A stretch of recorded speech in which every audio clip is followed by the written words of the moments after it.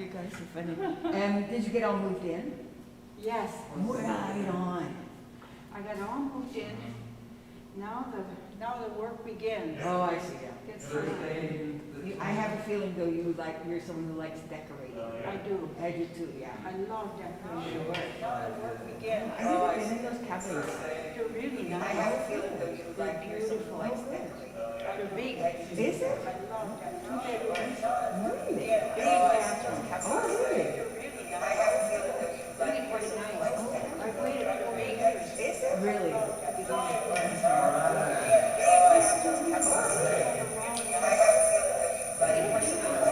Yes, it is. Yeah. David, Jan says hi. Yes, it is. Yeah. David, Jan says hi. Oh, we're live. Let me put my sound down on this. Now for later on, I hopefully have a little treat for us. Oh. I'm going to try it right now. So do you want to talk? Yes, I can talk. And we are talking about the Ogwehoweh Storytelling Festival. Day 2 about to begin. Did you get greeted by that well? Day 2 about to begin. Isn't that neat? This is the Stories from Our Origins and Traditions panel, or session rather. We have two amazing storytellers. Ringers. I'm going to call you guys ringers. The experts. How is that, David? Just keep going. Okay, I'm keeping to going. Keeping to going. Audio check. Audio check, check. Waiter, audio check, please. We will take the check. Checking the audio. Is it? Yeah. We are hey, we are hey, ho, ho, ah, we ho, ho, ah, we are hey, ah, we ho, ah, we ho, ah, we are hey, hey, ah. Thank you.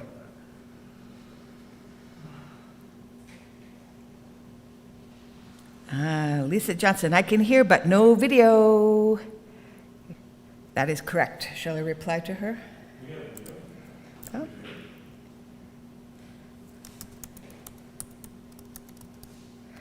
We are testing the audio. Testing audio. Thank you. Yeah, that's what I said. Thank you, viewers. Coming in soon. We're coming in soon. 17 watching. 17 watching. 18 watching. Okay, Port credit into his house. ready? There you go. All right. We're about to go live. Live now. Okay, we are live now. Hey, welcome everybody. This is day 2. Day 2 of the Ogwehoweh Storytelling Festival, and I want to let everyone know that we are coming at you from the Grand River Room, the illustrious Grand River Room of the Six Nations Polytechnic campus on Six Nations of the Grand River. Welcome, Sego. My name is Janet Rogers. I'm a Mohawk Tuscarora from Six Nations and living and working from Six Nations of the Grand River. And it's so good to be home. I got home in the summer of 2019 after a couple years of traveling and after living as a guest on the West Coast, Coast Salish Territory, aka Victoria, BC, for 25 years. Holy cow, it's good to be home. We are starting off day 2 of the Ogwehoweh Storytelling Festival, which is supported by the Ontario Arts Council, and we really want to give them a great big Nyawe shout out because it's important that we have support for these sorts of events, and we're just really glad the Ontario Arts Council sees the value in that. We have an amazing session to start off our day 2. We're going to be hearing some wonderful origin stories and stories from our traditions of Haudenosaunee culture and I'm just so glad that everyone is joining in. We've got 21, 22 people joining us online now, and we know that number is going to increase during the day. So here we go. I think I'm going to start to read. We have two amazing expert, if I may say, expert storytellers with us today, and we're going to start with Jan Longboat. Jan is Turtle Clan of the Mohawk Nation. She is an elder, educator, writer, herbalist, cultural advocate, and visionary, having dedicated her life to the dissemination and learning of Indigenous language and culture. Longboat ran a 10-year program called Idawi. Now, the important part is that I try, but you may correct me, Jen. I'm going to say Idawadi, Adoidadi, Awetda Idadi, yes? Which won the Aboriginal Healing Foundation's Best Practices Award and an outgrowth project entitled Dora's House to assist Indigenous women survivors to heal with the abuse of residential schools while strengthening their communities through cultural knowledge. Frequently called on as a counselor, committee, and board member, and I want to say your name, Gahitdio. Gahitdio has served on the Center for Indian Scholars and Association of American Indian Physicians, Chiefswood National Historic Society's board, Six Nations Elders Council, Gana Siaorage Mohawk, correct me please, okay, Mohawk Community, and the Children's Aid Society of Brant, among others. Longboat continues to serve as a board member at the St. Michael's Hospital Living House Project in Toronto, as well as the Elders Council at the University of Toronto, the Enetic Healing Lodge and Learning Center, and the Native Canadian Center of Toronto. So Jan is very involved and influences lots of those agencies and organizations in Toronto, and so thank you, Te Kauranto. Jan Longboat is currently an elder advisor to the Ministry of Justice, Indigenous Peoples Court in Brantford, and she taught at Mohawk College, McMaster University, and the University of Toronto, and has worked with several Indigenous health centers, including Wabano and Desawan Desne and Sohak. Yes, okay. She gives me the nod. And we are looking at the bio for our next expert presenter here today, and it's simply one line. So I want to say, It's ridiculous. oh, we're just taking a minute to get some instruction.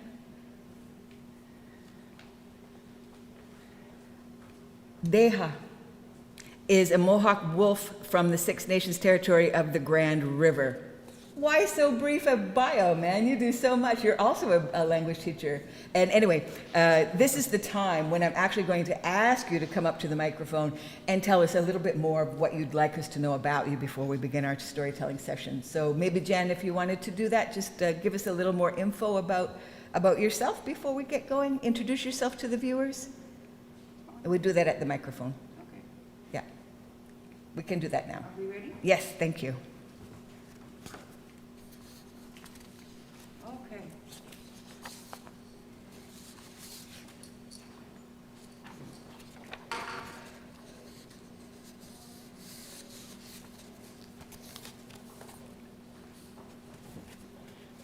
Yeah, oh, good. Thanks, David. Oh, thanks, David. Good one. Good.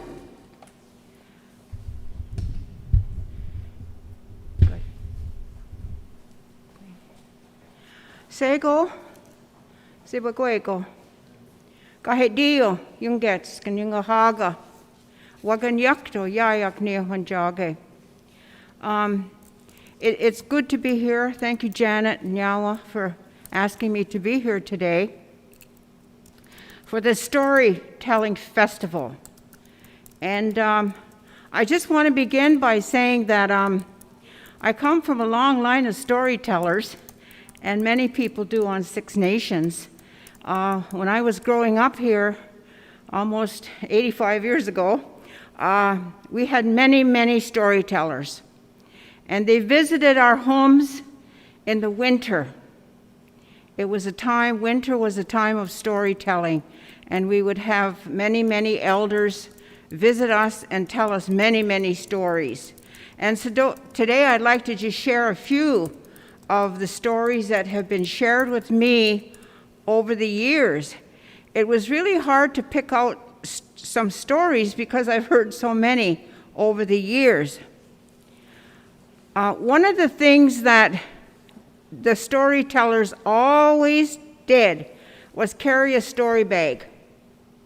All of the storytellers had a story bag, and they would put their hand in their story bag and say, "Okay, I found a story I'm gonna share with you today." And so this bag to me became very mystical. It was very, very mystical because I didn't know how many stories were in this bag, and I didn't know what the stories were about. So I carry this story bag as well with many, many stories. So I'm going to share today some of the teachings and some of the language in my stories and some song as well. It's really good to be working with my cousin, and he's a language speaker, so he can judge me later if I make a mistake. That's okay. I'm just learning at my age. The old people always said, story and language give you the power to see into the future. And that's what they always said. You need to tell stories because it's going to help you to plan and to vision into the future. And they said that when we tell stories, we also talk about time and space. And when we talk about time and space, it gives us cognitive flexibility to organize our whole life cycle. So I've always been impressed by that as I was growing up. And they said that looking at the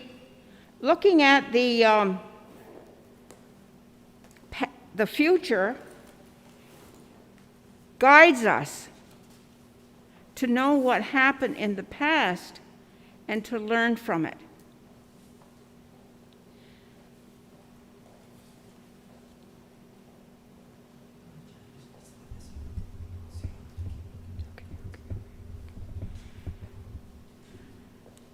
So the stories I'm going to share today are true stories.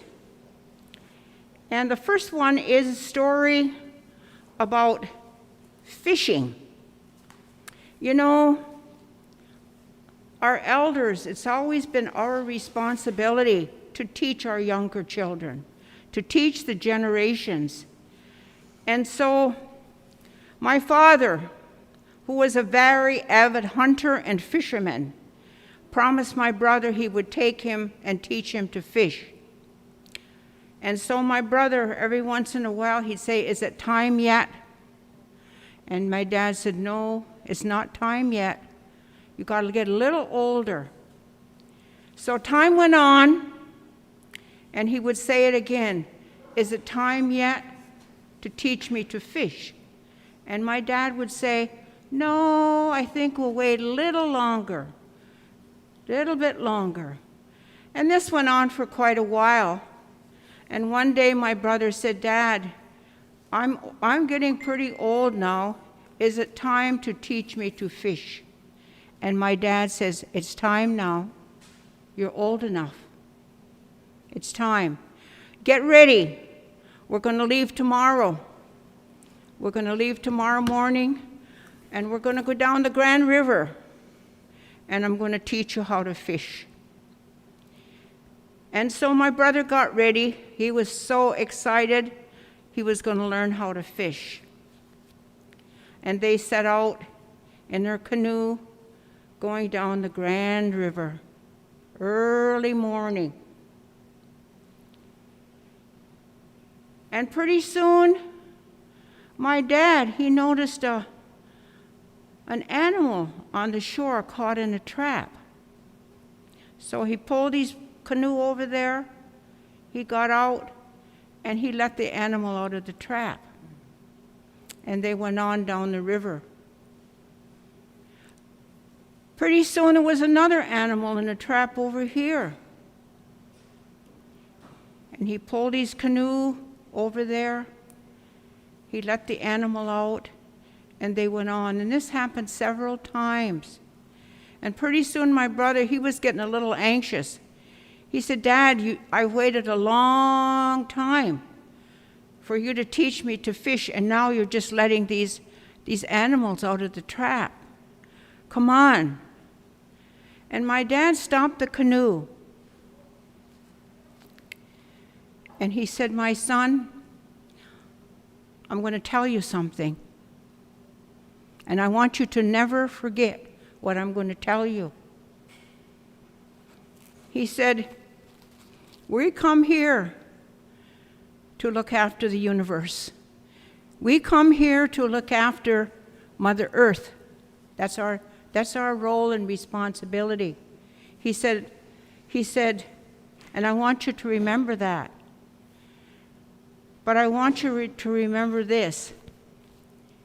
We only pass this way once. We only pass this way once in our lifetime. And he said, don't forget to always do the things that the Creator sent you here to do, because you may never get another chance to do this. And that seemed to be okay with my brother. He never forgot that his whole life. And he grew up to be a school teacher, and he grew up to look after people and to teach, and on Six Nations, where he lived all his life to look after people. And so I too have learned a lot from that story. Yes, we only pass this way once. Nyawa.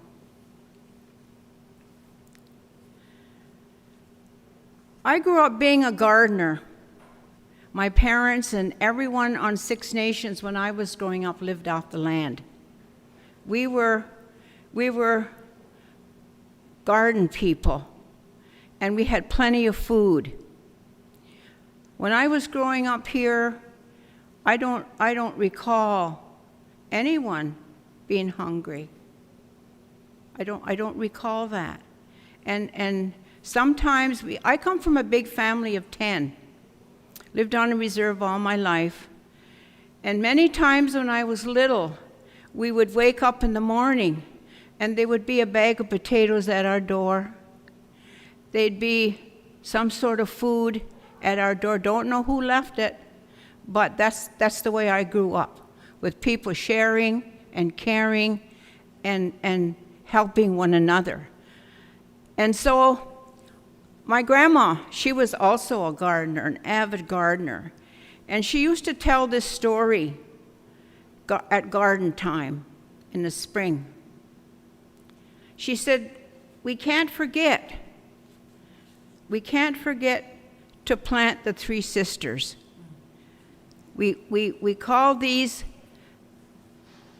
food three sisters. We call it corn, oneste, beans, osaheda, and squash, ona uzala. Those are three sisters. And she said a long time ago, wah, she said, hunaze. Wah, hunaze, a long time ago. The sisters grew separately. And one day, they heard the corn sister, Oneste, crying in the field. And they went and they said, what's the matter?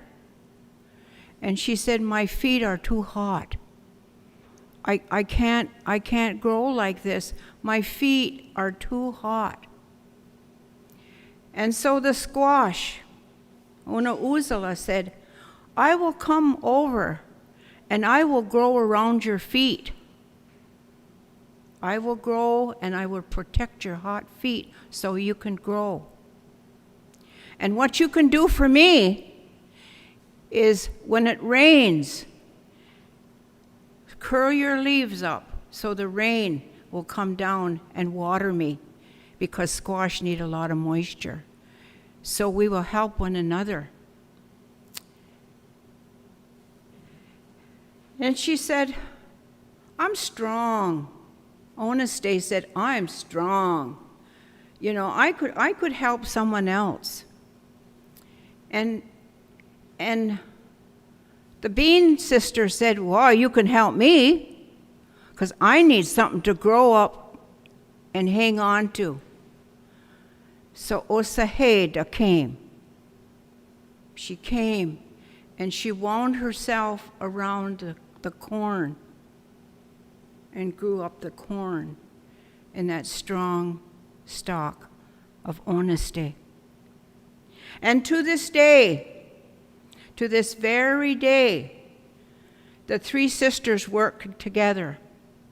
They help one another. They look after one another.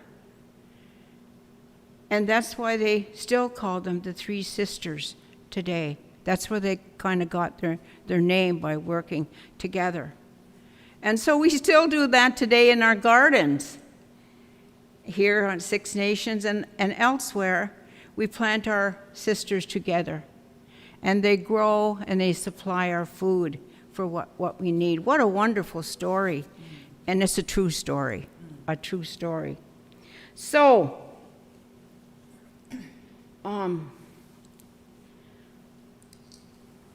what I was taught is that in the spring, when we get our seeds ready, we sing to our seeds.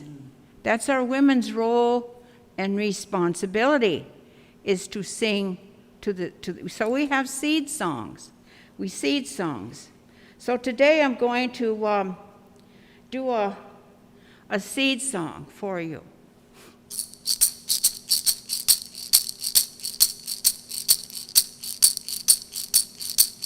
Yago dine yo yaks, yago dine yo yaks, onum quala diguas, onum quala diguas, yoki swadani,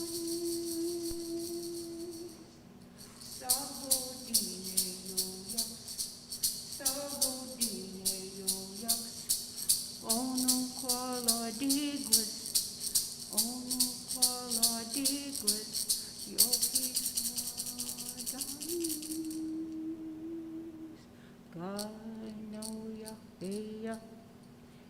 So those are one of the many, many seed songs that we have, that we sing to all of our seeds, and to send them that energy, that vibration, so they will take care of us and grow. Again, a true story that we still do today. And so, I'm wondering if you wouldn't mind a little break, Jan. I have a question for you, actually. okay. Okay. I'm so fascinated by the idea of Haudenosaunee concepts around time. And you were talking about time and space as being those foundations of our stories. And maybe these are not, they're certainly not Western concepts around time, but a more expansive idea around time and space. I wonder if you could just expand on that a little bit, like how we're utilizing the time and space ideas in each story. Good question. And the way I would answer that is to look at, I guess, indigenous time, which for us was the same cycles of the natural world. We lived with the cycles, we harvested with the cycles, we planted with the cycles of that time. 3 moons We were given 3 moons each cycle. And in that cyclical time, space is when we learned what to do to take care of ourselves. So time and space actually are the same for us in the language. And of course, long time ago, we didn't have clocks like we have today. But our clock, our natural clock, was the sky world. The sky world told us what to do, when to do it, and we knew why we do it. So that's how we looked at time and space. And I mean, I guess you could go into it much further. It's a long, long process. But for us, our time was based on the cyclical world. Really appreciate Okay. that. Thank you. And then I'm also noticing a theme about environmental responsibility, and that in Haudenosaunee ideas around environment, that includes the universe. That's our environment as well, and the responsibilities that we have for that. How can we, as Haudenosaunee people, be responsible for the universe? How do you describe that kind of practice? When we come into this life as a human being, we're given, the Creator gave us a voice, and they gave us breath. We thank the trees for our breath. And so we use our breath to travel through time and space as a living human being, okay? And as we travel forward, we're guided by dreams, we're guided by visions, and we're guided with these tools that help us to show us the way to look after the universe. Otherwise, we won't be here. We won't be alive. And so I think one of the things that really impressed me a lot as a caretaker, as a Mohawk woman, is to know what is my role and responsibility. And so the Creator said, I will bring women, and I will give them a role and responsibility. I will bring the man, and I will give him a role and responsibility. And so as we grow up, we're taught from a child, what is our role? What is it we're supposed to do to sustain life, to be caretakers of the universe and of Mother Earth? So I think today we have big roles and responsibilities today, and we have to make sure that life continues because of our role and responsibilities as an Indigenous woman, as an Indigenous man. Most appreciated. Thank you, Nyawa. Jan, I'm wondering if we want to let you have a little rest, and we're going to have Deha come up and share some stories, and then we'll have you come back and share some more stories, if that's okay. Okay. All right. Enjoy. Oh, thank you for all of that good knowledge, all of those great stories. Really enjoyed that. Yawa. Yeah. Okay. Deha, come on up and let us know anything more about expand on your one-line bio, please, if you wouldn't mind. And we can lift your microphone for you as well so that we don't have you leaning over so much. All right. Welcome, welcome. No, Yeah, thanks for Are we- being here. that's good. What's going on? How does it work? What got to know G Ganto Iduas? Tanu Teha Gana ni Waxanodo, Wagata Huni, Tanu Ganto Nidawagen and Oswego. So my name is Deha Ganle. I'm from Six Nations. I'm Wolf Clan, and I'm Ganyak Gahaga. And I guess just to elaborate a little bit more, I've been focusing on the language and learning it for a long time now. Been teaching it for, I think I'm going on my 6th year. I spent 3 years learning the language intensely at Ogwehoweh Gunjokwa. And I just want to acknowledge some of the people that really helped me build my knowledge in language. So I just want to appreciate and send out my love and thoughts to Wanadeka and Deho Garadu, Jeremy Green, Dale Honde, Frank Miller, Ganadawakun, Ryan DeCare, Roha Hio, Jordan Brandt, Gawana Yondu, Ganalata Gerha, just anyone in the community that I've come in contact with along my path. I just want to send out my appreciation and acknowledge them because without them, I wouldn't be able to be here speaking and sharing. But so I've been focusing on that for a long time, and I feel like it's something that's it's a life dedication that I'm committed to, and I've been able to teach and do workshops, being invited around different communities to share stories and language, and that's what I'm focused on, and that's it about me. That's good. Yeah.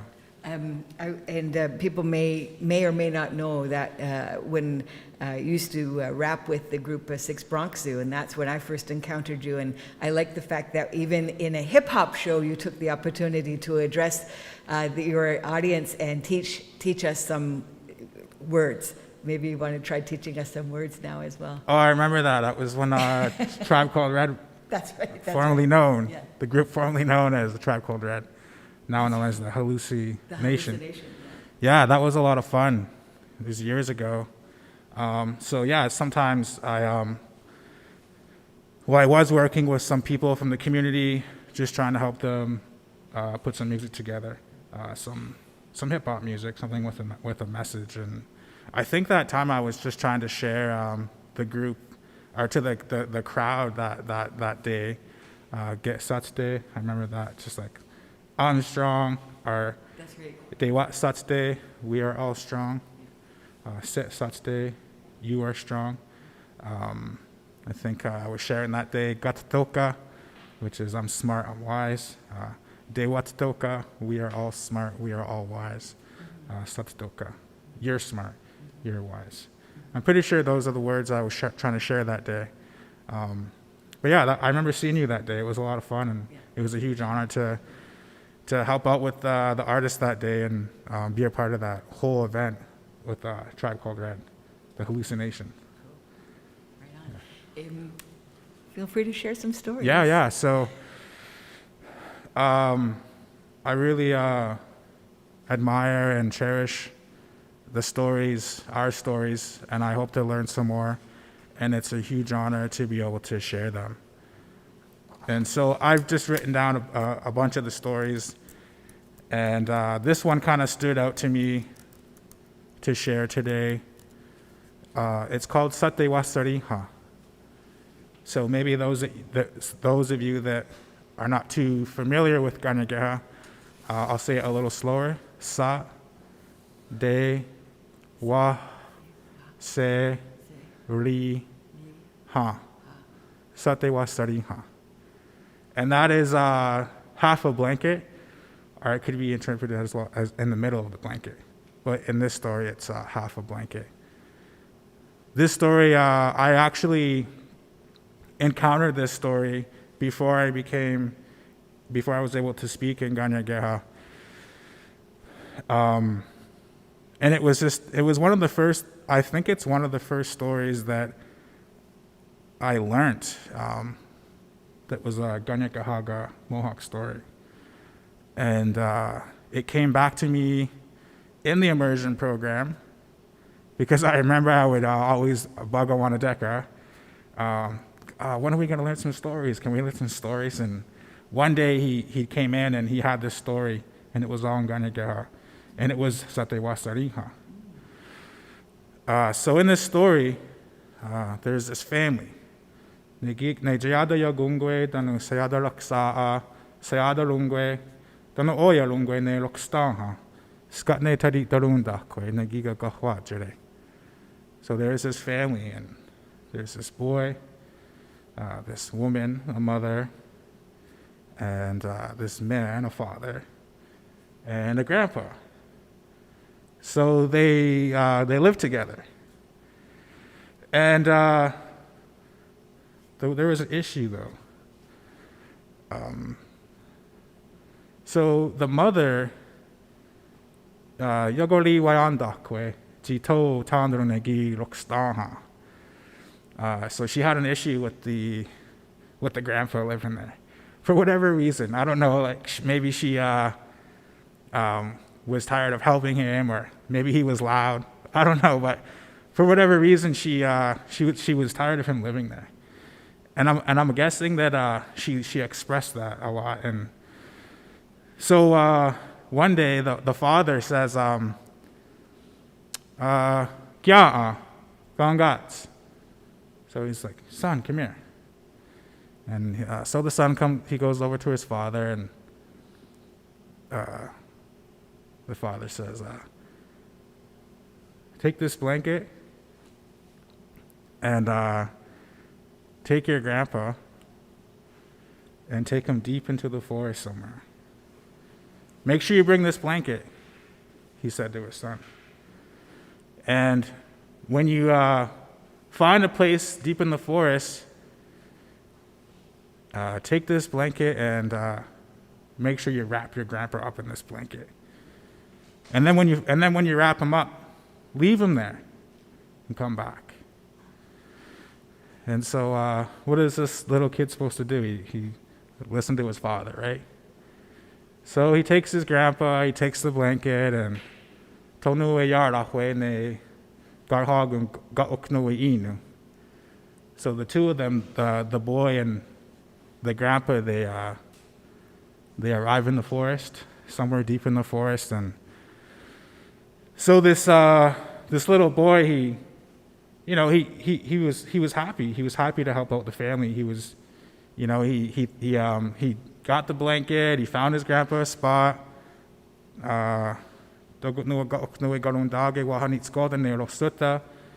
So maybe like on a log, his grandpa sat down, but remember his father said, make sure you wrap your grandpa up in this blanket. So the boy, he was happy, he was excited, he got the blanket, and he was going to wrap his grandpa, but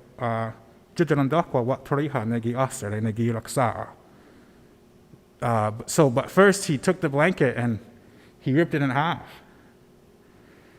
So he ripped the blanket in half, and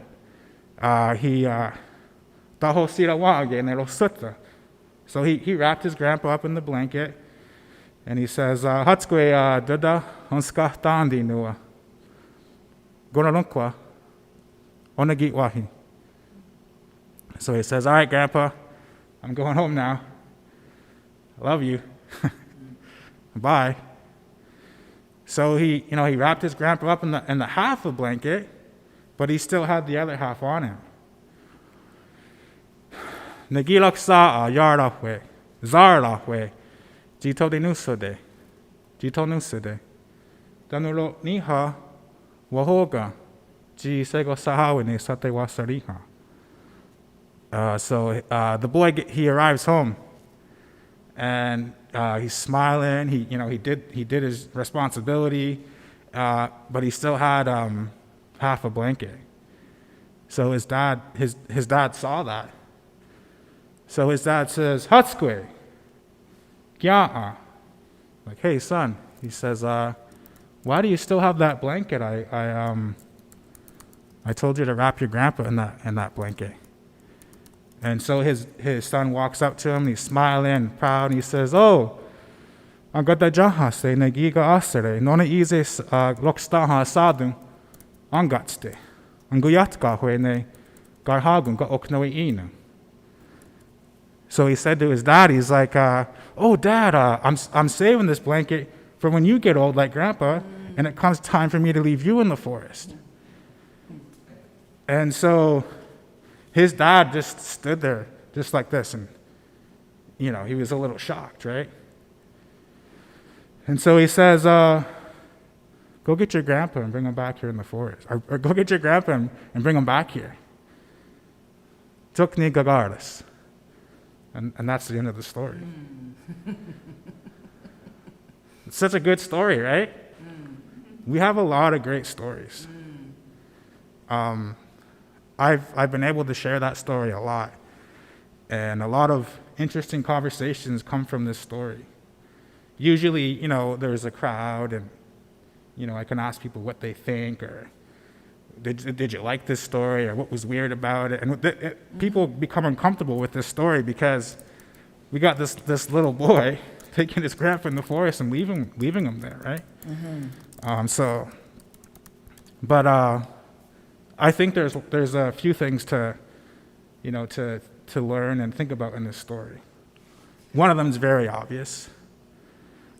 So jinho de yaga ne dosa ayunki dakunda se ne ungweta guys ne ji oni gaskanex oni ayungwayanda ne se what nizera dawi.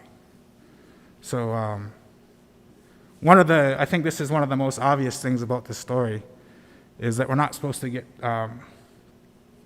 tired and sick of the older ones.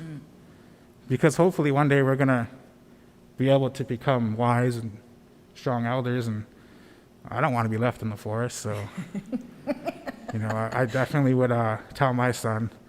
Well, I don't know if I tell my son to leave my stepdad or dad in the forest, but if I did, I definitely would. If my son came back saying, "Oh, I'm gonna do this for you, Dad," when I'll leave you in the forest, right? I'd be like, "Go get your grandpa and bring him back. You're just like his dad, right?" Yeah. Excellent. Yeah, we've asked the viewers what they thought of the story, so you're asking for some interaction, and we'll see if we get a reply. But really appreciate that story. When a story is transmitted to you, Deha, how do you go about learning it so that it's inside your body and that you can then share it as well from yourself? Yeah. So depending on how I receive it. Some of these stories I've been able to record them. Thankfully, I've been able to record some people. And some of the stories, most of these stories I have translated into Ganyageha. I break them down and try to find new words for them. But most importantly is just sharing them. Just getting out in the community and sharing our stories. Because I really believe that they're so, just like our, all of our culture and everything about it and who we are is so important, and that's just one aspect of who we are. Haudenosaunee people is our stories, and we got to tell them, right? We can't, be too afraid to share our stories because we need to be loud. We need to make sure that they're preserved and heard. And anytime I share stories, I always encourage anyone to. Tell this story to your friends, tell it to your partner, to your grandkids. Let's keep these stories strong because I think that they're really important. So I would say that just getting out there and sharing the story is one way that I would make sure the story's in me and that I have it and that I won't forget it, right? So. Thank you. We have one of the viewers, they say they love how the old stories leave a lot open for you to think about. The story invites you to participate in it rather than just be a passive listener, to think a while on it. And maybe they're referencing kind of an open-ended way of, the open-ended elements of our stories. What do you think about that? Yeah, it's funny because you think okay, so what's going to happen when he comes back? Is mom going to be okay with it? Right. But I would think so because mom's going to know what they're teaching their son, right? I don't think anyone's going to want to pass that knowledge and treatment, way of treating people onto a kid, right? And how the boy kind of engaged with some critical thinking of his own without ever being told or us knowing that he had been told that. Yeah. So and another thing that came up interesting about this story and sharing it is, did the little boy, was he genuinely just proud and he didn't know what he was doing, or did he know what he was doing, right? But regardless, this is a story that shows how we can learn from our young ones too, right? Because here we have two adults and one adult sick of the elder living there, and the other one's okay, let's just get rid of the elder. And the kid's like, whoa, wait a minute here, and he taught us family, right? Yeah. Something very important. So We have some more comments interested to hear. We're hearing the language spoken so fluently and so beautifully. oh, sweet. Yeah. Nyala. Yes. Yeah. It's amazing as a young Indigenous man to speak the language and to share it with others. It's inspirational and empowering. It says powering, but I think they mean empowering. I also love that the father relied on the obedience of his son, but didn't anticipate the lesson he was teaching him. So the twist Yeah. is like the punchline in the story. Genesee is saying, it invites you to think about what each person in the story might be feeling and why the three generations trying to understand each other. I mean, this is classic storytelling elements, Yeah. to intergenerational and also family. I think oftentimes, we're saturated with so much story in film. And, of course, during the height of COVID, I think a lot of people were staying home, watching the stories on the television and so on and so forth. And I think that it's a very direct way to impact people's emotions when we tell stories about family. Yeah. Everybody comes from a family, yeah? Definitely. And it's the most kind of universal way to relate to one another. You talk about family and things like that. And then Josh Reed is saying, we have to choose our words wisely because we cannot know how our words will affect other generations. Do you want to speak about that? A few of the things. So just commenting on the language, people know that our languages are still here, Yeah. and that we can still grab them and learn them. We're fortunate to have, Cayuga program here in Six Nations, and Mohawk program, and there's Onondaga and Oneida, their community. They're working hard at building a immersion school. Yeah. So we still have our language, and we can take it back. Yeah. There's no question to that we can do that. So Right on. just to speak about the language comment. And another thing is just that you were talking about, I think, people being related to this or being able to connect to the story. I've been out and been able to share stories, and people have come up to me in tears afterwards and just said, "Oh, I needed to hear that story. Thank you so much." Right, and it just, that kind of stuff just shows me that we gotta keep our story strong, and they're not just stories like in the Western sense, right? Like, they're part of who we are. That's right. They're for everybody. Yeah. Yeah. Yeah, thank you. Thank you. I'm going to ask David if you want to throw up the logo. We're going to have I'm just going to tell a little story about our festival logo that was so generously provided to us by Artie Martin. So Oh, yeah, awesome. have a seat, relax a little bit, and then we'll get back to more storytelling. But I thought this might be, since we're talking about stories, we could talk about the logo that represents this festival. So there's the design. Hopefully people can see that on their screen now. And again, this is created by Artie Martin, who is here within the Six Nations community. Artie says about this design, I thought about how we, specifically Haudenosaunee, tell stories. A lot of our parables are shared orally, but like the the Great Law of Peace, we use, actually, if you could, how do you say the Great Law of Peace in the? Gayananak Goha. Gayananak Goha, Great Law of Peace. We use a pictograph cane. An example of this is our condolence cane used at roll call when reciting the chiefs of each nation. This is why we see a pictograph cane at the heart of this design. To represent pictographs on our cane, I used the pottery design from the Six Nations Polytechnic logo. I purposely made the design look hand-drawn to imitate pictographs. Looking outward, the cane is also the shaft of a feather.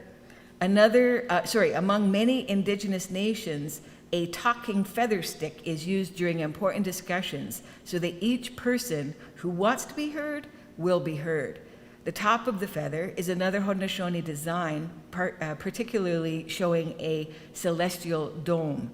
The sprouts in the celestial dome accentuate the eagle feather, on the handle of the pictograph cane, promoting point of view. The dome also has a function to guide the viewer's eye to the right. To the right of the feather is meant to be a flame.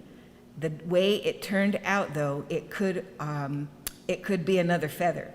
A flame is a common representation of passion.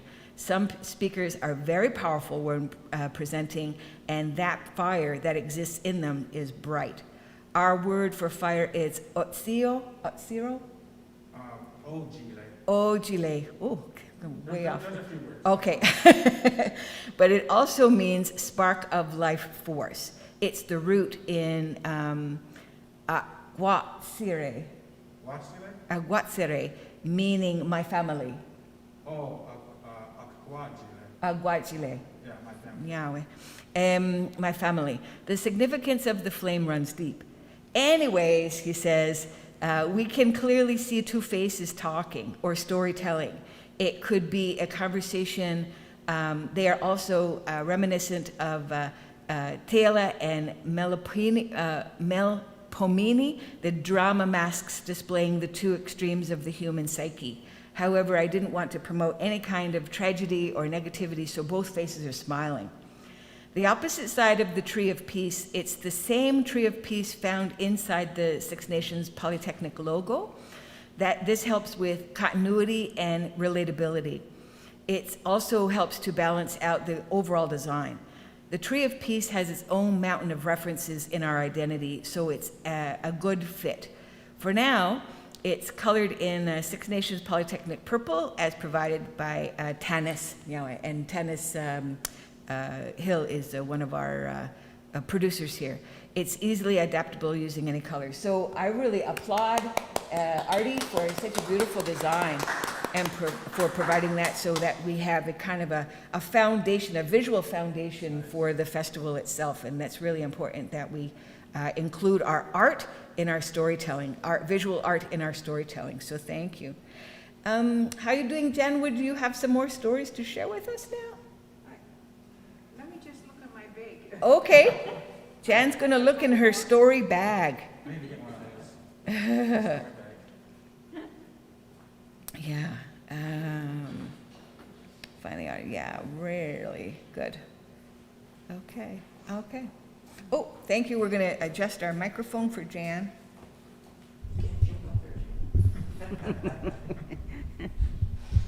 Yeah. You know, when the old people came, they really understood psychology. Psychology. And I just want to tell the story of how storytellers told stories. And so we would wait. There's 10 of us in our family. We would wait for the storytellers to come in the winter. We knew they were coming. We waited. They came.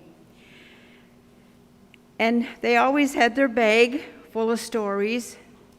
So we would hurry up and help my mom get some dinner ready and wash up the dishes. And I grew up, I guess today you'd call it primitive. But I thought it was beautiful. And I grew up with a wood stove with no running water, no electricity, and it was beautiful. And so we would hurry up and wash up the dishes, and we'd sit in front of the wood stove because we knew the storyteller was going to tell stories. Never had to tell us what to do. They knew psychology. And so we sit there in front of the stove, and the storyteller would come and sit by the stove, holding his story bag or her story bag, and we became very quiet, very, very quiet. And we were ready to listen to what the storyteller said. And it seemed like forever. They kept us in suspense. It was suspense. We waited. So soon the storyteller would put his hand in his bag, what seemed for a long time. And finally, he would pull his hand out and cup his hand so we couldn't see what he had. Suspense. We were just so waiting. And finally he would say, "Whoa, huneze." I didn't know what that meant, but that's what they said. Whoa. And it made us even more suspenseful. And I thought, what is he going to tell us, or is she going to tell us? So finally, they would start. We were so quiet. We'd sit there for hours listening to them. That's psychology. Never ever told us to sit down, never told us to be quiet, never told us to listen. But through their actions of how they told stories, we knew what to do. That is amazing, amazing way to start. One of the things that I grew up with is connections to the universe. How did we connect to the universe? I am just so happy with what happened this morning coming here. I was greeted by a wild turkey outside. That is, I said, thank you, Skalanola, thank you for greeting me this morning. What a joy, what an honor. And the turkey never ran away. I guess I looked okay.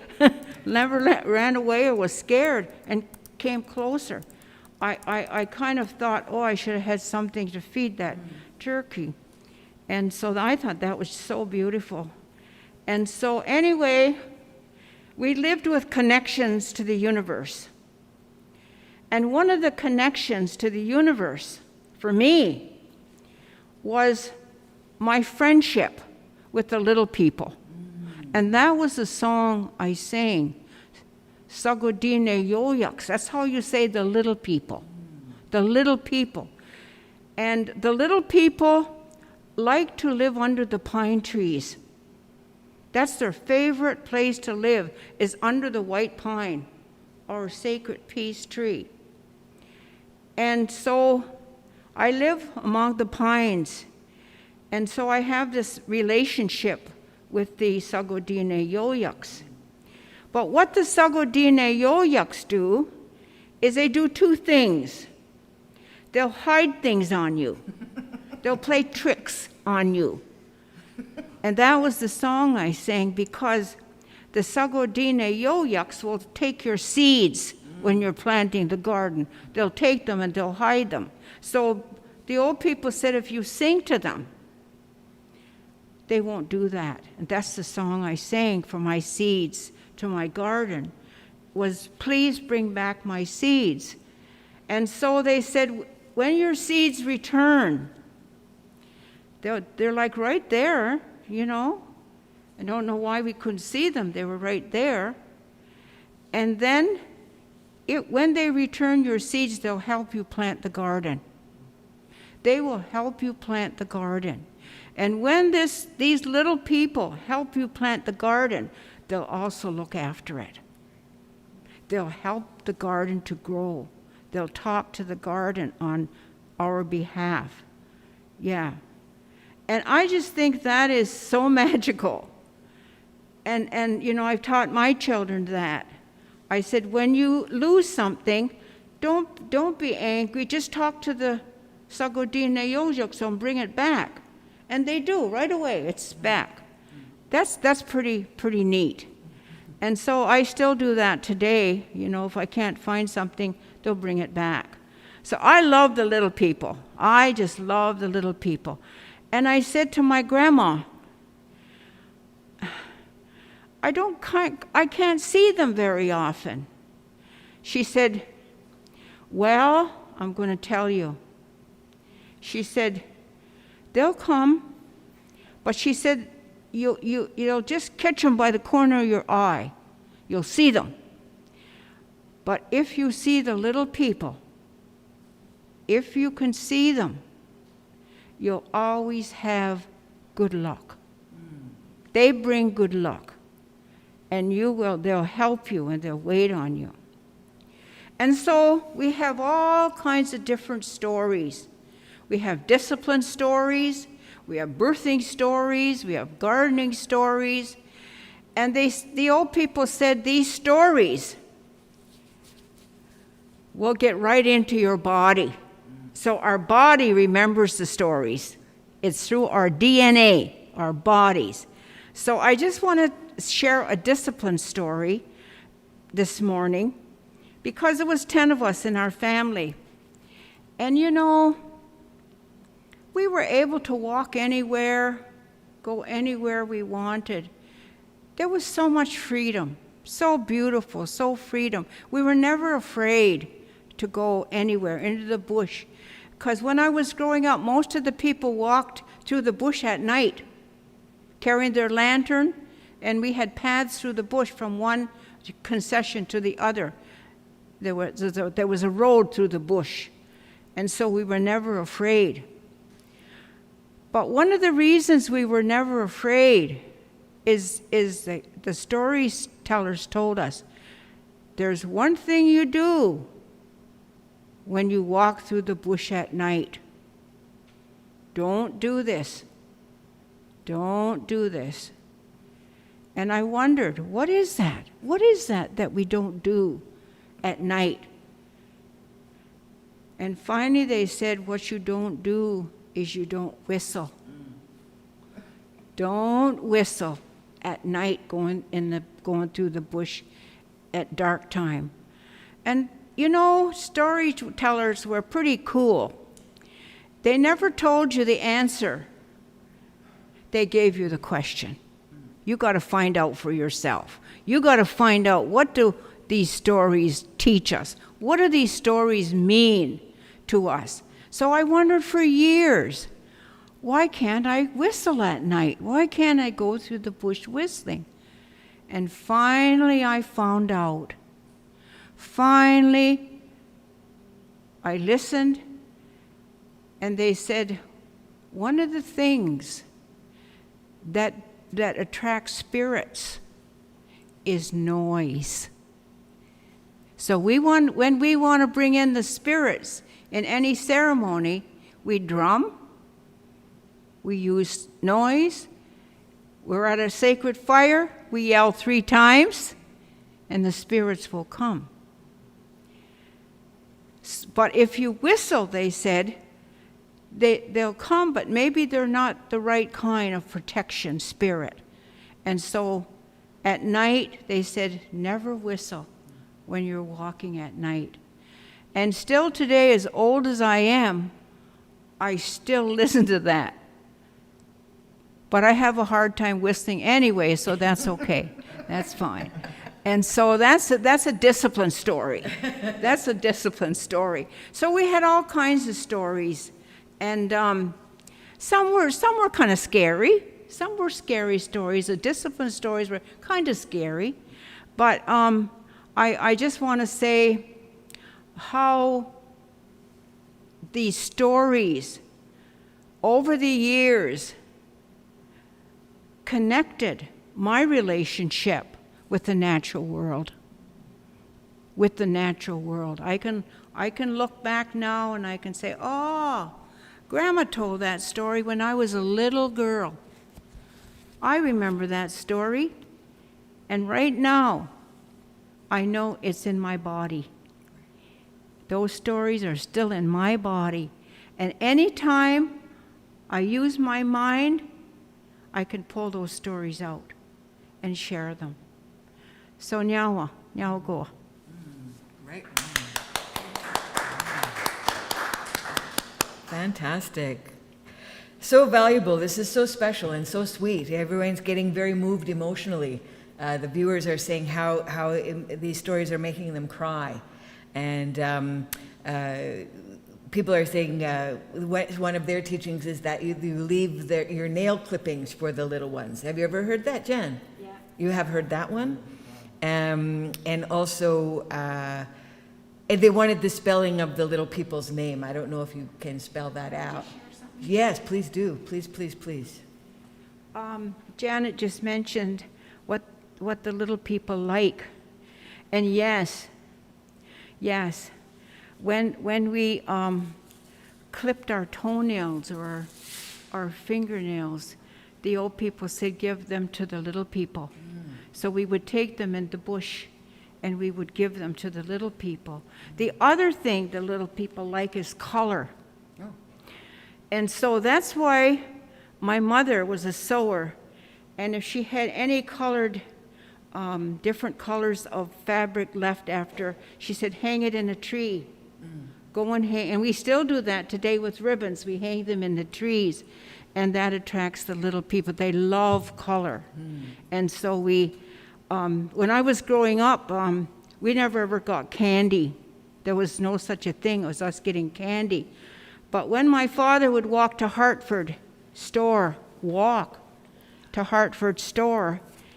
and get some coal oil. You know what coal oil is, kerosene? Oh, yeah. Well, they would always put a gumdrop on the thing because to hold the kerosene in, a gumdrop, one gumdrop. And so he would walk all the way home, and my mother would wash that gumdrop and cut it into tiny pieces, and that's the only candy that we ever had. And what we would do with that gumdrop is we'd share it with the little people because they like color. So I just wanted to say that, Nyawa. Wow. Yeah, candies, eh? We want to leave some candies and things. Another story I remember being told about, this is from up north in BC, where I spent so much time, but you rub your fingernails together and that brings on the northern lights. They like to hear that nail sound. I don't know if you can hear that, but that's supposed to bring on the northern lights. So, do you have some more stories for us there?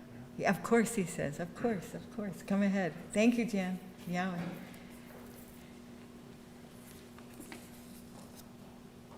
Yeah, it's, the whistling at night thing still gets me to this day. It literally just, David?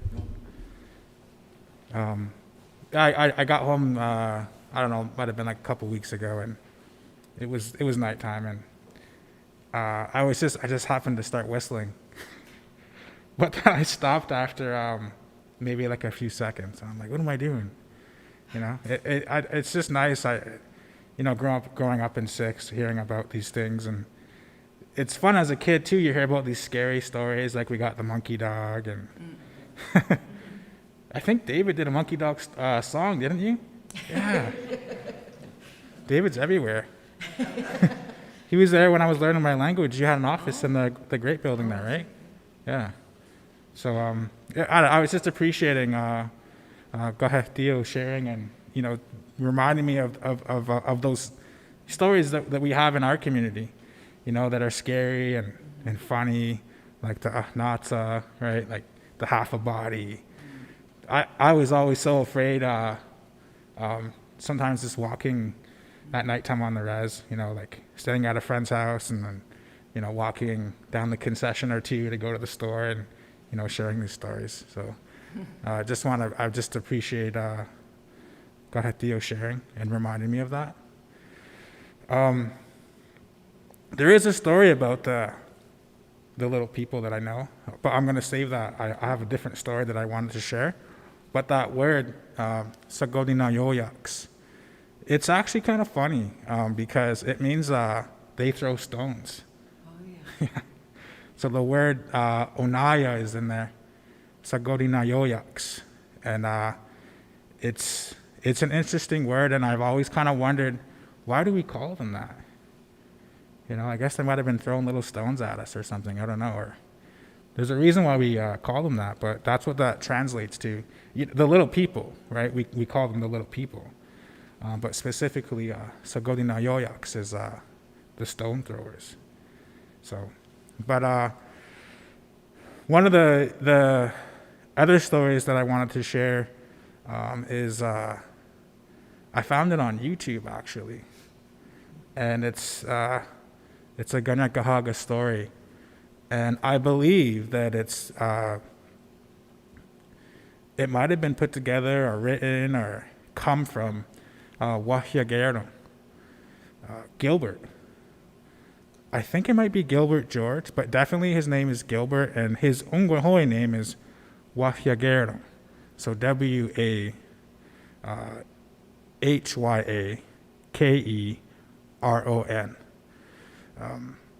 And this story, Wuhunize Gaha Yaga Giga na Awatne. So they say this happened a long time ago. There were these two trees, and they were growing next to each other. Apple trees. Say Wahyowane, an apple, right? So one was a mother tree, and the other one was a baby apple tree. And say what Nizaradakwe, one day this baby apple tree saw this young boy running by, an Ogwehoweh boy. And this baby apple tree was so fascinated.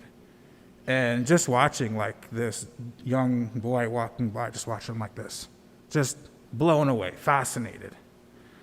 And he says, Ista, Anya Wezahage ne Ogwehoweh Agada. So he's like, Mom, it'd be really nice to become an indigenous person, an original person, just like that boy. And he's just fascinated. He's like, oh, Mom, I want to become an Ogwehoweh person. Like, look at this kid. And his mom's just, she says, Satkaf sanaftanya ne tika. She's like, oh, quit thinking about that. Yah tayawatne. Yah nuwano tayawatne. She's like, it'll never happen. She's like, you're a tree. We're trees. And so the little boy continues on. And maybe a couple years ago, they osarage undohatste. 2 years. Maybe a few years passed. And again, this young boy, a little older now, but still a young boy, he's going by these two apple trees again. And so this time he has a lacrosse stick and he's running along, and this baby apple tree is just watching like this, like got new Rolex, right? He's just watching him like this go by. Like his eyes are just wide open. He's just like, oh, Ista, Anya Wezahage ne Ogwehoweh Agada. He's like, oh, Mom, it would be so nice to become an original person, an indigenous person, an Ogwehoweh person. And so he's watching. He's like, oh, Mom, I just want to become an original person. And the mother is like, Hanyo, ona gohrore ne giga, yah nuan no tayawatne. She's like, come on, I already told you this. It's never going to happen. You're a tree.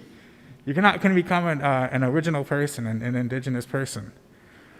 And this little baby apple tree didn't really seem to care what his mom was saying. His ona tokni gohrari hanto ahadune Ogwehoweh ne giga sewahyoane ni garundoda. So this little baby apple tree mind was already pulled in that way to become an original person. And so some more time goes by, and dogot no asa ni yo serage gayeri ni yo serage undohatste. Maybe 3 or 4 years go by, and this little boy has grown up a little more, and he's going by again. And this time he's carrying a spear and a net. And so maybe he was going fishing. And this baby apple tree sees him, Sahoga, are they? So he saw him again, and he's just watching him, and he's just looking, and he's just like blown away, fascinated. And he's like, Ista, on your way zahake ne Ogwehoweh ya garden. So he's like, Mom, it'd be so nice to become an original person, an Ogwehoweh person, just like him. And his mom's like, Hanyo, ona gohori ne giga. She's like, come on, I already told you this. It's not going to happen. You're a tree. And so he's carrying on about it, and ona totni gohori hunter, right? His mind was already pulled in that way. He wants to become a human, an original person, just like us, right? And so some more years go by. And this young boy is now a young man. Ona wahadune nanigatarune gigaraksa. So this boy has become a young man. And he's going by again, and this time he's carrying a bow and some arrows, and maybe he was going hunting, hopefully not to war, but he was carrying a bow and an arrow.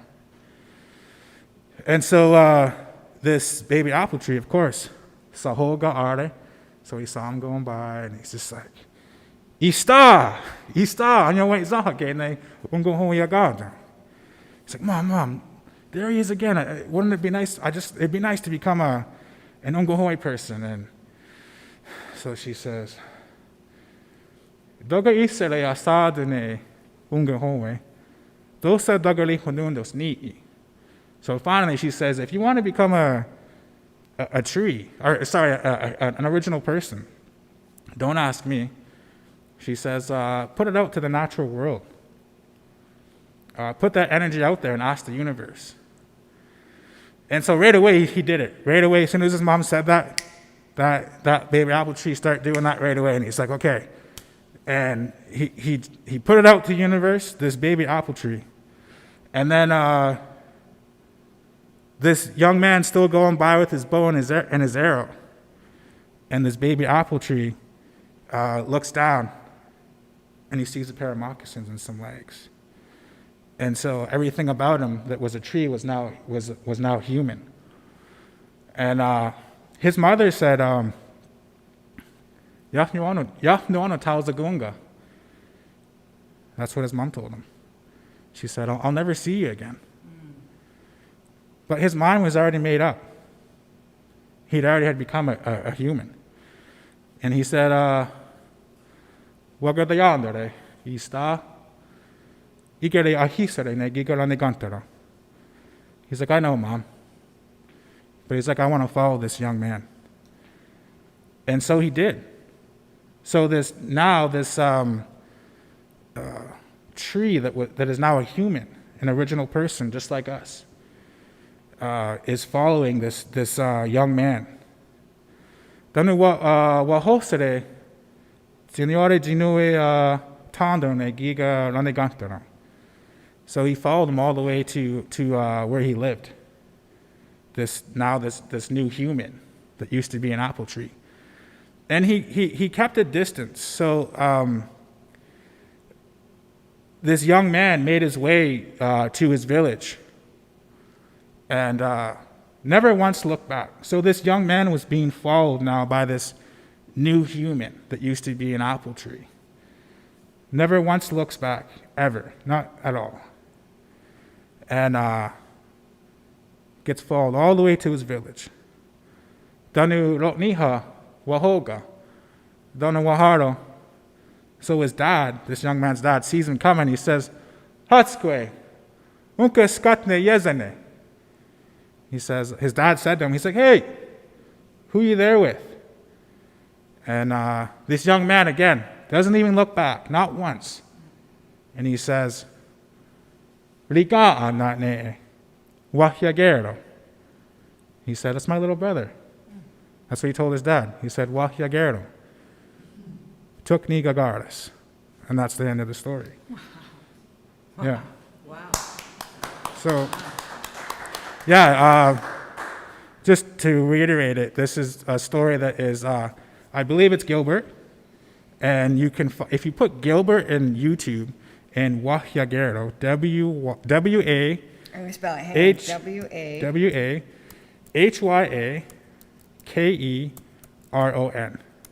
in Gilbert, it should pop up, but it's all in Ganyageha. So it's beautiful.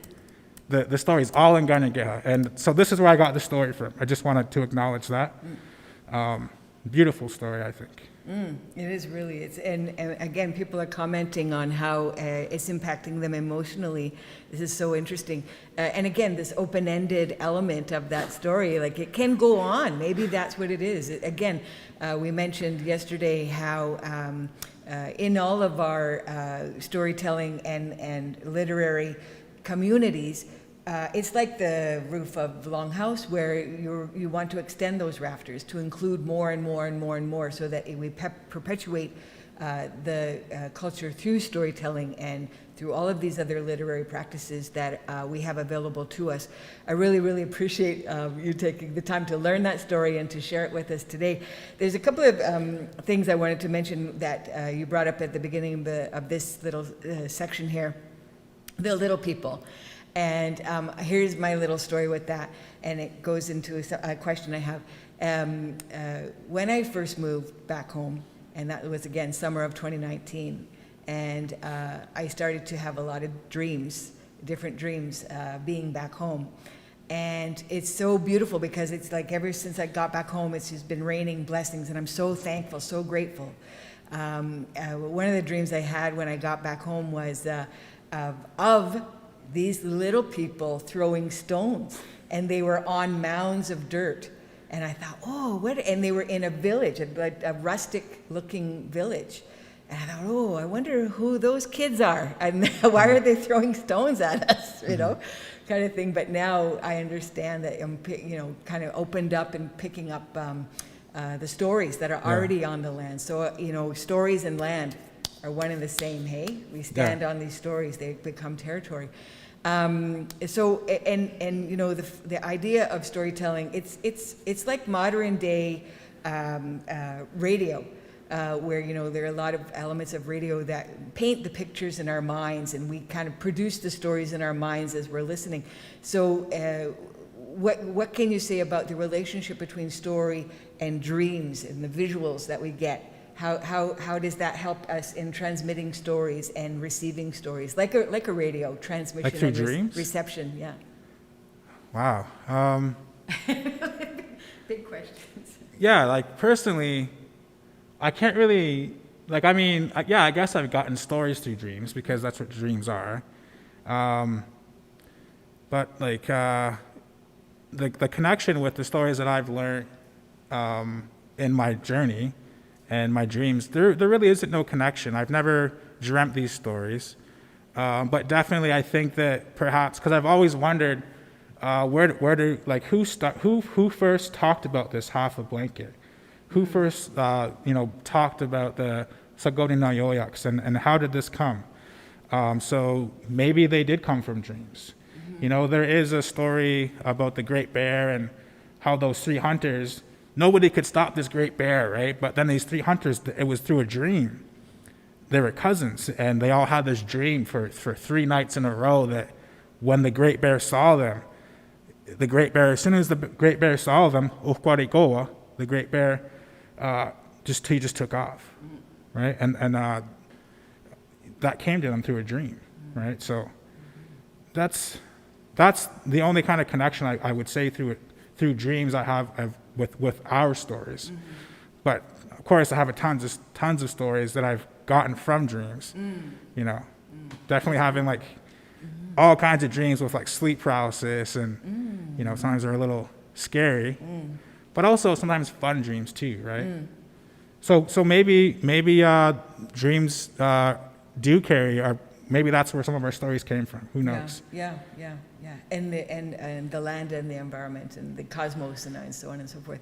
Deha, I'm going to invite you to have a rest, and we're going to ask Jan about the relationship to dreams and stories now.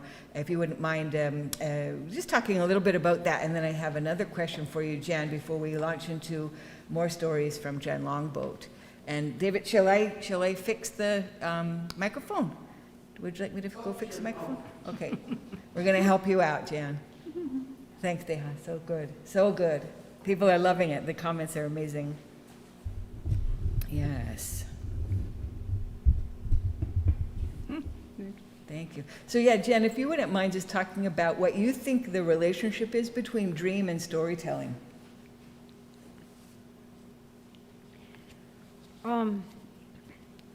That's another I guess instruction. There's instruction stories. And what I found the relationship between instruction and dreams was synonymous. So that these old people would come and maybe they would tell some instruction stories or teaching stories, they call it today, but there were more instructions on how to do things and how to live, but they were interpreted through this storyteller's dream. And they would come and they would say, well, I dreamt this, and this is what I believe this means. And so that's an instruction story, and they would come and they would have seeds, and they'd reach in their bag and they would give us seeds, and they would say, you need to plant these next spring. And we thought, well, why do we need to plant more seeds? And so they said, I had this dream that we would have more children next year. And that we have to be prepared for what is going to happen. And those are the kinds of dreams that the old people talked about, is in preparation to get ready. And they still say that today, get ready, because this is going to happen. I dreamt about it in my dream. And so these storytellers, when they would come, they would be like the Globe and Mail, because we didn't have telephones when I grew up, so we had to get our information somehow. And then they would come back the next spring and they said, my dream came true. We had 20 new births down 6th line, 5th line, 4th line where I come from. Did you plant those seeds that I dreamt about? Yes, we did. We're ready. We're prepared, you know. And now we had 2 deaths. They brought the news, is what they did. Storytellers bring the news. They told us what was happening. When they came, they would walk on circle all the way around the whole reserve that winter. And they would tell us their dreams and visions, and we would be prepared to do them. So I believe there's a real relationship between dreams, visions, and stories. Yeah. It comes right out of our bodies. And so we waited for their instructions, of what to do. And we were ready to do that, whatever they dreamt about. And I think the other thing I want to mention is there was 10 of us in our family, 8 girls and 2 boys, big family. And we sat around a huge oak table every morning, every day. And we would sit around in the same place, never deviating from our spot. And when someone's missing, my mother knew who was missing. And we're so-and-so. Okay. But what my mother would do every morning when we got to the table, she would say, okay, before we eat, what did you children dream last night? That was her first question. Would someone share their dream? Okay, and we shared our dream. Looking back on that experience for me was the way my mother taught us to communicate. We're all talkers in my family, and my mother was a talker. But that was one of the ways that she taught us to communicate and share and tell our stories, tell our dreams, was first thing in the morning when we got together. And I do that with my children. What did you dream last night? What was your dream? And tell us your dream. And so with that experience, I've learned to interpret dreams a bit in my work hearing from the women. And so I really take dreams seriously. I take dreams, I take visions seriously. I think they're all true, and I think it's our relationship as a human being into the universe. Right on. Yeah, well, Thank you for sharing that, Jen. And growing up in the 70s and 80s, we were just kind of embracing new technology. There was, ways to record, video recording, like with the big cameras on your shoulder, and, just ways of recording audio as well. Which are outdated now. But even in that time when the new technology was coming in, it was kind of questionable whether it was really proper to record stories and to record elders talking about culture and things like that. Do you think that has changed, or is there any protocols around that? What do you feel about recording, using modern technology to keep our stories going? Well, maybe maybe I'm a wrong person to answer that question, because I'm pretty technologically ignorant. I said, don't text me, I'll never get the message, but come and visit me and I'll spend all day with you. I will spend all day with you and listen and learn. I guess that's the difference now. If we want to look at maybe some similarities and some differences, I find many of the old people, they like to meet people face to face, and they like to talk rather than use, the modern technology. I know that everybody uses it. But I did break down. I got a telephone, and people find me the world over. So I guess I'm okay with that.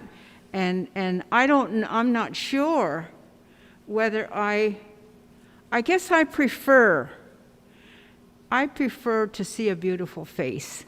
I prefer to sit and laugh and talk with people.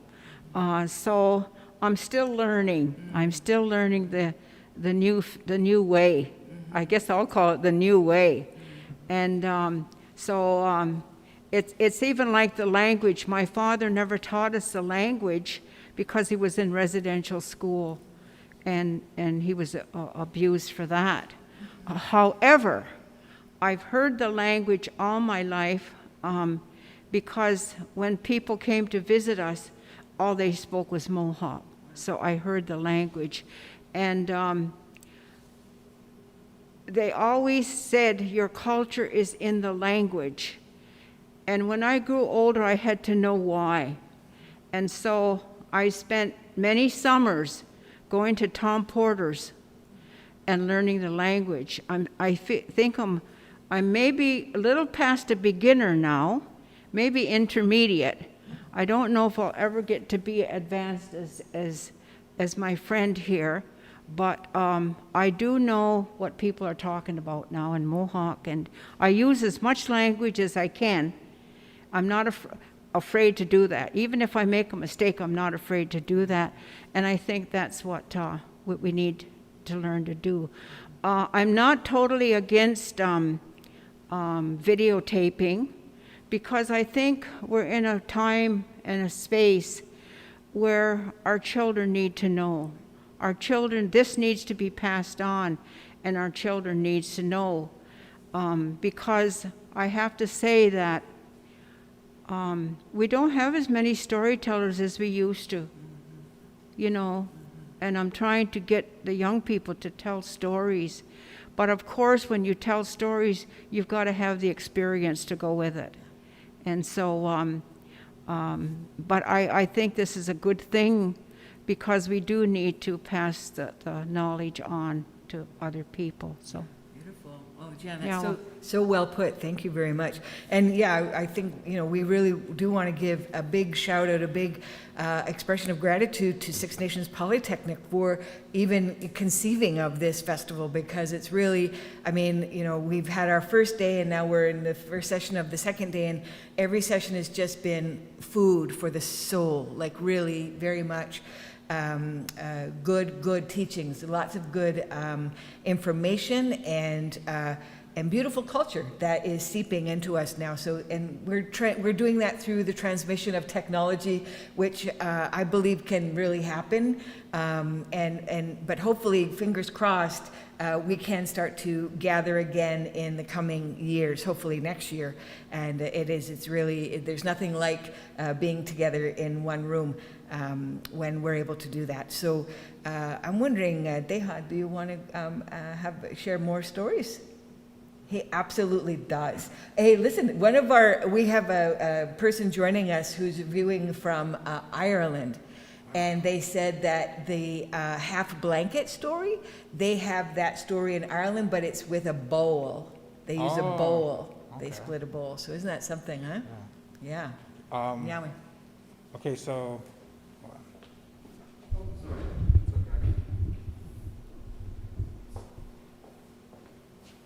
It's good, right? It's okay.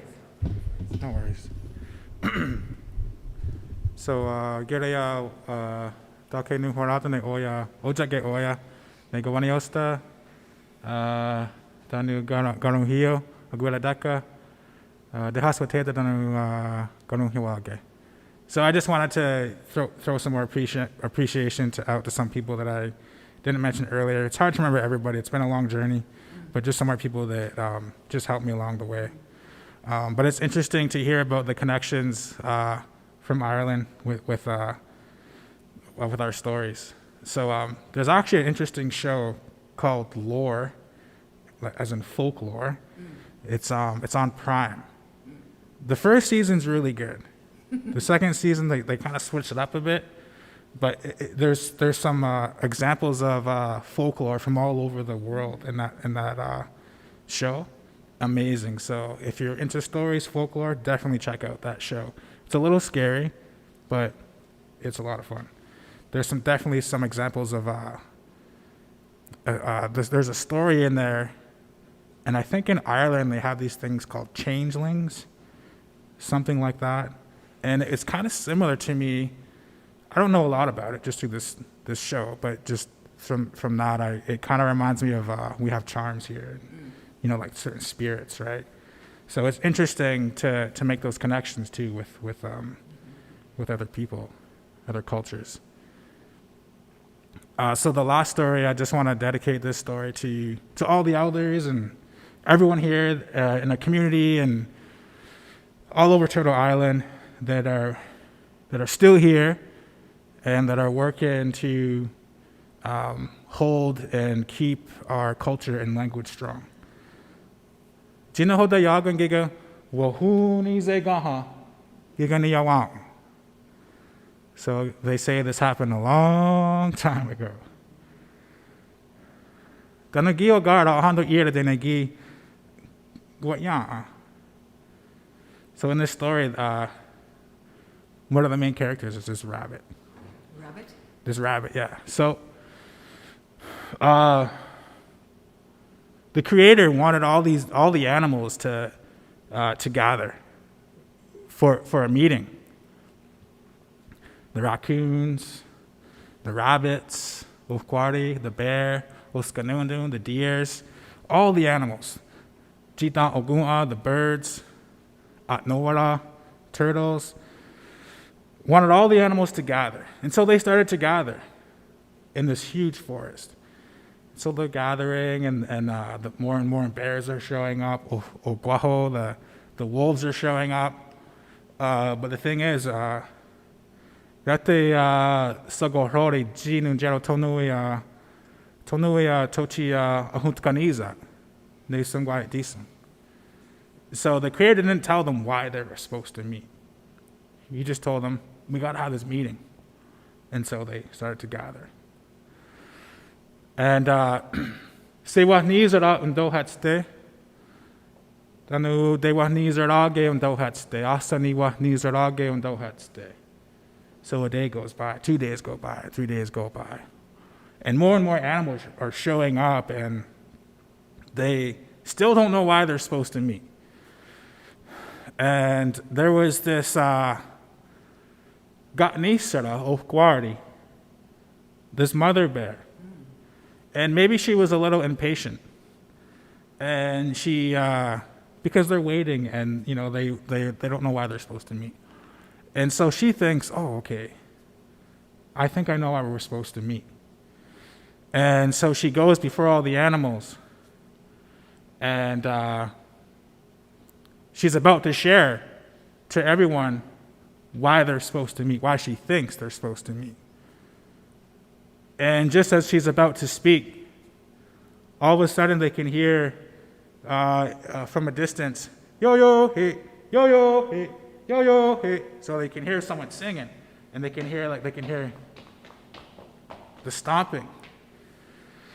And so this singing and dancing interrupts this meeting, and so the mother bear and all the animals, they go and they try to find who is unka negiga, who is this? Who's singing? What is this noise? And so they go and they find this little Ogwehoweh, this little rabbit. And it was this rabbit that was just stomp dancing and singing and smiling and dancing. And so they go to this rabbit and they say, hey, we're all supposed to be meeting. All the bears are there, the turtles are there, the raccoons, the hawks, the eagles, turtles, all the other rabbits are there. And you're supposed to be there too. The creator wants us all to meet. And so this little rabbit is still kind of stomping away and singing while they're talking to him, right? And just smiling away, having a good time.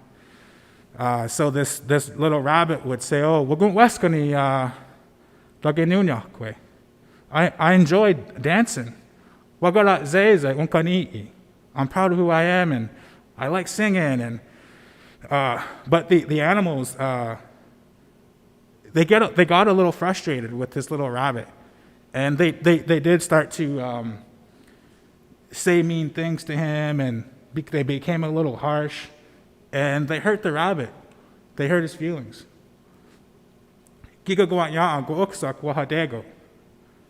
So this rabbit just took off. And so now they have time now they can meet, right? So they begin to gather up again, and they're waiting, and they still don't know why they're supposed to meet. And, 1 day goes by, 2 days go by, they're still waiting. And then there was this beautiful buck, and so maybe he was getting a little impatient too, and so he was thinking, oh, I know why we're supposed to meet.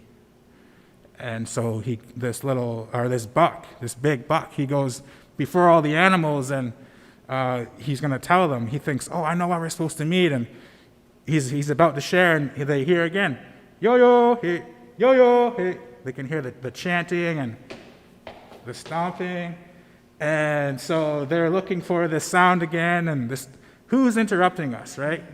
And of course, who do they see? This rabbit, and this rabbit's just singing and dancing and smiling, just having the best time in the world. And but this rabbit's interrupting their meeting. The creator wants, right? So probably not a good thing to do. And so they find this rabbit again, and this buck's just mad. And the buck was mad, and he was saying, "Oh, we've been waiting here for days, and we're trying to get this meeting going on, and you're interrupting us." And then the mother bear's yelling, and then the hawks join in, and but this rabbit is just loyasun, smiling, and lotsanuni, he's happy. Roda Zeza, he's proud, and he was saying, oh, I just love dancing and singing. And he's still smiling and dancing as he's telling them this, right? And they're kind of getting frustrated. And then they share harsh words with him, and they hurt his feelings. And so Saha got negi guayan. So the rabbit takes off again. And so, of course, they want to get this meeting going. And then a day goes by, 2 days go by, they're waiting, and then finally, this turtle, this really old turtle, obviously very wise, says, I got it. I think I know why we're supposed to meet. And so this turtle goes before all the animals and sticks its little turtleneck out, and it's just about to share, okay, I know why we're supposed to meet. And what do they hear again? They hear this rabbit chanting and singing, and so they go to this rabbit, and same thing. The rabbit's just having the blast, smiling, not even caring about this meeting, and all the animals are getting frustrated, and they've been in this forest for days. They don't know why they're supposed to meet. They're trying to figure it out, and this rabbit doesn't want anything to do with it.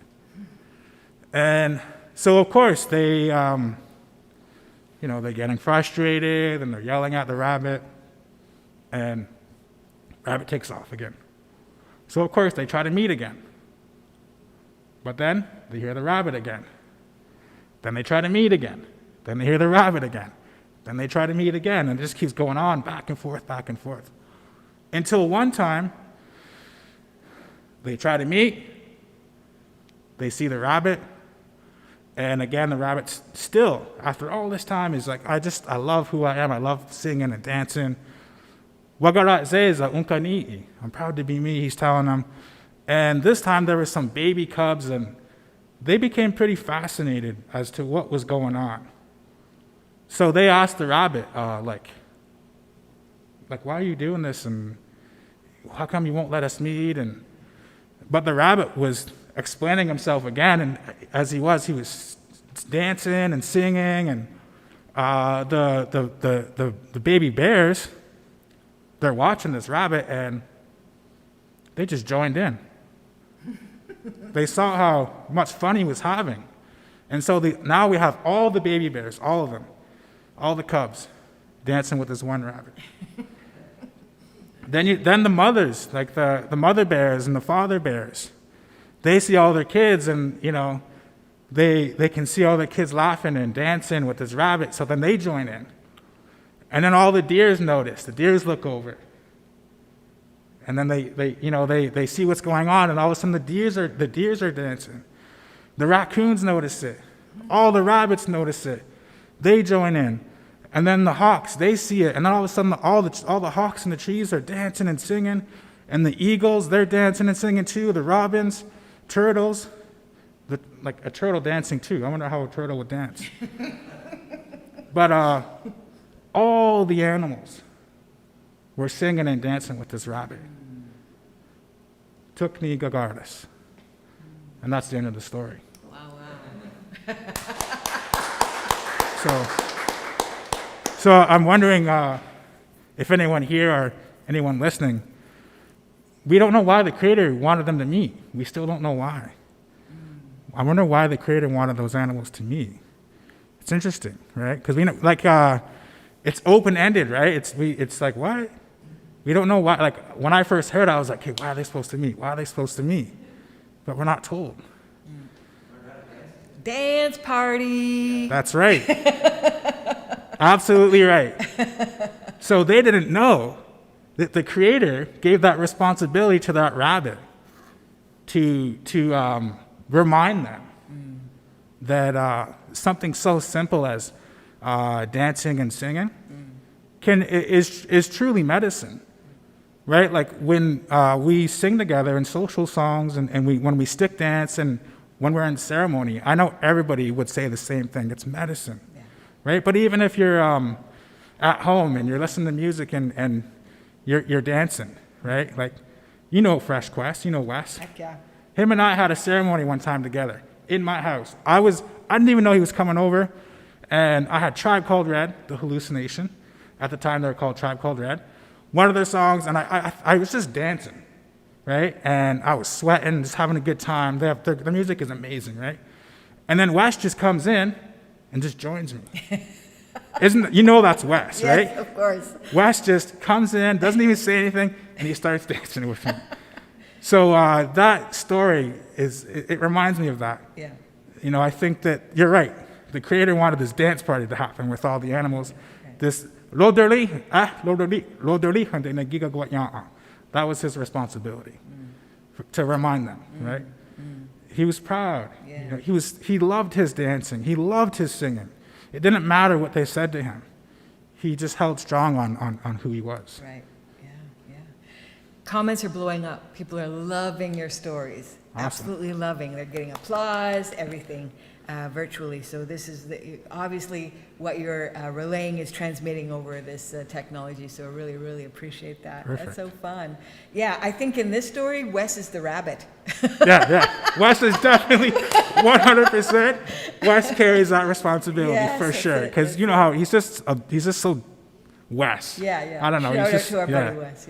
Yeah. Right on. Okay, thank you so much. We've got 10 more minutes, and I think we'd like to end with Jan. If Jan has a quick little story to share with us, and before we head into the next session, I just want to let everyone know that for the rest of today, day 2 of the Ogwehoweh Storytelling Festival, we have coming up a children's panel, a children's authors panel coming up, and this is going to be really, really interesting, like everything else that we're presenting in the festival. But this is really specific for children, because if we teach children stories and they get the idea that stories are normal and to be celebrated and promoted and shared, then that's how we perpetuate culture. That's one of the ways that we perpetuate culture, and I'm really looking forward to that panel. And then, but before that panel, we have a music break, because we share the storytellers who work in song as well. Did you want to add something? Just want something. Yes, I just please forgot to feel acknowledge free. that story where I got it from. Yes. I got that story years ago from Kelly Jonathan.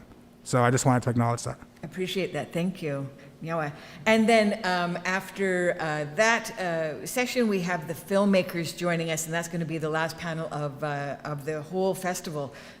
People who work in film, storytellers who work in film, and we're going to learn a lot about their process and how they transmit stories through media. So I'm really looking forward to that panel. Wonderful panel is coming up.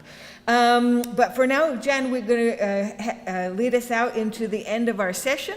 Anything that you'd like to share, any stories, or even just any comments, we look forward to hearing from you.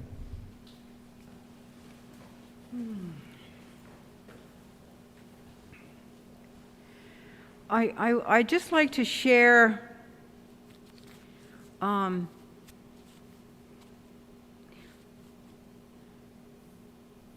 of the reasons that we tell stories.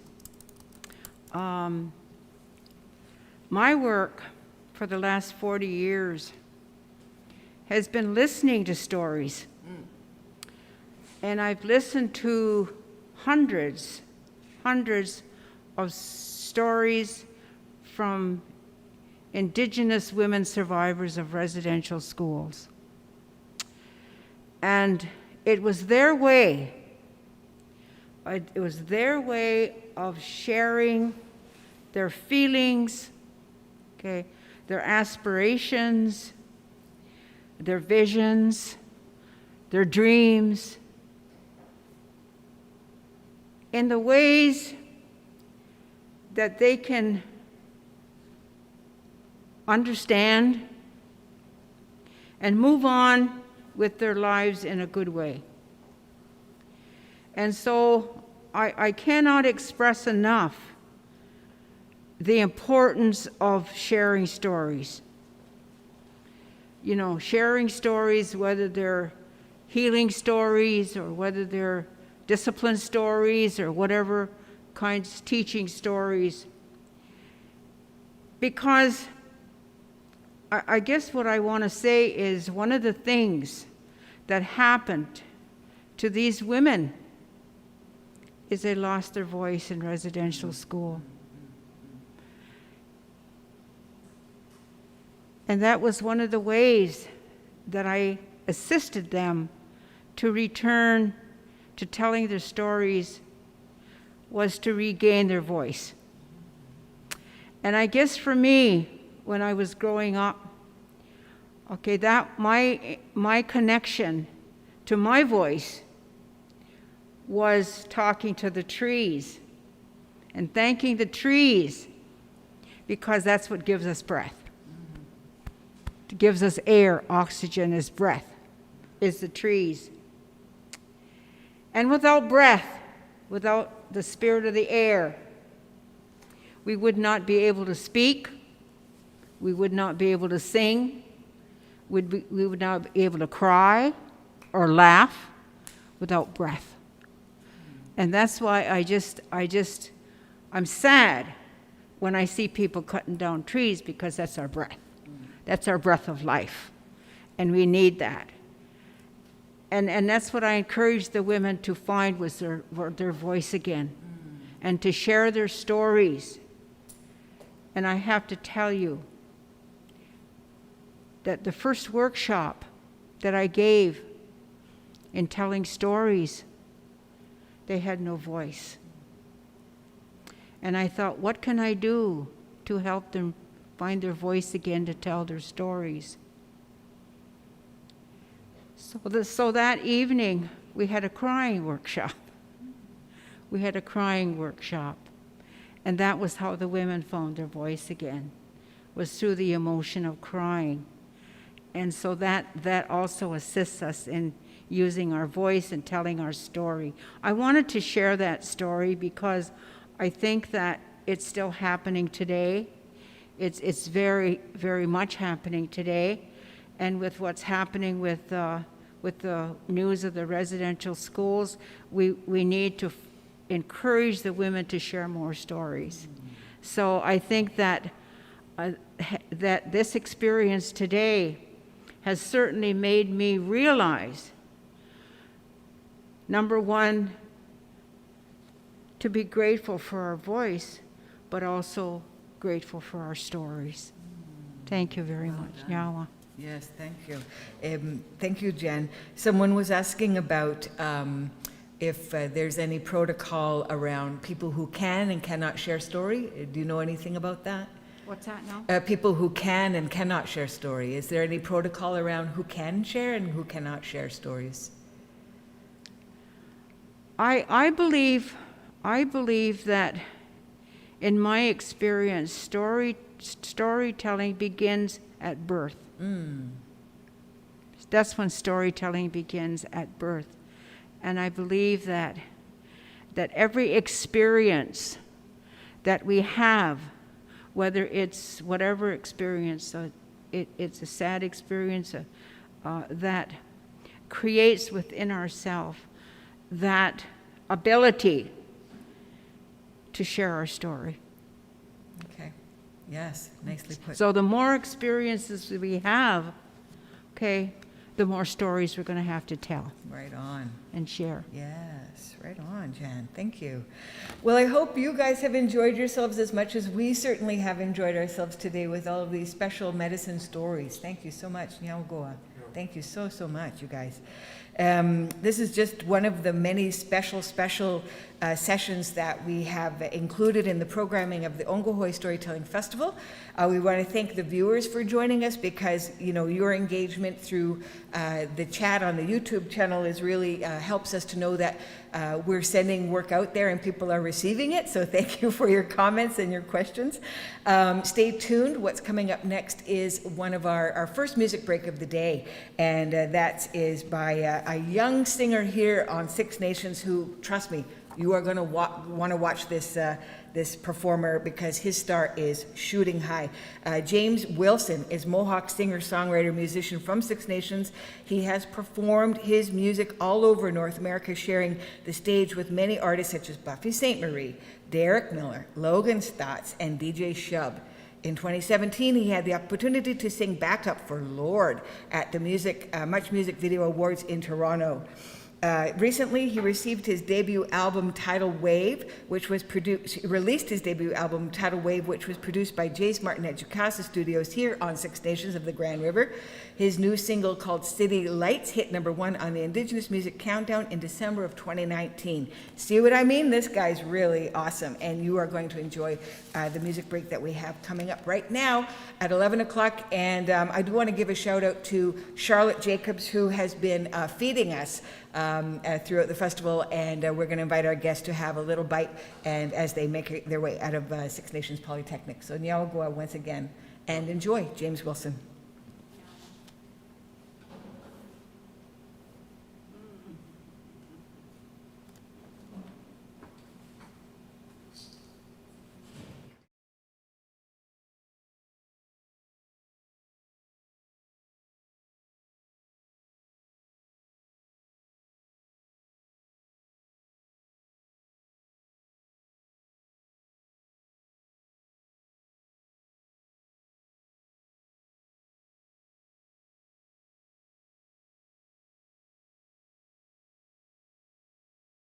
All right, hello, Sego Guego. My name is James N. Wilson. I am from First Line on Six Nations, and I'm going to play a couple songs for you today. This is one of my favorites. It's by Coldplay, and it's called Yellow. Hope you enjoy.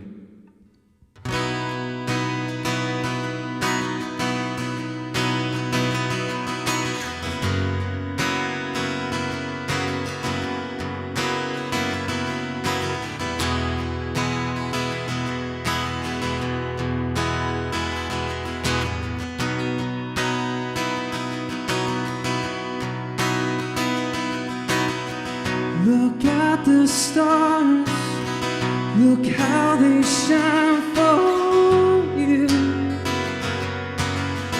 In everything that you do, yeah, they were all yellow. I came along, I wrote a song for you. Well, everything that you was called yellow. Oh. So then I took my turn.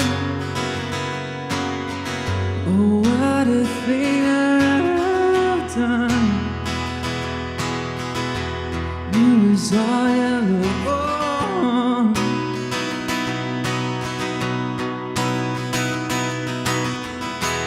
Your skin, oh yeah, your skin and bones touch something beautiful. You know I love you so. You know I love you so.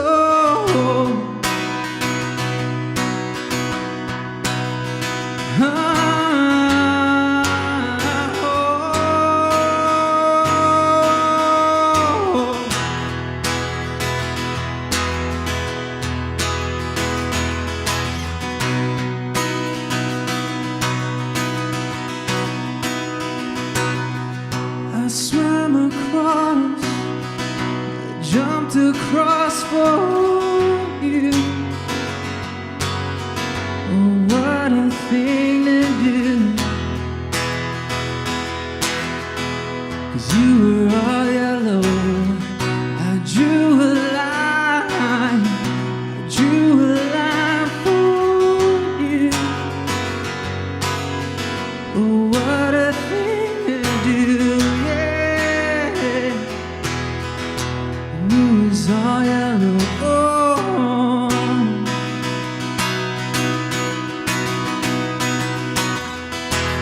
Your skin, oh yeah, your skin and bones touch something beautiful. You know, for you I bleed myself dry. For you I bleed myself dry.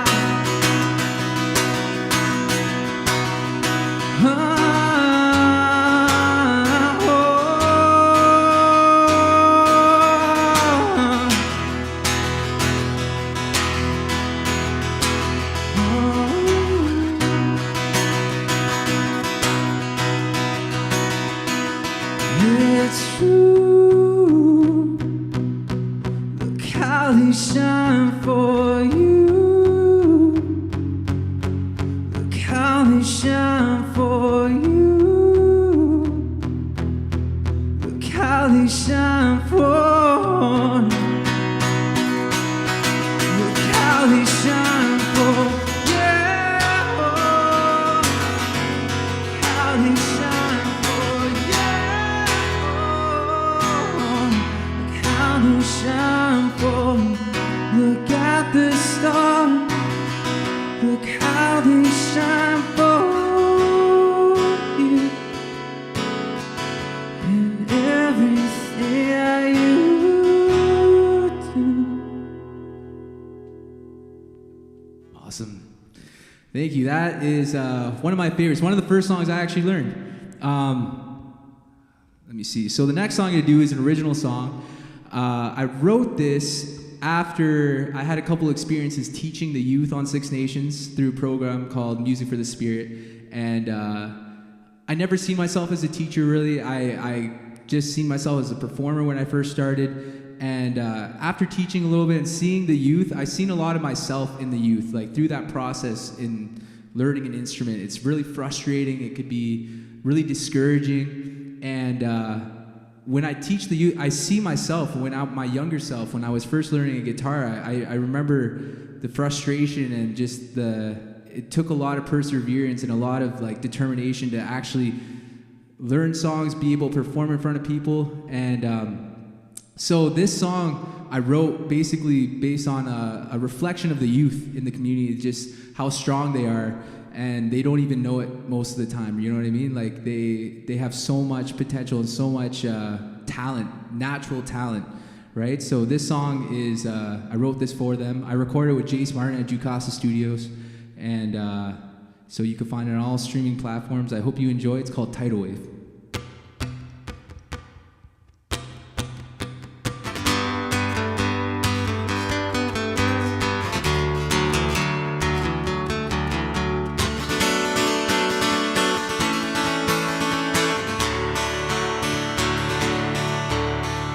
Tidal wave that brings me to create a song, a sound.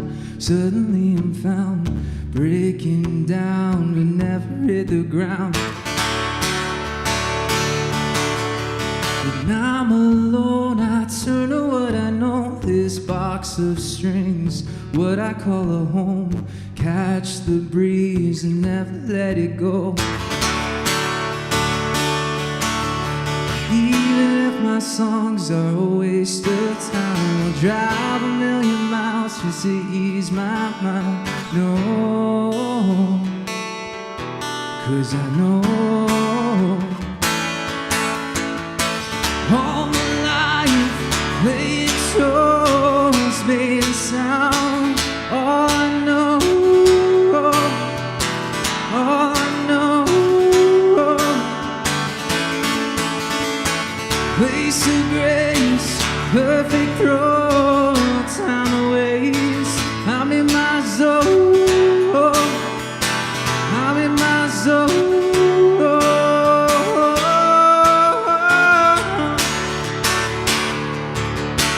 I concentrate on another state of mind. The sound effect is making me feel fine. I'm a wreck, so I'll just take my time. Even if my songs are a waste of time, I'll drive 1,000,000 miles just to ease my mind. No, 'cause I know all my life playing shows, making sound. All I know, all I know. Place of grace, perfect throw, time to waste. I'm in my zone, I'm in my zone.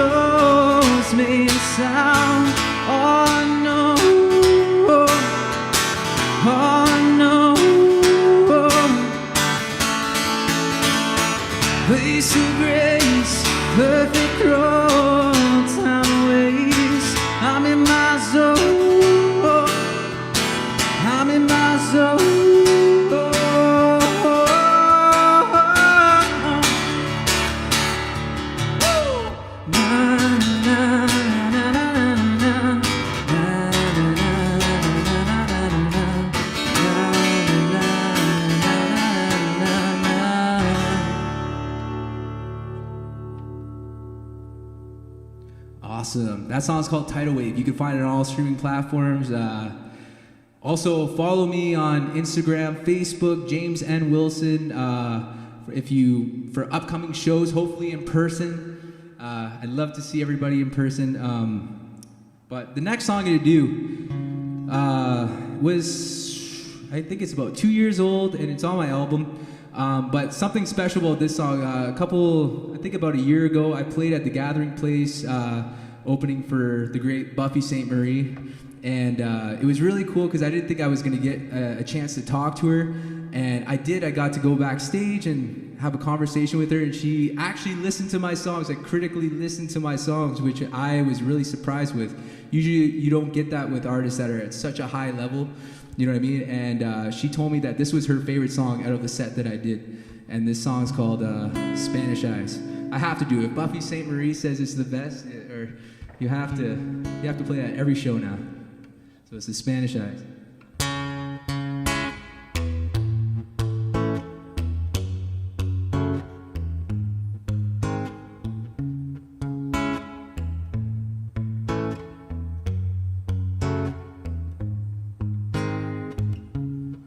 Pull me in close, Spanish Eyes. Take off our clothes and dance through the night. Ooh. Ooh. Work my hands and my feet every day and night. Push me down to my knees and I'll learn to fly. In the end I pretend to be what you like, till the day you look away with those Spanish eyes. Pull me in close, Spanish eyes. Take off our clothes and dance through the night. My faith is strong, I've waited so long to hold you close. The blame is on you, what else can I do? God only knows. My Spanish eyes.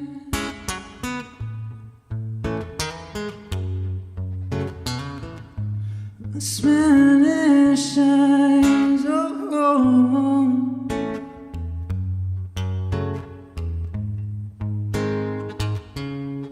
Pull me in close, Spanish eyes. Take off our clothes and dance through the night. Awesome. That song's called Spanish Eyes. You can find it on all streaming platforms. The next song I'm going to do is a new tune. I haven't played it very many places. I think I did it maybe twice live, but it's not recorded yet. I wrote this song. I'll tell a little bit of background behind it. So Music Ontario had me collaborate with Music PEI, and I collaborated with a musician called, his name was Matthew Hanna, and we ended up doing everything virtually. It was when COVID first hit, and we ended up writing this really cool song. We both really liked James Bond growing up. So we wrote this basically trying to do like a theme song for James Bond, you know, like be one of those legendary songs that gets on a movie. And I don't know if it's gonna get on the movie, but you know what? We got a good song out of it, so I hope you enjoy it. It's called Red October.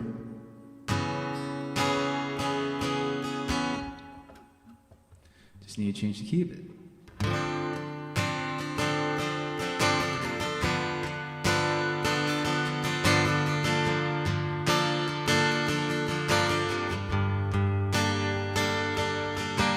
Bullets fly through the October sky in a land without innocence. They try to make sense of it.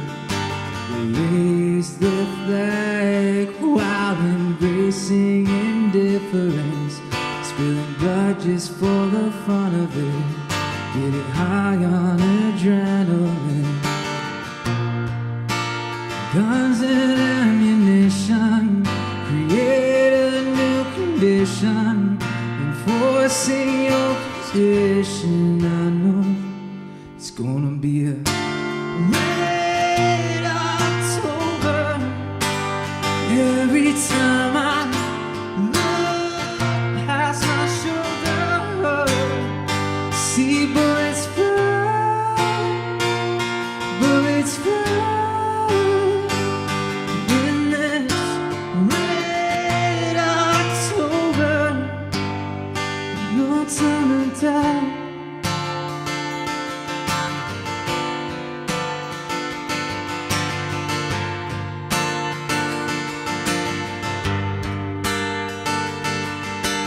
Lightning strikes in the dead of the night, fighting wars without validity, then deny responsibility. They raise their glass while indulging in fearlessness, retaliation for the hell of it, getting drunk on pure adrenaline.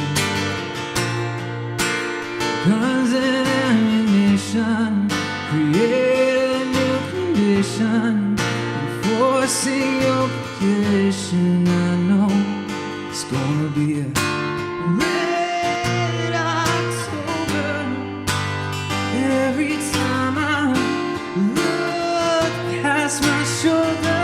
I see bullets fly, bullets fly. In this red October, see bullets fly,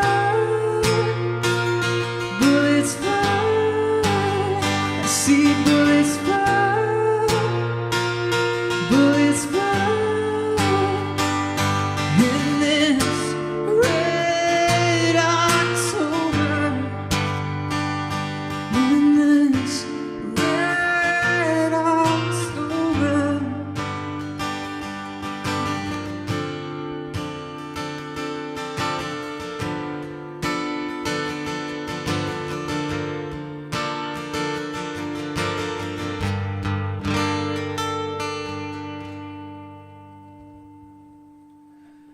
Awesome. Okay, that song is called Red October. We did like a little demo recording of it. It's on YouTube, but I'm gonna try re-recording it and putting it on my next album. So if you like that, stay tuned and make sure to follow me on social media, because that's where you're gonna get a lot of the updates on the new music and this and that and shows and all that good stuff. So this next song, I usually always dedicate this song to my great-grandmother, who is she was a residential school survivor. She went to the mush hole. But this song, it's a Leonard Cohen song, and I interpret it entirely different. In the chorus, or no, not the chorus. This verse 2, there's a section that says she broke your throne, she cut your hair, and from the lips she drew the hallelujah, which is essentially what they did in the schools. They did all these terrible things, and they used religion to say that it was okay, you know, and they did all these terrible things, and they think that just having that backing them up makes everything okay, and that's not true at all. And it brought a lot of struggle to my family, relearning the culture and all that stuff, but I always dedicate this to her, so hope you enjoy. This is Hallelujah.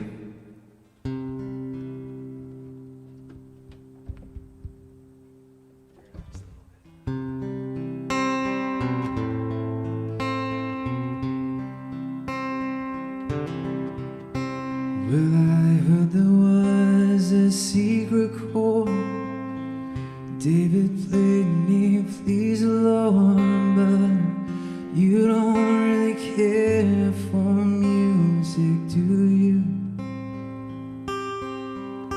Well, it goes like this: the fourth, the fifth, the minor fall, and the major lift, the baffled king composing hallelujah, hallelujah, hallelujah, hallelujah, hallelujah.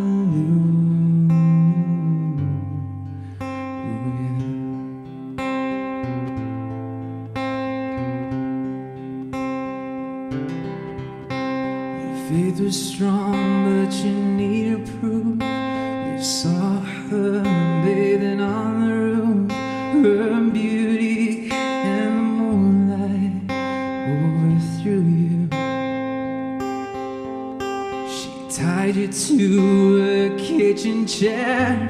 She broke your throne, she cut your hair, and from the left she drew the hallelujah. Hallelujah.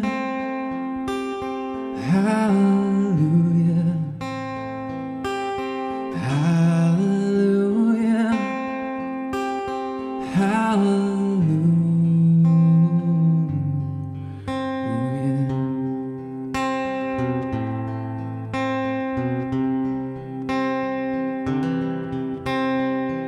Maybe there's the God above, but all I ever learned from love is how to shoot somebody right through you.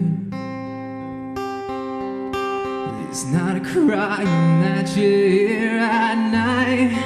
It's not somebody who's seen the light. It's cold and it's a broken hallelujah. Hallelujah. Hallelujah. Hallelujah.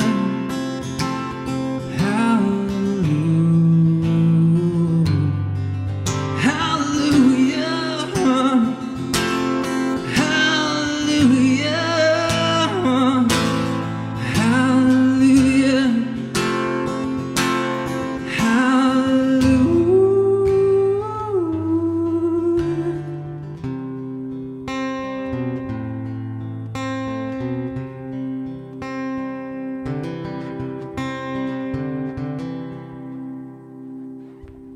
Awesome, thank you. I think I have one more song left, right? And this one I'm gonna do. I wrote this with my good friend from Six Nations, Hunter Sky. He also goes as a DJ Anonymous, and me and him grew up playing music. When I was first learning the guitar, he was first learning how to record on GarageBand, I think it was, and we were both summer students at Great. And it's funny how far we come. But me and him, we started recording a lot of these songs together, just in my grandma's basement or at his house. You know, it's just on a laptop, and a couple of songs actually got on radio, which is a really cool feeling when you do everything yourself. Just on the roots. You know, you don't have any musicians coming in or nothing like that. It's just you, an acoustic guitar, and a mic. And I like it like that. It's more intimate. And yeah, so this song me and him wrote. We just released it. We have a collaboration name. October Red is the band name. So if you're looking for us on Spotify, Apple Music, all that, look for October Red, and we have a couple songs out there now. But this song's called My Broken Fantasy. It's the newest one. Hope you enjoy. And Yahweh for having me. My name is James N. Wilson, and I hope to see you guys soon in person.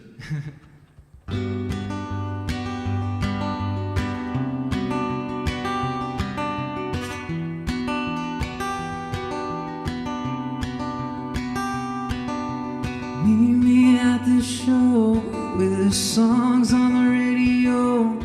Come alive and set your heart on fire. I know it's been a while since I've seen your pretty smile. You and me will make the night worthwhile. I'm ringing down your phone, too scared to be alone, with my back against the wall. You answer my call, I'll be there soon.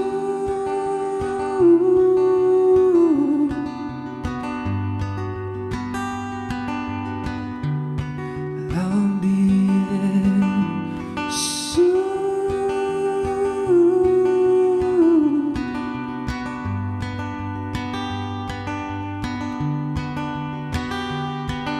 I wanna let you know that you'll never be alone, as long as you stay beside me.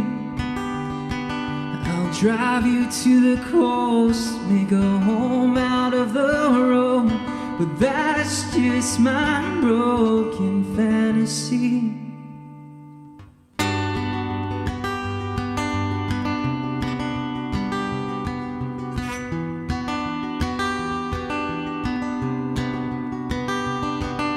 Staring at the stars, playing songs on this guitar, making sense of all the hazy memories. There was a time way back when we were young and innocent, till the day we faced the cold reality. I'm ringing down your phone, too scared to be alone, with my back against the wall. You answer my call, I'll be there soon.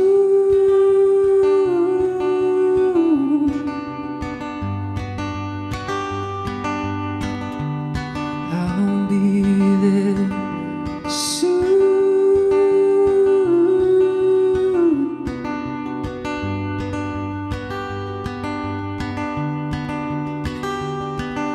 I wanna let you know that you'll never be alone, as long as you stay beside me. I'll drive you to the coast, make a home out of the road, but that's just my broken fantasy. 'Cause it's a long way down when you're falling to the ground and hit the floor, chasing your love, your love.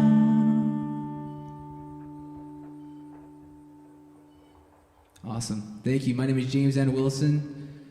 I hope you enjoy the other performers. Thank you so much. Nyawa.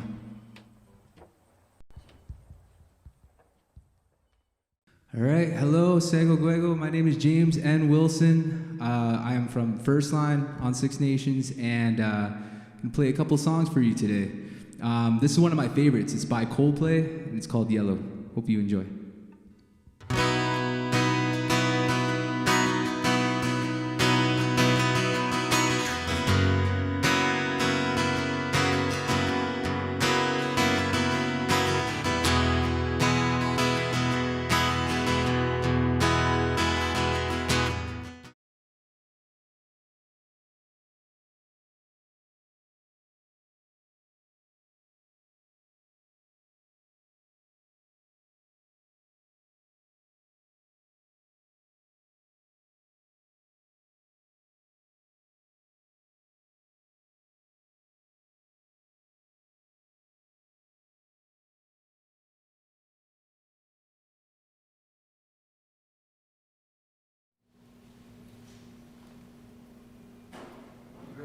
Yes, I am. All right. I hope everyone enjoyed that music break. I think this is really, really special that this particular storytelling festival is including those storytellers who work in music, and because we have so many amazing, talented musicians to draw from here on Six Nations, and it was, again, this is just creates another opportunity for us to feature, promote, and celebrate those musicians. And I love the comments. Thank you, everyone, for chiming in about how much you're loving James, beautiful story told by song. Thank you for sharing, beautiful, fantastic. Oh, well, okay, I'll never listen to Hallelujah the same way again. I agree. Because when we were doing the pre-record with James Wilson, I too welled up with tears because it was just so moving. He does that so well. And he says, this is one of those voices that stick with people of a young man. So thank you, Tara, for that. I love the performance, James, especially love singing along to Hallelujah. I sing that to my children at bedtime. It's lovely, thank you. We're carrying on this afternoon with 2 more sessions to round out day 2 of the Ogwehoweh Storytelling Festival. And again, I just want to say thank you to the funders, which is the Ontario Arts Council.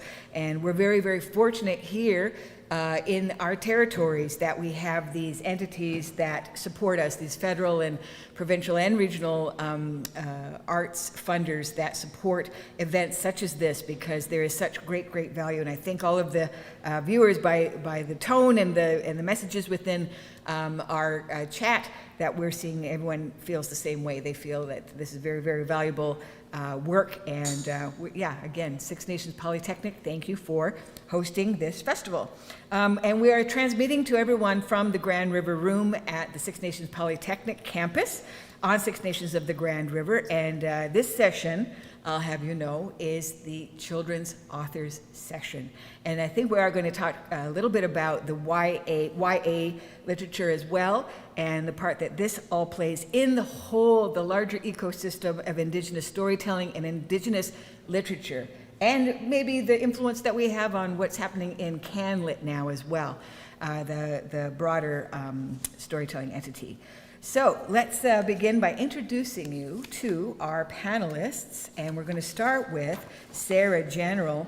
Sarah General is actually been appointed into a new position here at Six Nations Polytechnic, the Vice President of Education. I sure hope I got that right. I keep asking around, Sarah. Is that right? Is that right?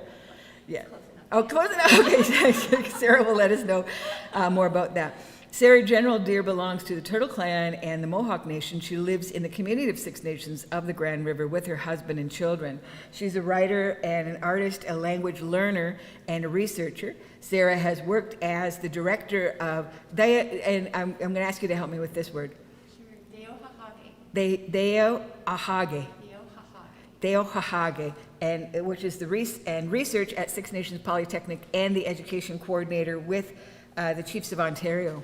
Sarah has a Bachelor of Arts in English and Indigenous Studies from McMaster University and holds a Master's in Educational Leadership and a Doctor of Education from Western University. Her doctoral research explored the notion of collaboration in Indigenous language revitalization is informed by Haudenosaunee oral tradition. Her research interests include Indigenous education, Indigenous educational leadership, quality assurance, I like that word. Storytelling and oral histories, Indigenous research methodologies, Indigenous art, and Indigenous language revitalization. Could that be something like sensitivity reading, quality assurance? No, it's pertaining to the kind of programming we run and how you make sure it's excellent. Okay, good. We'll hear more from Sarah about that. I'm really interested to know that. Alyssa General, if you're wondering, yes, they are related. They're sisters. Alyssa M. General is Mohawk Nation Turtle Clan from Six Nations of the Grand River Territory. She's an artist, educator, and language revitalist. Alicia has helped create a series of films in Ogwehoweh with Okawanya. Can you help me with that? Ogwehoweh Ganjakwa. Thank you. Developed illustrations for children's television show Dora Dano Ogwehoweh, thank you, and has received national recognition for her poem, and you have to help me with this one here. Ongodet Degung Nangoret Shegung. I'm trying. And that's the important part, that we try to speak the language. It can be embarrassing, but that's the price you pay for learning. So thank you for helping me with that. Alyssa has worked as an artist educator with the Royal Conservatory of Music, a graphic designer with the Six Nations Language Commission, and the Ogwehoweh Language Preservation Project, as well as the Wata Mohawks, and is the artistic director with publishing company Spirit and Intent. And so we want to hear more about Spirit and Intent, because I think that's going to be very interesting for the viewers to hear. Joining us all the way from O-Town, as she calls it, Oneida, Christy White, a proud Haudenosaunee woman who is Oneida Nation of the Thames Bear Clan member. As a mother of 4, Christy has spent many years guiding the establishment and implementation of programs for families and children based around health healthy living, healthy relationships, literacy, and cultural appropriate content, and has worked alongside and consulted with numerous agencies across Canada. Christy is a children's author who has a 5-book series out that is focused on Indigenous children, especially boys, and literacy. Christy creates a story with books that opens the hearts and minds of children from all walks of life, inspiring them to read deeper, search further, and explore their own creative gifts. Taking inspiration from Indigenous cultures, she focuses on themes that encourage independence of spirit, enthusiasm for learning, and acceptance of other languages and cultural traditions. This Mama Bear is also a family and disability activist, co-founder of Hoops for Hope, board member and Indigenous program coordinator for Voice of Men 360.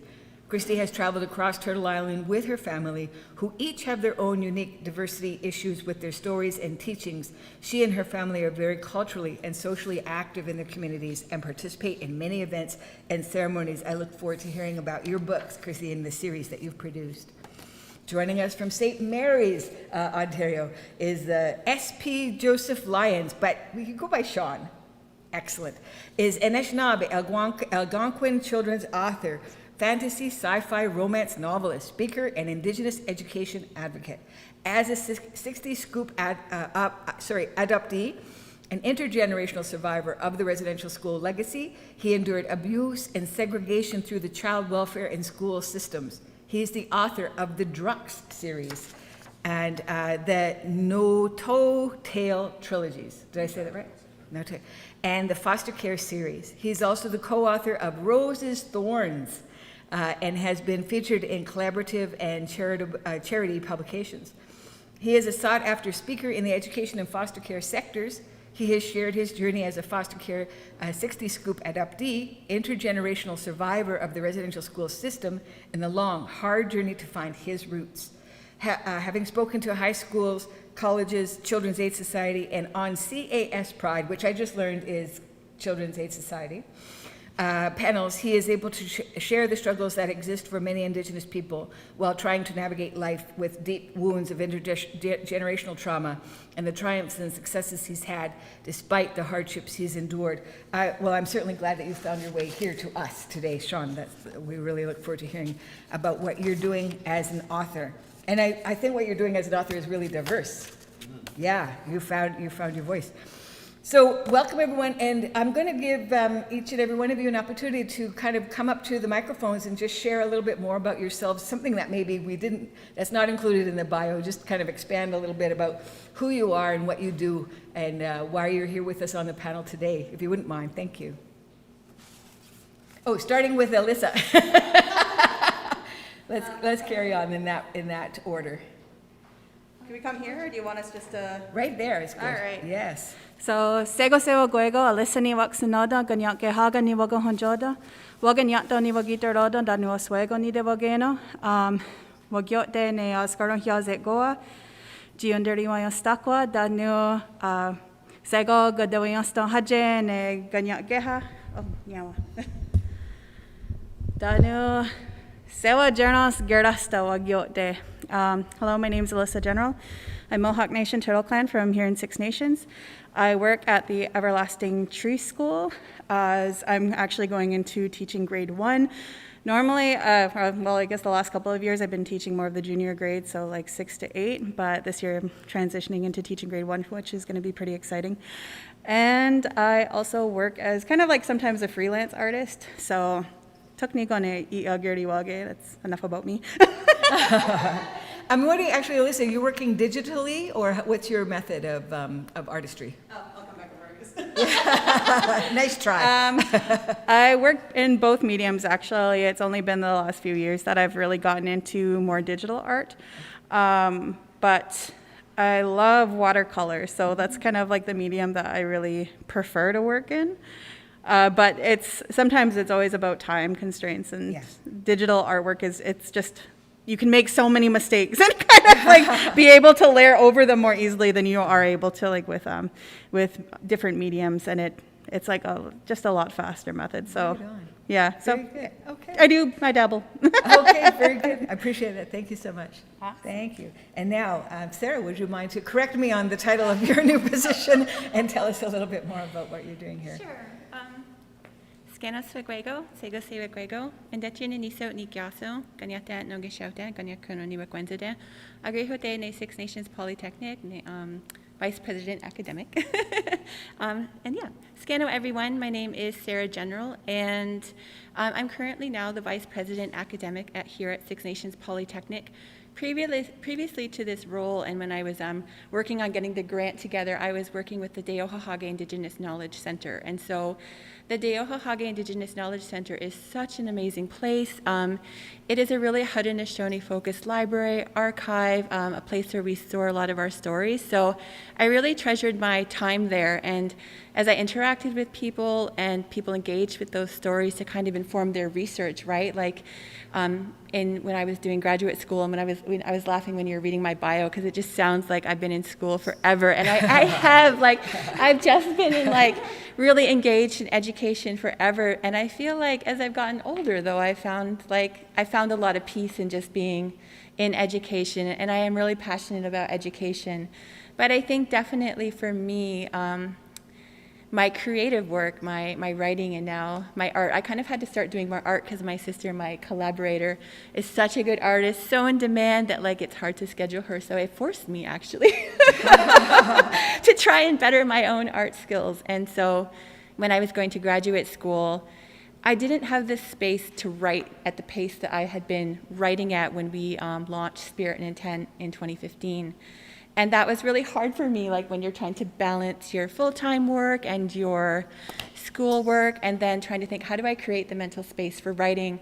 I found that art and just sort of, you know, what Jen and what Dehaganale were talking about this morning, sort of that oral storytelling really came to play more of a part in how I got through that time that I wasn't able to write, like, novels. Instead, I was doing a lot of, like, poetry and a lot of art and a lot of shorter works to kind of express some of the things that were happening to me.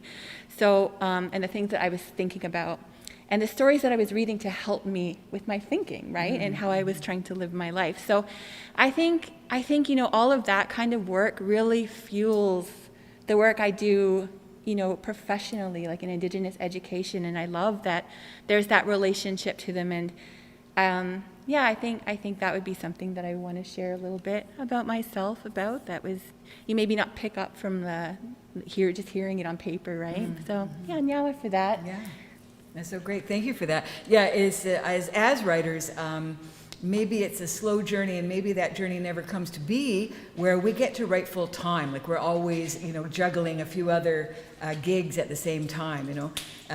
But I know sometimes it does. We are able to break through from time to time. You see a writer who says, "Oh, all I do is write," and even the assigned reading can be inspirational. You know, I know that I had a lot of assigned reading, doing writers in residence, where you're reading other people's works, but there's inspiration in there, you know, and there's encouragement in there. You think, wow, if this person could have come up with that brilliant phrase or paragraph or what have you, then, you know, there's hope for me, kind of thing. So I appreciate you sharing that.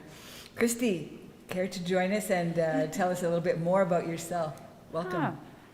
Sagali. Hello, I'm Christy White. I'm trying to think of something you didn't cover.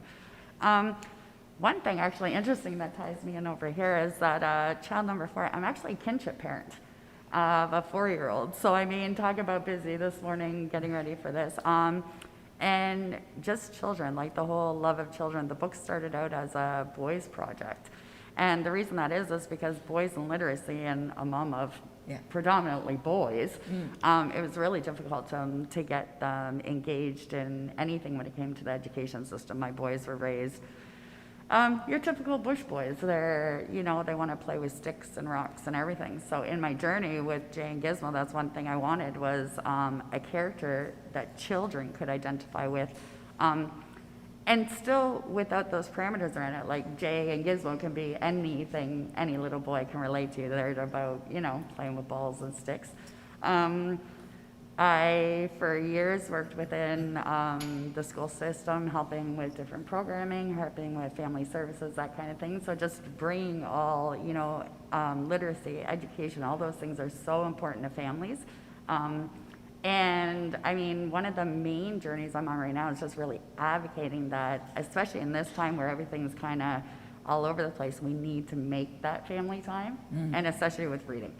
Anything, even if it's a cereal box. I would promote reading to anybody. That's one thing everyone will learn is I'm a lover of words, and I think all children should be exposed, even if you take 5 minutes and read the cereal box. Right. So yes, I am the cereal box promoter.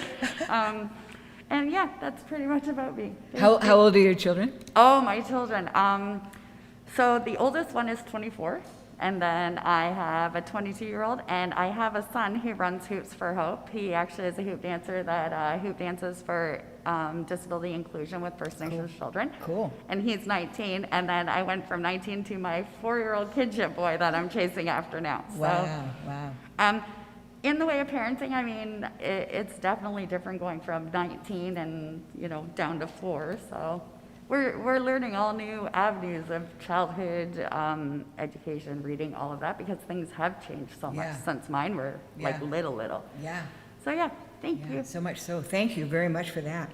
And Sean, care to share a little bit more about yourself other than what's on the bio? Thank you. Well, good morning. First and foremost, thank you to everyone for having me here. I am author S.P. Joseph Lyons. My people come from Kitigan, Zibi, and Anishinaabeg First Nation. We are proud Algonquins. I'm honored to be here today on Six Nations. I sort of fell into writing, if you will. In foster care, I found it to be a really terrifying, confusing place. And no one was safe, nothing was safe. So I would retreat into my mind. And in my mind, I began to create a safe place. A place where nobody could reach me, nobody could hurt me. I'd create a warrior to protect me as a little boy. Then I'd create a tower around me that the warrior guarded. And from there, I began to build worlds and universes. And it wasn't until I hit my 30s that I decided, I have so much, I need to put it on paper. There had been a lot of things that had happened in my life. People that had hurt me, that passed away, that I could never reconcile with. Pains sometimes that you just never get closure for. So my writing became a narrative therapy in a way where I could actually walk out these experiences in a way where I get closure. I could paint the pictures in such a way that even if you hadn't experienced the same thing as me, you could feel it through the writing so you could understand what I'm talking about. And I wrote my first book, and I thought that would be it. I passed it off for all the criticism that writers get. A lot of positive feedback. This was an amazing book. I really needed to pursue this and push this, so I continued to write within the series to unpack my own history. Who was my father? Who was my grandfather? Residential school took my people away from our family. My grandfather could speak the language. He could build birch bark canoes. He could live off the land. Residential school made sure that he couldn't teach that to my father, who then couldn't teach that to me. And as a result of the brokenness that my grandfather went through, he wasn't able to be the kind of father he needed to be. Thus, my father wasn't able to be the kind of father that I needed him to be. I'm proud to say that I broke those chains, and that I am a father to 5 amazing children. Wow. My eldest actually just had her first daughter, so I am now a Mishumis at 43 years old. I don't feel old enough to be a grandfather yet. Here we are. The books became very popular, and I was able to get a lot of healing and a lot of closure in my writing that just didn't exist in the real world. I came across a Mohawk elder who said, "I've been waiting for you for 20 years. I said, "How's that possible? I only just met you." She said, "I've been waiting for 20 years for an Indigenous author to come along who has been in the foster system, who can speak to the children that are in that place. And when an elder asks you to do something, you do it." So I wrote a book, Little Bear in Foster Care, specifically for our children who are in foster care right now, who are confused and scared and not sure what's going on. And I tell the story about this little bear's journey and all the feelings he has, all the confusion he has. But the hope comes into the traditional circle process, where Indigenous people come together to work through problems and issues in a circle, where family and community is the place that our children belong. And that is, in that circle is the place where children can be planned for by the community, by the family, so that even if the child is still in foster care, they don't have to feel scared and alone anymore. And I speak to CAS agencies, schools, I try to do the educational piece on what is our true history versus what you may have been taught. What happened to our people? How are our people rising up again? And what systemic racist systems are still set up to keep us down? If we can educate the children and let them know about the history, and if we can say, hey, listen, with open minds and open hearts, if you listen to what happened, maybe you'll have a better understanding. I'm a very cynical person. I find it very difficult to trust people. But I will say that if everyone who currently lives on Turtle Island were to be educated on the true history of Indigenous people, I believe that the majority would say, I had no idea, how do we make this right? So I say that education is the most important thing moving forward, to let everybody know what happened and why. Let's kill some of those stereotypes, and let's focus on the kind of people that we are. We are strong, and we are rising up still, but we love our allies, and we want our allies to walk with us as well, to say, hey, I'm going to help amplify your voice. I'm going to speak in mediums and platforms that you don't necessarily have access to. And let's all just be able to get to a point where we can walk together. So I'm honored to be here. Thank you very much. That's also righteous. 2 questions before you go. Yes. So are you writing full-time? Yes, I do write full-time. Amazing. Congratulations on Thanks. that. That's quite a feat. And then tell us about your bling. Oh, yes. Okay, so this here, this was made for me by an Oneida elder. His name is Orion, and he's one of the main characters in one of my books. And Orion stands for strength and honor, and I wear it because strength and honor are 2 very important things to me. Also, Orion is that character like Romeo, that when he meets the girl he loves, he just falls apart completely and can't think of anything but her. And he lives for her, he fights for her, he dies for her. We used to have the matriarchal system among Indigenous people where the women were the boss. And for 25,000 plus years, the system worked really well. Then the patriarchy comes over, and in 500 years, we've almost destroyed the world. I think it's time to put the women back in charge like it used to be. So I want to make sure that I wear this proudly to say, I stand for honor, I stand for strength. And thank you, Patsy, if you're watching, for this wonderful gift. That's lovely. Thank you. Thank you for sharing that, Sean. You know what? It's going to be a very special time this afternoon in this session, because we get to kind of be the children that are going to get read to throughout this session. So that's going to come up in a little while. But first, I have some questions for each of our panelists. I want to start off just to ask the question, do you think, as children's authors yourselves, do you think it's necessary to be a parent to understand how to write to children? And Alyssa, did you want to start us off? Okay. And also, what got you started? So is it necessary to be a parent to know how to write? And also, what got you started writing or participating in children's books? I don't think necessarily so, but I think it's important to have establish relationships with children where you're kind of seeing things through their eyes and their experiences. I don't think I ever thought I was going to be in kind of the line of work that I'm in, which is I'm a language teacher, and also doing artwork for books, but I never thought it would be children's books. And I don't think I really kind of, I guess, saw that connection and that relationship until I really started to think about what I was bringing to my kids and what I was bringing to the students that I was teaching. And so much of them they just loved and craved story so much. And you realize that that's a huge part of the work of the child is play and story and play through story or even story through play. There's all of these different ways in which that is the essence of what childhood is. And so kind of when I started teaching and started to think about what were the things that really caught me, or what are the things that really pulled me in at that age, it was books I remember, I think one of the very first books where I was really super interested in reading, or really wow, this is a story that it's about an Indigenous girl, and it's it's interesting to hear. And I think it was called The Marrow of the World.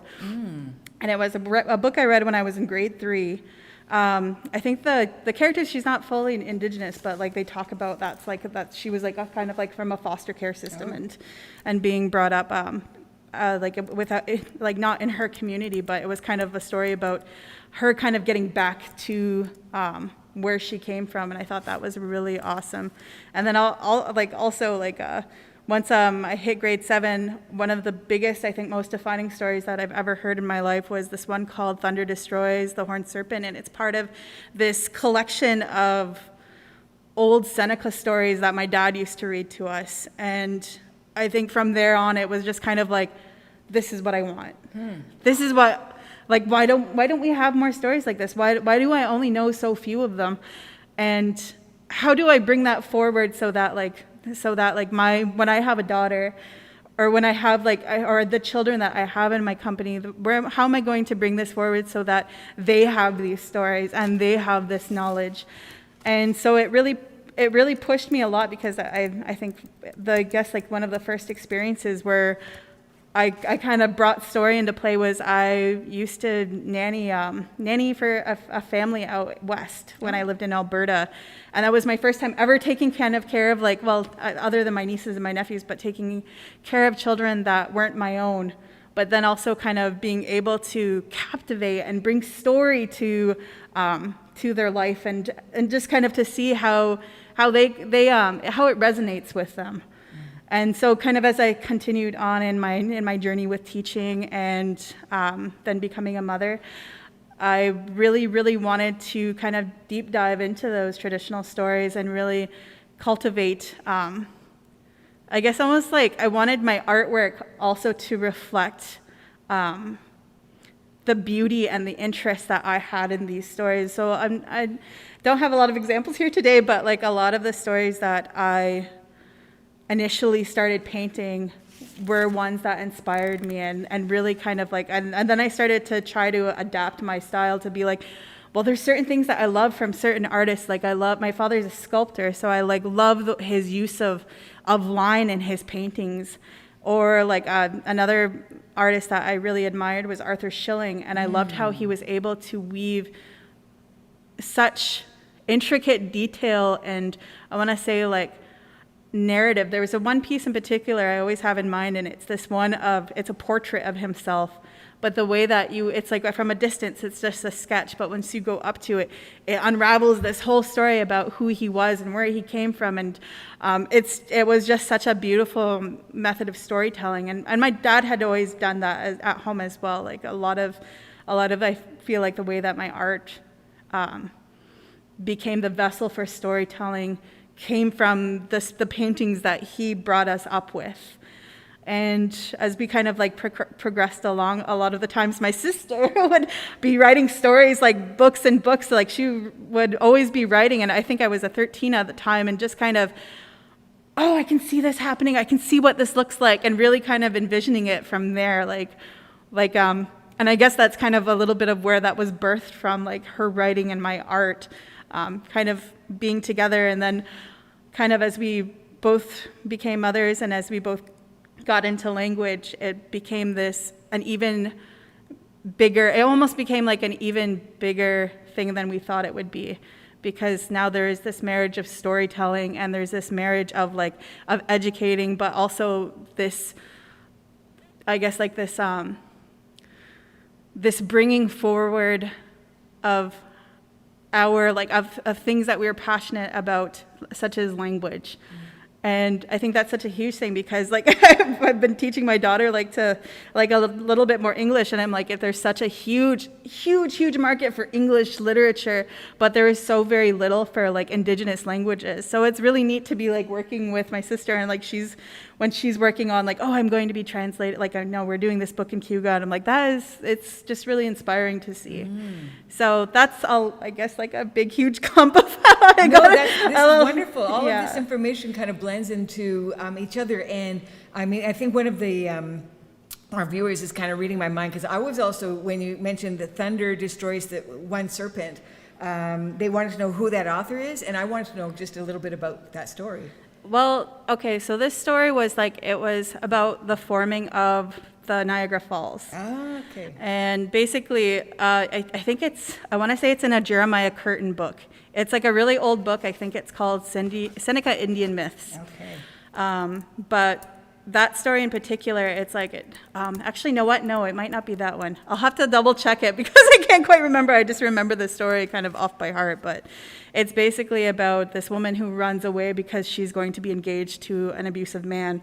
So she runs away and she goes, almost like goes off the falls, but she's saved by Hino, the thunderer, and his men.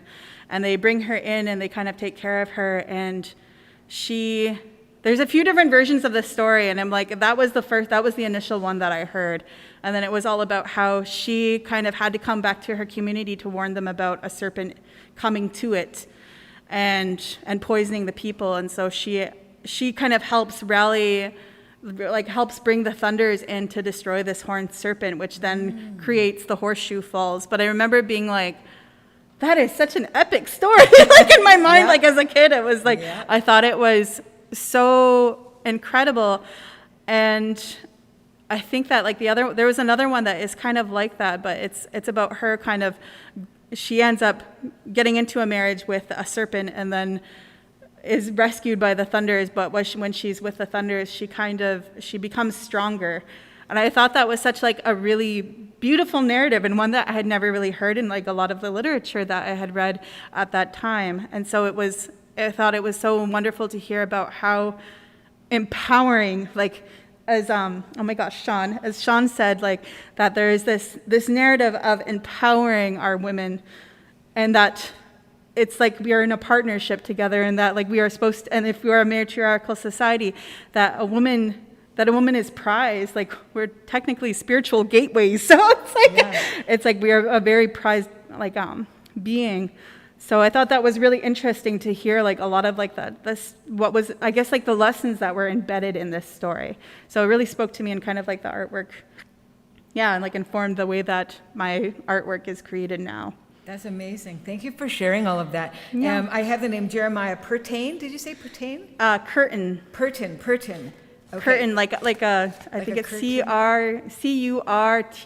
Okay, like curtain, but Pertin. Yeah. Okay, appreciate that. Thank you so much. And I don't know if it's really my place for this kind of commentary, but I find that a lot of our origin stories and our traditional stories, the women are doing just fine, and then enter the man, right? So that's when it all starts to go sideways. I mean, I don't know if that's my place to say, but anyway, just an observation as a learner of our original stories, because that's even embedded in the creation story. The woman's trying to run away from her abusive husband. Anyway, so Sarah, did you want to kind of add anything to that? Like, do you think it's necessary to be a parent to understand how to write effectively for children? And kind of what got you started? Was it becoming a parent or just the love of children's stories? Sure, that's such a good question, and I think I knew this was going to happen, that I would hear people start talking about things, and I would start having this flurry of thoughts and have to kind of come back to that question.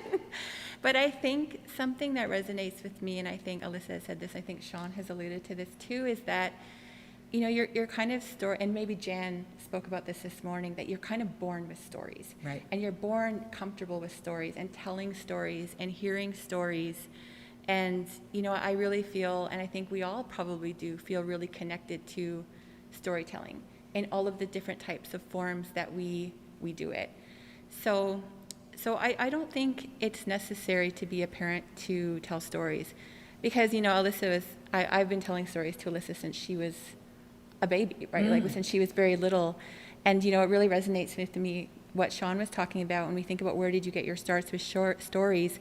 We grew up in a very forested area, and a lot of my play around that forest area was, okay, well, that is over here, and this is over here, and this is this kind of fantastical location where these stories are playing out, and you're world building, and as you read more, reading was definitely a huge part of how I got started, realizing what I was reading and what images the reading that I was doing was creating in my mind, how it was helping to shape my story. Like, oh, I see, like this is how you go about conveying that story through your words, either the words that you've written or the words that you're communicating to your audience.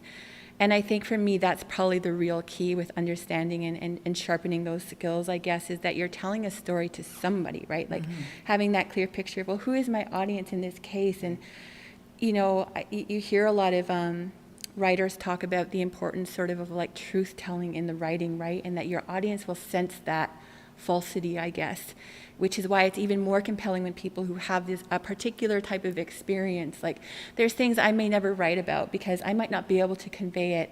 It's just not mine to tell, right? And there's so many stories to tell that do feel right, that I can select and let go of the ones that aren't for me, and focus on the ones that I feel are. So I think for me that kind of plays in with it as well. But definitely telling stories sort of towards this goal of, like, you know, I was reflecting just as Megan was telling the story as well, or Alyssa was telling the story as well about Niagara. And I was also, and have been kind of all throughout my life, really moved by our original stories, our creation stories, the many types of stories that Jan talked about us having today, and like kind of returning to them again and again at different times in my life to help me think through, maybe heal something, maybe strategize something new. And I think always, you know, like as maybe a Haudenosaunee woman, like, and a person, just thinking about, like, why am I here? Like, what is my responsibility here? And how do I help that effort towards peace? Like, I really loved what you said, Sean, about like, if everybody on Turtle Island sort of focuses towards this future, I think education and books and writing play such a powerful role in that. And like Christy said, like, you want to match it to who you want to meet the reader where they're at, and then bring them along. So I think that's some of my comments. No, I don't think it's necessary, but I do think you sharpen your skills as you read, as you write, as you tell stories, and an audience, and that engagement and that relationship between writer and reader or listener is really important. Beautiful. Thank you so much for that, Sarah. I appreciate all that good knowledge. I'm going to share just a really short little story. There was, not too many years ago, maybe 3 or 4 years ago, my collaborator, Jackson Two Bears, and I, we had the opportunity to create some media work at the Mush Hole, which is the Mohawk Institute. And he, you know, his first reaction was, oh, I don't want to do that. I don't want to go there. And I said, hey, buddy, if parts of our lives are missing, disconnected, and messed up, it's because of that place. And in that sense, we have to go face that monster, face it down. And he said, oh, okay. And we went there to do document some performance artwork, and we brought our medicines. We stood outside the Mohawk Institute, and we asked for help from Spirit and protected ourselves before going in. We went in and we did the performance work and documented it. It was very, very intense. If you could well imagine, we were in the basement of the Mohawk Institute. And what I did is I had used my Six Nations library card. I'm so proud of my library card. And I had taken out some children's books from the library, legends, traditional legends. And they were picture books. And I had brought those down into the basement of the Institute with me. And part of that performance included sitting down in the empty, cavernous, decrepit-looking ruins of that basement of the Mohawk Institute, and I started to read aloud to those spirits in that basement. And the energy that was really heavy and really oppressive in that area started to lift immediately. And it was proof that, you know, the power of story and speaking our stories, we have an audience of spirit all the time.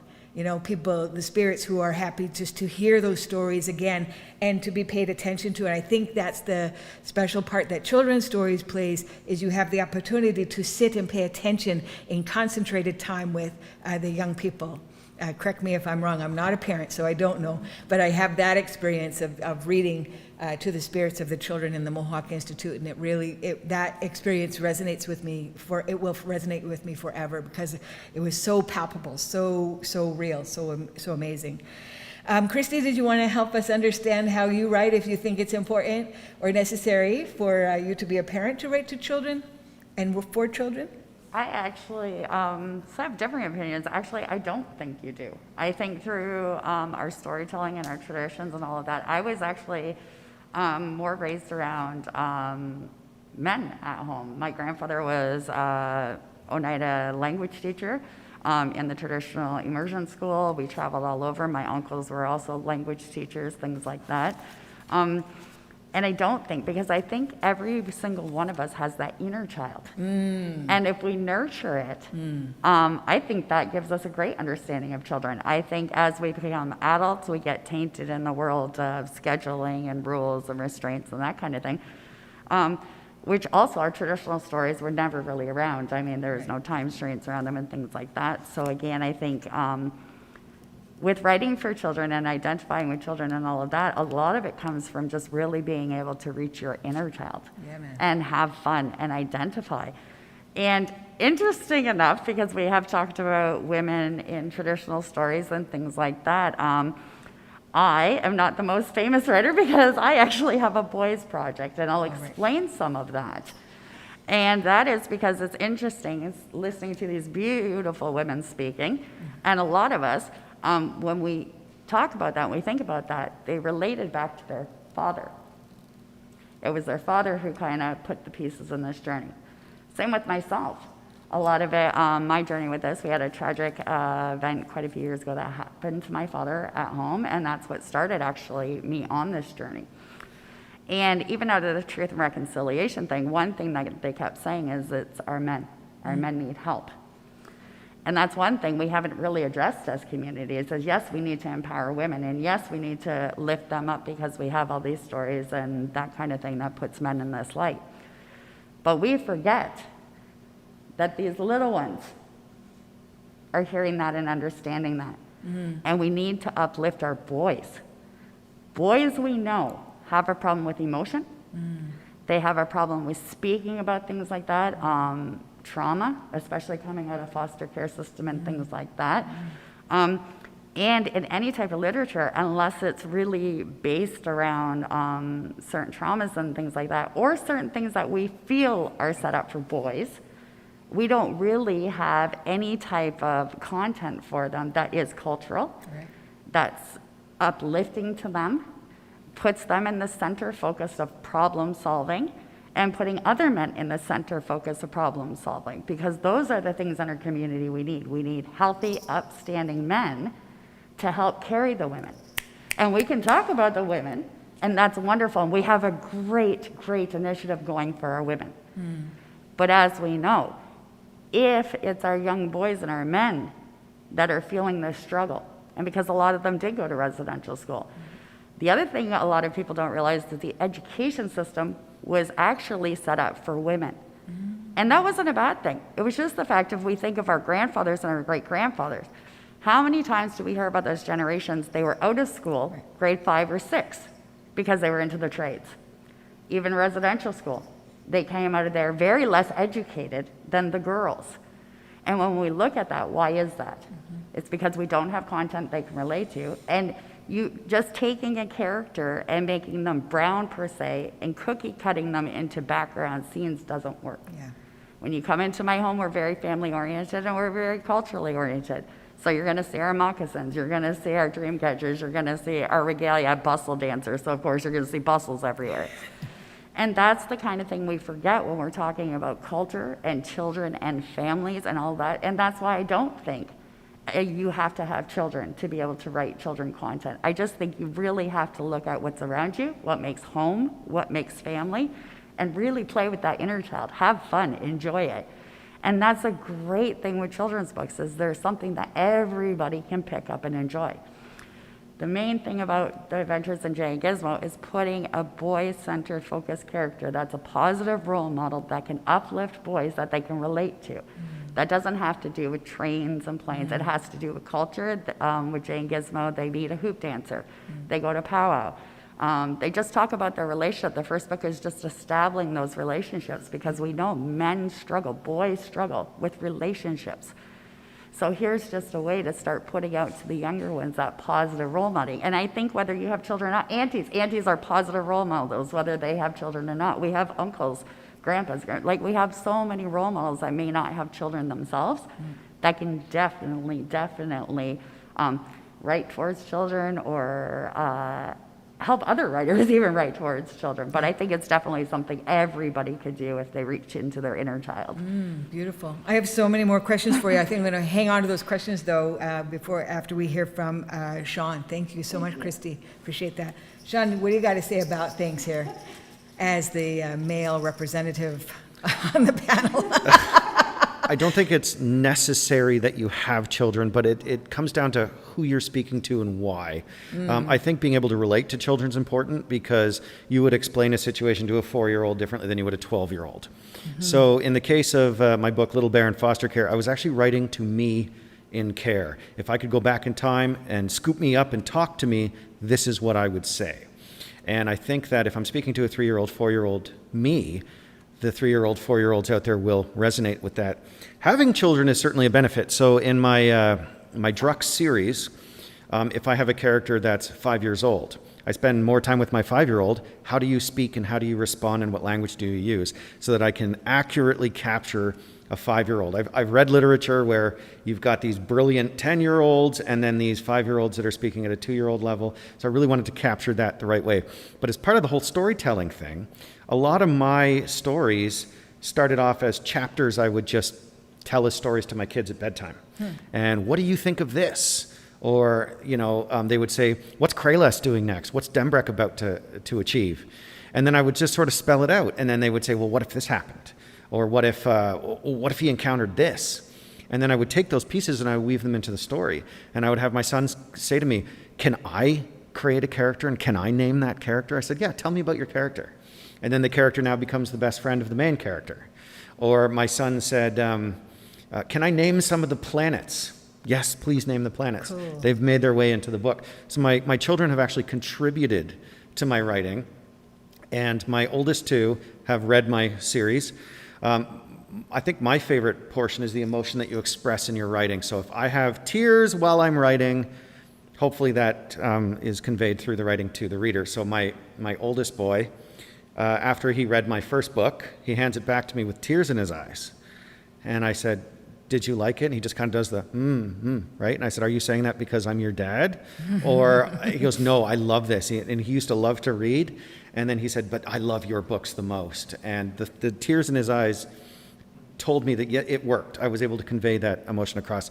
No, you don't necessarily have to have children, but being able to relate to children is important, especially when you're writing to little kids. Having children is awesome because you can bounce stuff off of them, you can talk to them, you can have real conversations like, how would you respond to a question like this? How would you react as a 5, 6, 10-year-old to this scenario? And then I can capture that accurately. So then when it gets published and somebody's like, yes, that's what my 4-year-old sounds like. Yes, that's what my 10-year-old sounds like. So That's I think wonderful. that's... What kind of names did they come up with for your plants and things? Oh, so there's this trinary planet system that has their own inner turmoil. There was Stadito, Stacatio, and Stavago. And he just came up with that on the fly, and I'm like, oh, I love that.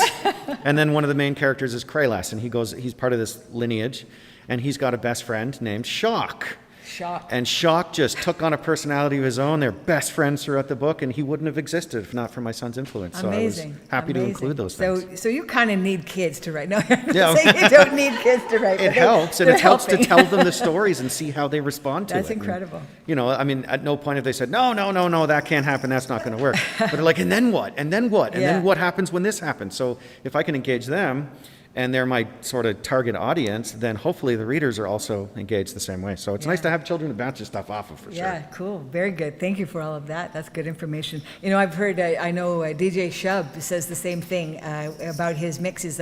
He says, I know it's going to be a good track when I see my son nodding his head to the beat to it. So these are really, really good measures, because that's a tough audience. Kids can be a tough audience, I'm sure you've discovered. Brutally honest, and really tough.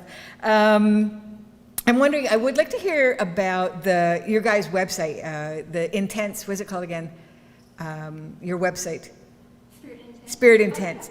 If you wouldn't mind to tell us about what you do with that website, what's available on that website, and then maybe share one of your stories together. I would love to hear that. So Alyssa and Sarah, do you want to come up together? Oh, I don't know if that's allowed. Protocol. Okay, okay. So let's hear about the Right, Spirit so- Intent.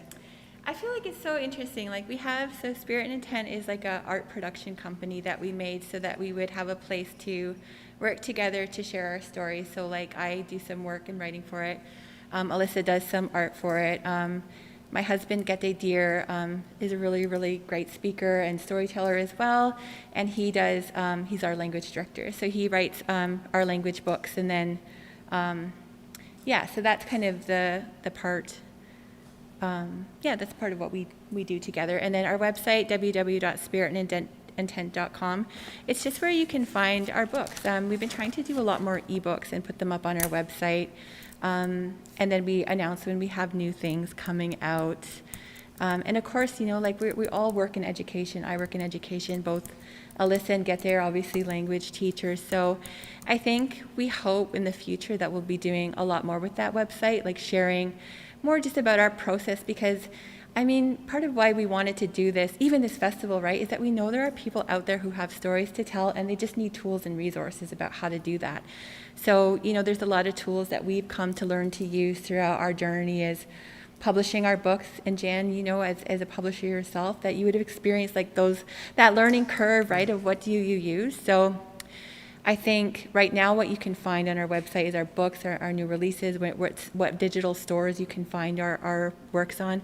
We work a lot with Good Minds. We love Good Minds. I think they're actually our sole distributor of our books, unless you buy directly from us. But we really love people to go to them because when you're in Good Minds and you order from Good Minds, you get to see the whole range of Indigenous authors and illustrators and writers when you visit there. So, you know, everybody who hasn't been there, if you've not been to goodminds.com, like go there and you will spend a good amount of time seeing a lot of great things. So that's essentially what is on our website. And then I can't remember what the second part of your question was.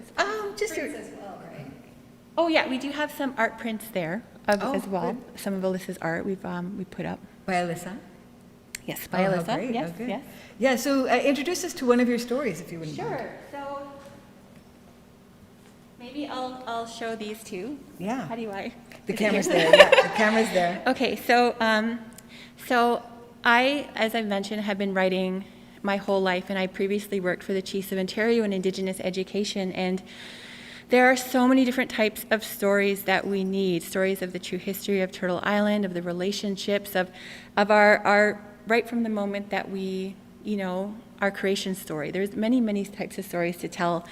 And what I found when working at the Chiefs of Ontario was that we'd be facing these really critical issues, and that our elders would always be encouraging us to kind of approach the problem solving of those issues from our creation stories, from our inherent rights, from our treaties, and really sort of uphold that knowledge throughout those problem solving processes. And at the same time, it felt like our issues were only getting attention if something very negative was happening. And that was the only thing that compelled people to look. And, you know, I would hear people say, but there's so much good happening. Like, this is not even the true story of our community because there are many positive things happening. Deha Ganale talked about language programming being here and people working very diligently about that for 40 years. And so how do you tell these positive stories and balance it out with the fact that you do need people to take action on the injustice? So, you know, a lot of these things were on my mind, and I really wanted people to feel a lot of joy in being Indigenous, being Haudenosaunee, being Ogwehoweh. And I really felt that a lot when my sister had her daughter, and I had three children myself, 2 girls and a boy. So I'm very interested in your book, your books, because you're right, there's not as much for Indigenous boys.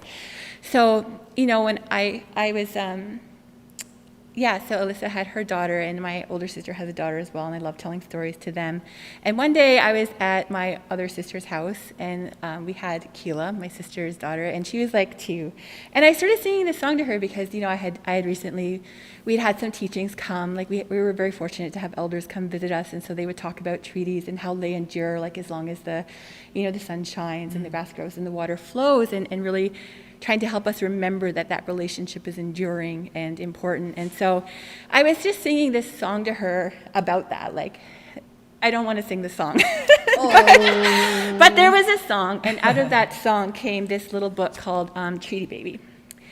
And Treaty Baby was just basically my way of trying to introduce that concept of responsibility and sort of build that confidence in the exercise of your rights. Cool. And that balance between the two of those things.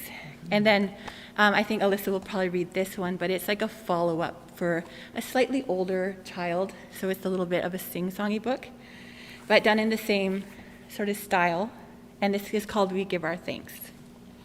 So I'll read the Treaty Baby one. It's very simple. It's very, very short.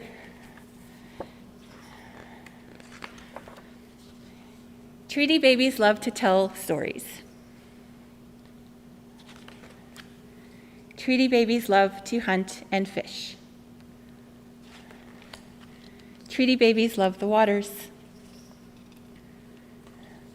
Treaty babies watch the sunrise. Treaty babies pound corn. Treaty babies love the thunders. This is her like offering tobacco to the thunders. Treaty babies pick berries. Treaty babies give thanks. Treaty babies know their rights. So, and I thank you. That's so and I great. debated about, do I choose rights or responsibilities? And I thought, like, we're trying to talk about responsibilities. So I felt like it was a chance to sort of, talk about those things. So that's sort of the first book in this little series with Alyssa's beautiful art. Mm-hmm. I wish I could show it really close. Maybe I could. Yeah. Mm-hmm. And those are available at Good Minds. Yes. those are Excellent. available. Thank you. Thank you, Sarah. Alyssa, you going to read for us, please? I'm like, no. Yes, please. And so here's the book. What's the title? This one is We Give Our Thanks. Nice. We have legends to tell and wisdom to share, stories as old as the wind in the air. We know how to hunt and we know how to fish. We know that one spoon shares the fruit of one dish. We know that the trees help us to thrive. Their spirits are rich and awake and alive.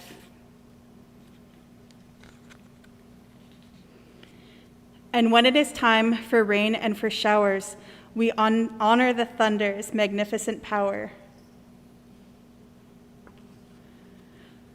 The wind, the stars, the moon, the sun, the feeling we get when the music's begun. And we dance across the earth, the great turtle, our home, and sing and take joy in songs of our own. We call out to rivers and mountains and sky, to spirit and life on the ground and up high. It is for them we remember, for them we show care, for them that we strive to be kind and aware. And these are the teachings we pass on through time, thanking every and all of these sustainers of life. And a lot of the artwork that we did for this one, too, I just wanted to throw this out there, but a lot of it tries to kind of like also pay homage to like the treaties and also like wampum belts that like we have to carry on. So like there's, I just wanted to show there's like the dish with one spoon there. And then there's also like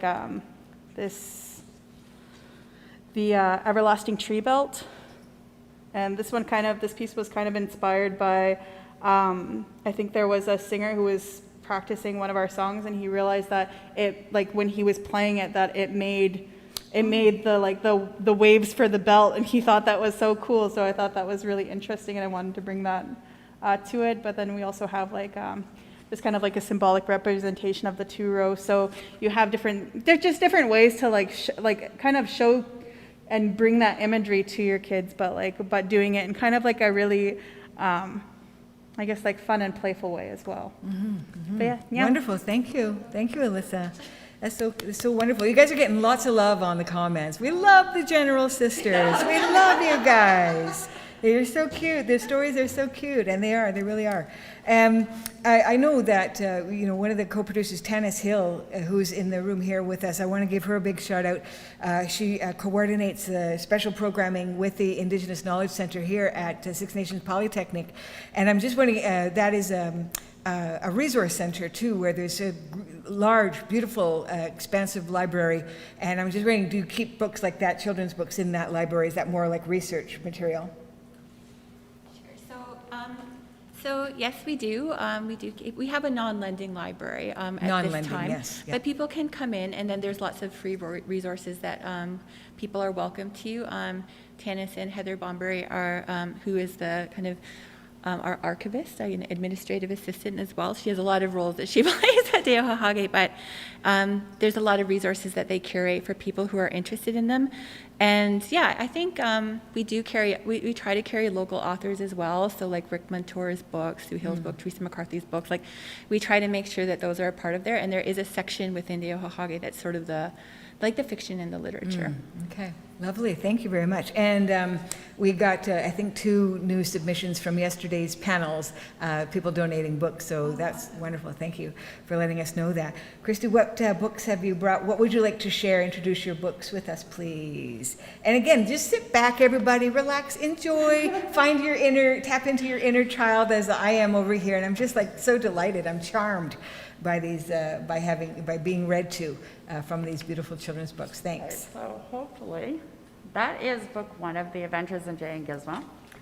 And that actually just establishes the story between Jay and Gizmo and how they meet.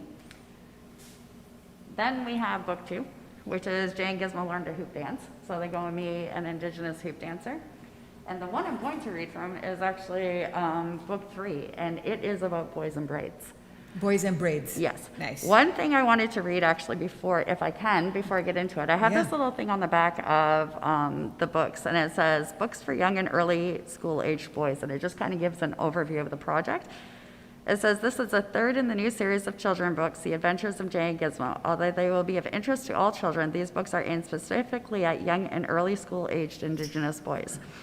They are written based on educational research into factors that have been shown to play a role increasing the probability that boys will develop an interest in reading at early years. Education research has shown that number one predictor that children will experience long-term success in school is the leveling of reading and readiness that they already have when they begin school. The research shows that young boys who have been provided with books that specific characters are likely to have a higher level of reading readiness when they begin school. These characters are as follows.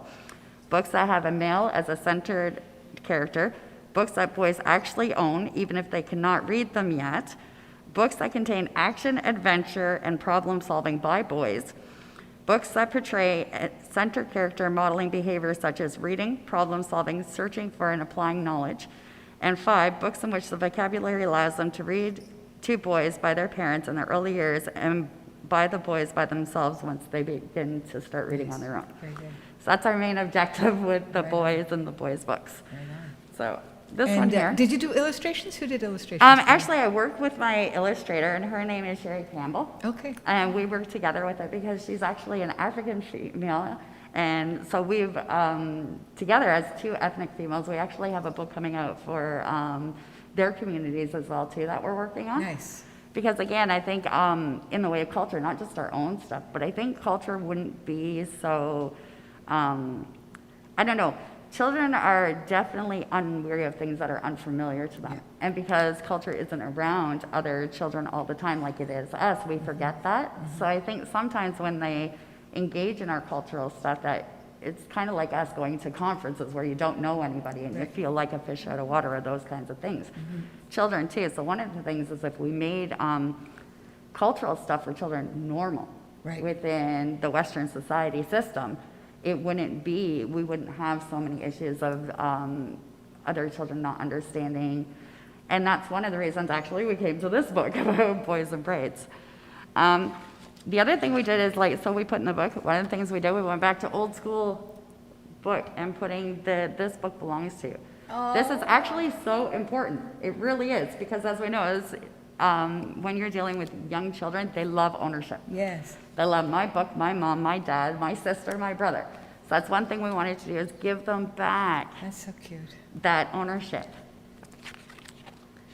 The other thing we've done is we've made our book so that way when we are reading to children, they could engage in the pictures and not so much just be, especially with the little ones. And then that way it was easier. When we're reading to them, all of us read like this when we put a child on our lap. And I noticed that a lot of children's authors don't take that into consideration. Have you ever had that book you're awkwardly trying to read to your child? So we've set it up so that way it should be that when you're reading with a child on your lap or to a classroom, that they can be engaged in the whole thing. Okay. Jay, an 8-year-old Indigenous boy, was an Indigenous boy that lived at the edge of a large forest. There were not many children in the homes near Jay's. Because of this, Jay's best friend was a cat, Gizmo, who he had rescued when Gizmo had been lost in the forest. Jay and Gizmo shared adventures and had fun playing together. As he was growing up, Jay was learning about his Indigenous culture.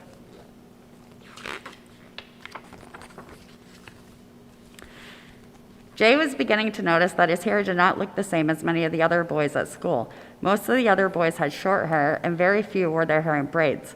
Sometimes boys made comments to him about looking like a girl. Jay was confused, and he was becoming unhappy about it. He wondered why his hair was in braids, and he thought about cutting off the braids so that so that way he would look like the other boys.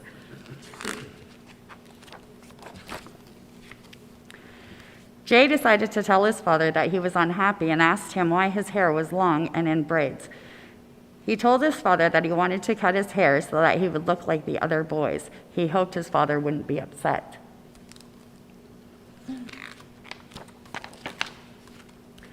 Dad explained to Jay that many Indigenous men and boys wear braids to honor their ancestors and their culture. He told Jay that for some Indigenous men and boys, braids are a symbol of strength and wisdom and something that connects them to Creator, the ancestors, and the earth. Dad told him that different groups of Indigenous people had different traditions about why men and boys wear braids. Dad began to braid Jay's hair for him.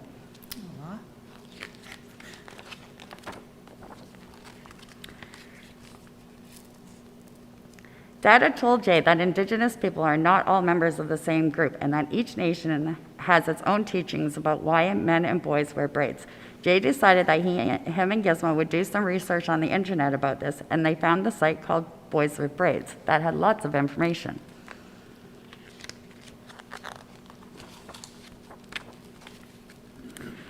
Jay decided that it might be a good idea to talk to the other children at his school about what he had learned. He asked his teacher if he could organize a talking circle with the other children in his class. He would have his father come and join them in speaking about Indigenous identity and what it means to be a treaty person. The teacher agreed, and they held a talking circle, and everyone learned a lot. Jay felt a lot better and was proud of his braids. He knew that if others asked him if he was a girl, he would just say, "No, I'm a boy." He made a headband for Gizmo with braids attached to it. Dad was happy that Jay was growing up, proud of his culture.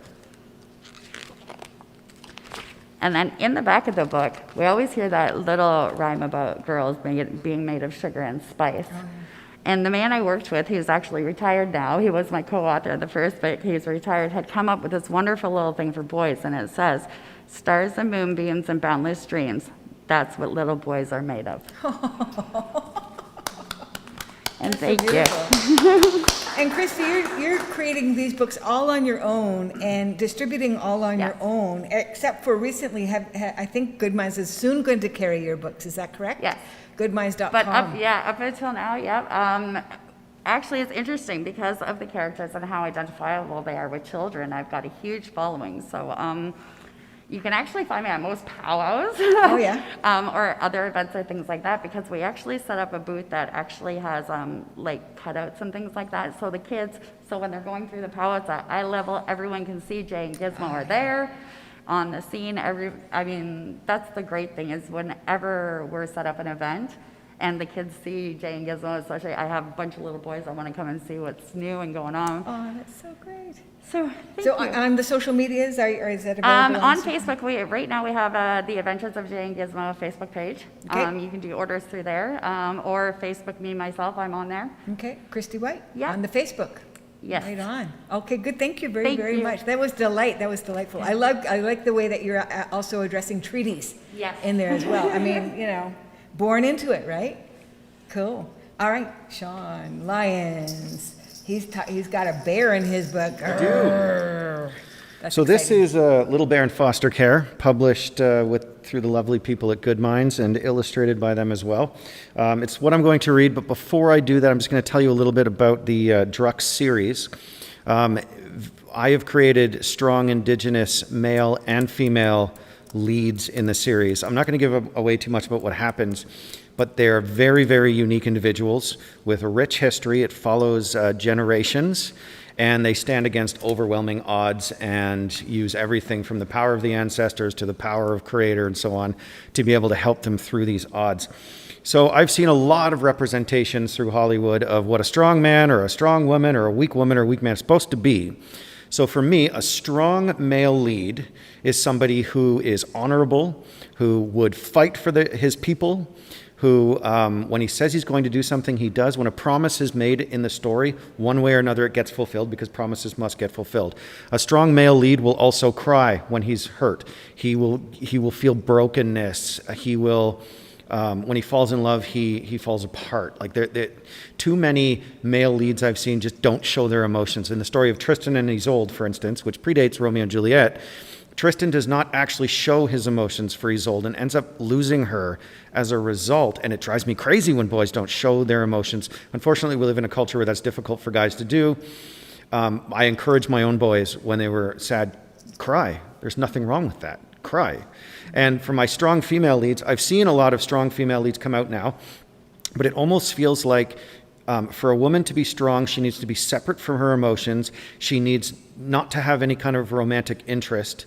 But I think a strong female lead is someone who is also able to stand up for herself and fight for her people and show emotion and be able to fall in love without any of that deteriorating who she is as a strong woman. So in my series, I've captured, I think, both of them very well. Swords and sorcerers, sci-fi, fantasy, romance. When I say romance, it's appropriate for children. It's not that kind of romance. But what I love the most about the connection that happens between a couple that falls in love is their ability to feel each other's feelings.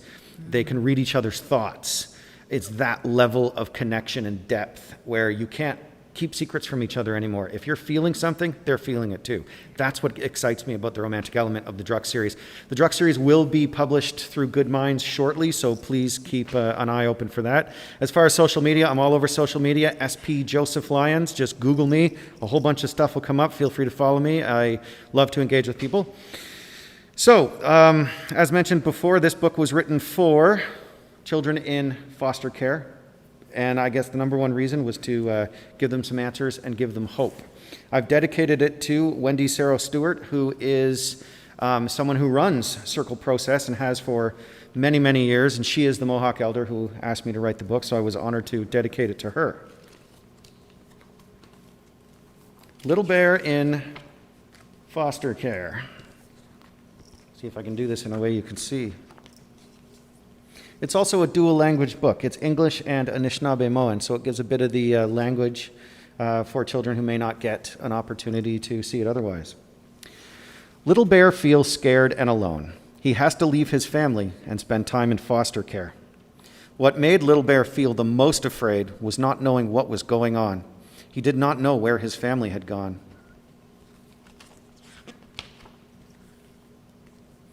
Little Bear thought maybe he had been bad, and that is why he was sent away.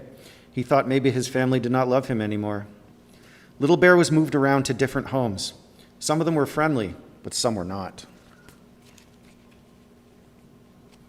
Some of the other little animals play with him, but some are mean to him. Little Bear still feels scared and alone. He just wants to go home.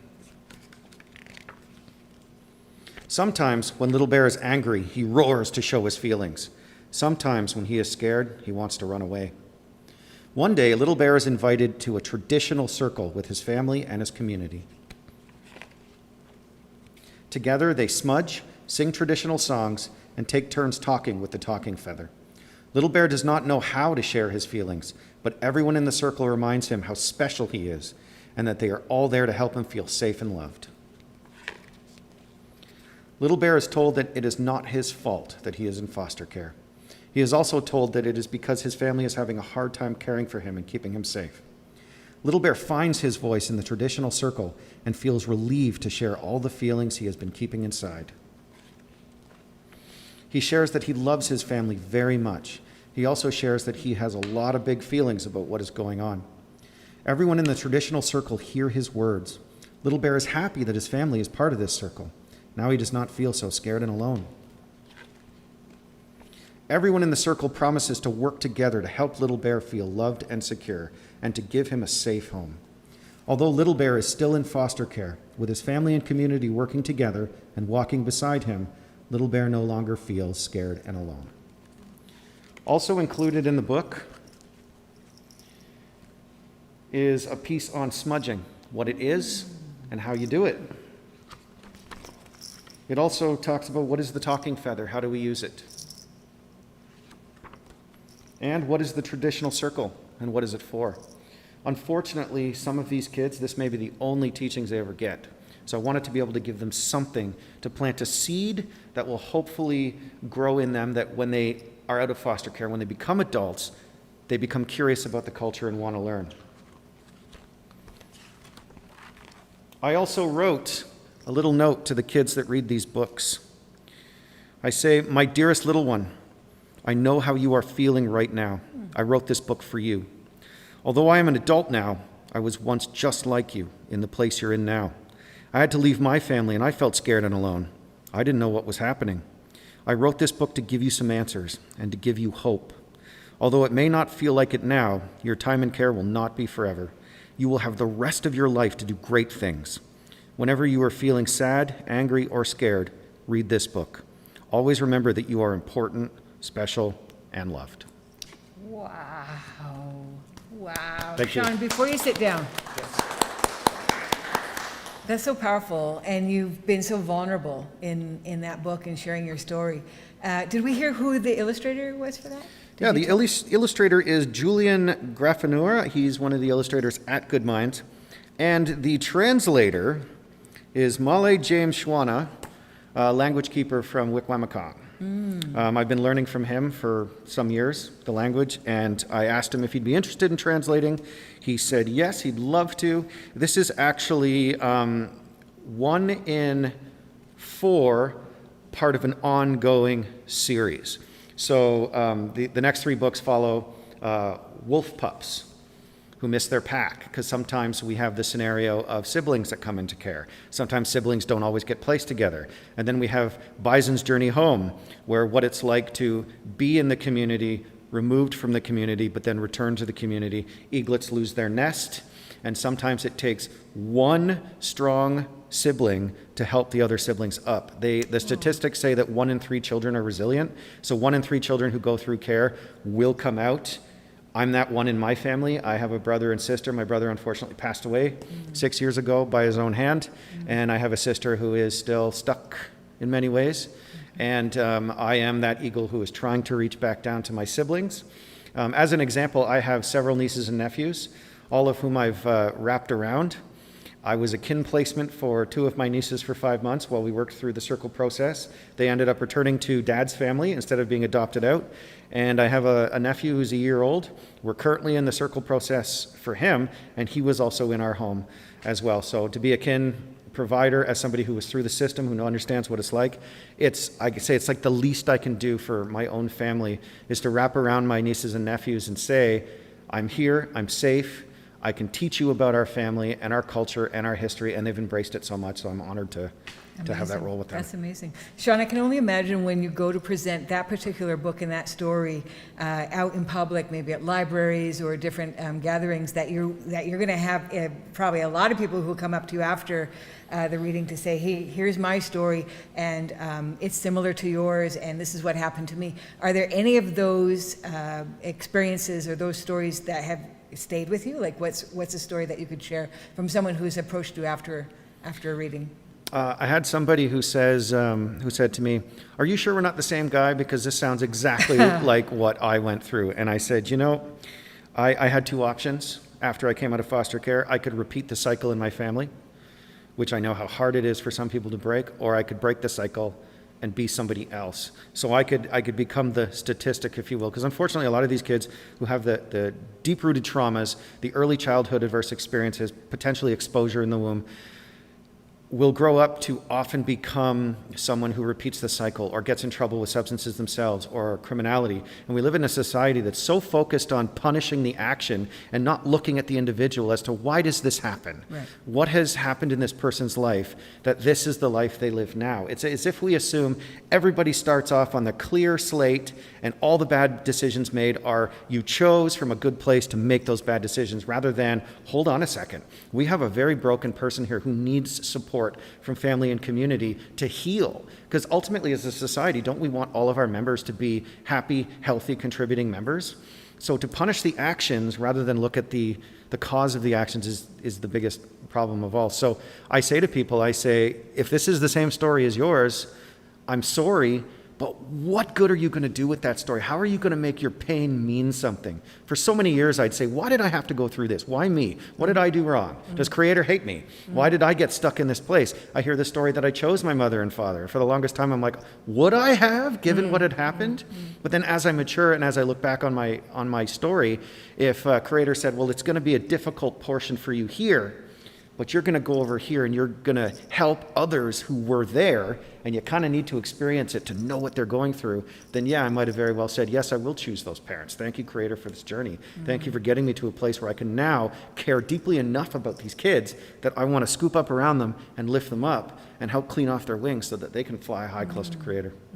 Right on, man. Thank you again for sharing so candidly. I wanted to, before you sit down, ask about self-publishing. You're self-publishing? This is through Good Minds. Okay, right. I did sort of self-publish the Druck series, but then Good Minds is picking that up as well. The New Tao Tales trilogy, they're picking that up too. So I'm very excited to be working with Good Minds. They're amazing people. It's such as you're mentioning, hop onto their website and you can be on there for an hour, 2 hours, just looking through all the amazing titles they have. So I'm honored and excited to be publishing through them. Yeah, right on. Thank you so much again, Sean. That's wonderful. Wonderful story. I love being read too. There's something about it, eh? It's so exciting. Christy, can you join us and talk to us about self-publishing? And maybe bring one of your other books and we can hear another story from you? Great, thank you. We'll choose this one. Actually, Okay. And there's some comments here on the chat that are saying, oh my God, I have 3 boys and I'm definitely getting these books. So this is a proof positive that you've hit a nerve there with the parents. Self-publishing. Yes, Yes. I am self-published. Have been kind of at the ground. I've gotten into some online things like, of course, Amazon, Walmart, those kinds of things. I like to do it more so myself. I'm a very hands-on person. I love interacting with kids myself, that kind of thing. I think that's more so why I went self-publishing. I know, especially with my health and stuff, I don't have like 100 years left, as much as I wish. But I think right now, I love the fact of just kind of really, as much as it's a lot of work and it's a lot of grind, I like putting the work in and I love being hands-on. And I just, again, because we are oral usually in storytelling and stuff like that, I just think it's easier for me to speak to people face to face and that kind of thing. So that's what I would say. Honestly, I think when it comes to self-publishing or through publishing houses, I think you have to actually honestly pick what fits your life and your lifestyle, because I think it changes for everybody. So I honestly don't have an opinion on if one is better than the other. I would say honestly, explore, please explore, just kind of see what fits for yourself. One thing I did want to mention actually though is, are we supposed to tell up and coming now, or you want me to read first? Up and coming. Okay, so this is book one, and the reason I'm actually going to read this is book one is actually at Volumes Publishing right now. It will be back to me, my proofs, probably in about 2 or 3 weeks. And it's actually coming out revised in an English and Ojibwe version right now. And we are working on English Oneida version coming out. So, The Adventures of Jay and Gizmo Become Best Friends. And again, in the front of the book, we have this book belongs to.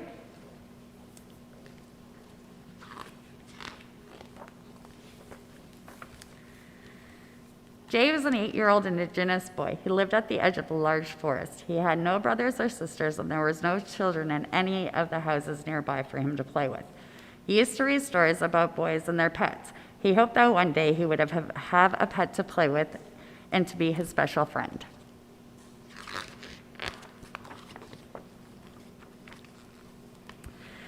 Meanwhile, in the forest behind Jay's house, a little black cat had become lost. He did not know where he was, and he was all alone and very scared. He was in a strange part of the forest, and he tried to hide in the bushes. He was very hungry and thirsty.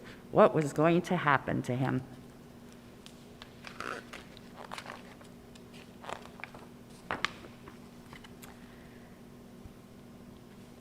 One day, Jay's dad said, "Let's go for a hike in the forest."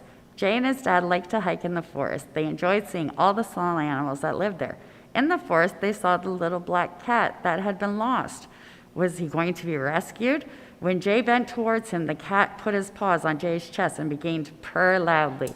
Jay said, "This is going to be my cat, and I will name him Gizmo."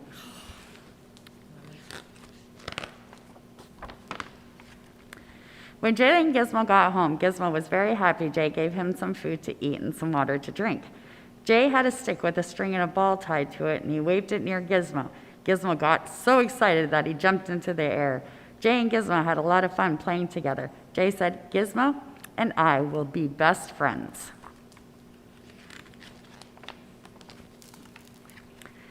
At bedtime, when Jay's dad tucked him in, Jay asked, "Where is Gizmo going to sleep?" Gizmo had already decided. He was curled up in Jay's bed and fell asleep and dreamed of the fun and adventures they were going to share together.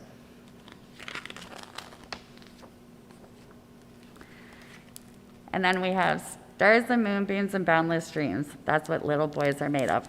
And in book one, we also have, now that you have read the story of how Jay and Gizmo become best friends, write your own story and draw pictures of their very first adventure.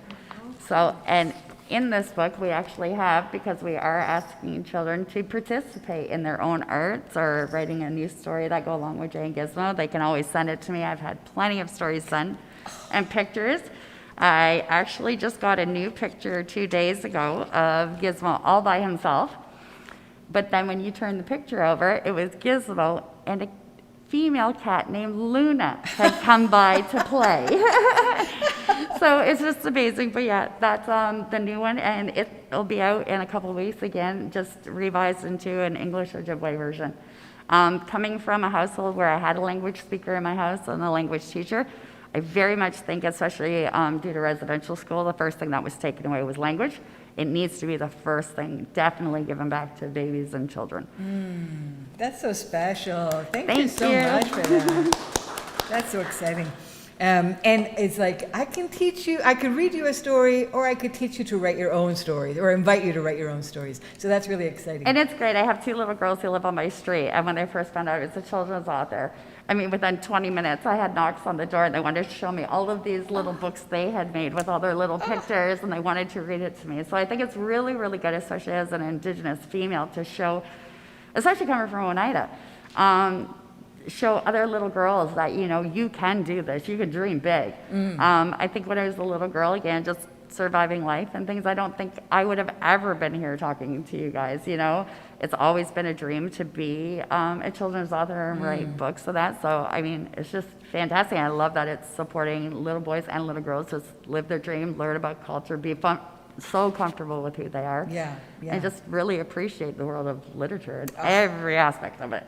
Yeah, and we have these things called computers now, and we can make our books. It's doable. I know, it's so crazy. So doable. Yeah, yeah, it's wonderful. Thank you very Thank much, you. Christy. That's so great. When I was, I guess in my preteens or something, hanging out, my mom was hanging out with a women's lib crowd when it was called Women's Lib.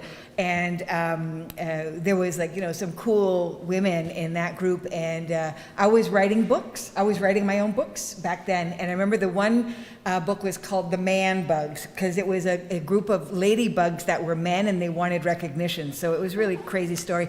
But I printed these women's lib people. They had a press in their house to make posters and what have you, and they printed the book, and it would sell for 25 cents, and I would get 7 cents of that 25 cents. So that was my early experience with publishing children's stories. And I had another story where the mom of the family had to save Christmas. It was crazy. Anyway, it's doable. You could make even better versions of it now on your own, just using a Word program and a long arm stapler. And make up your own ISBN number. Do you guys have another story you'd like to share with us? Sarah and Alyssa, general? Sure. Okay, great. And you guys self-publish is what you do, what defined as self-publishing? Okay, please tell us about that, like where you find your printer and all of that. Yeah. Thank you. Sure. So I think both Alyssa and I both do our work with Spirit and Intent, and Spirit and Intent is like an independent self-publishing operation. And then we've also both worked with publishers on different types of projects as well. So we can kind of talk a little bit about that if that's interesting. I think it is true exactly what Christy is saying, that it is, there's like a process, right, for designing your book, like your creative phase and then your creation phase, and then if it's a children's book that's illustrated, you have your script that you pass off to your illustrator, and they do their illustrations that they want to include in the book. And then you have your editing process, your copywriting process, your formatting process, your design process, your kind of the things I think Michelle was talking about this a little bit yesterday. You're registering your book, you're getting your ISBNs in order for your books, and then finding your printer. I think I work with a printer out of Brantford. It's the same printer that Michelle works with, and I don't know if it was the same printer that you worked with, Jan. And they're amazing. So I think that in terms of, I think the process is probably similar either way, right? There's a schedule and there's different phases that you have to work your book through. And when you're self-publishing, you're responsible for that entire schedule. And also when the book is published, with the marketing and with the sharing and the promotion and those types of things.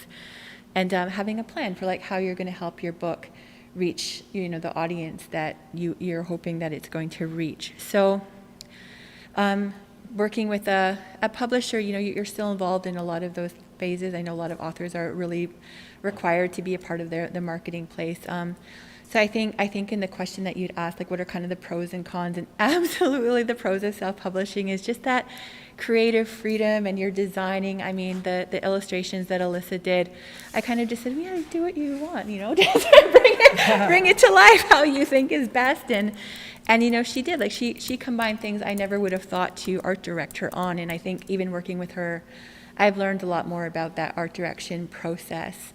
I think, we've worked with, and I wish I had brought that book because it's a little bit more like, I forget what level it is, but we did a project with Rubicon Books, and it was called The Birthday Gift, and that book tells the story of, it embeds this story of our corn husk dolls in it. Someone gets that as a gift for their birthday, and then in the process of going, well, what is this corn husk doll? They tell the story of it.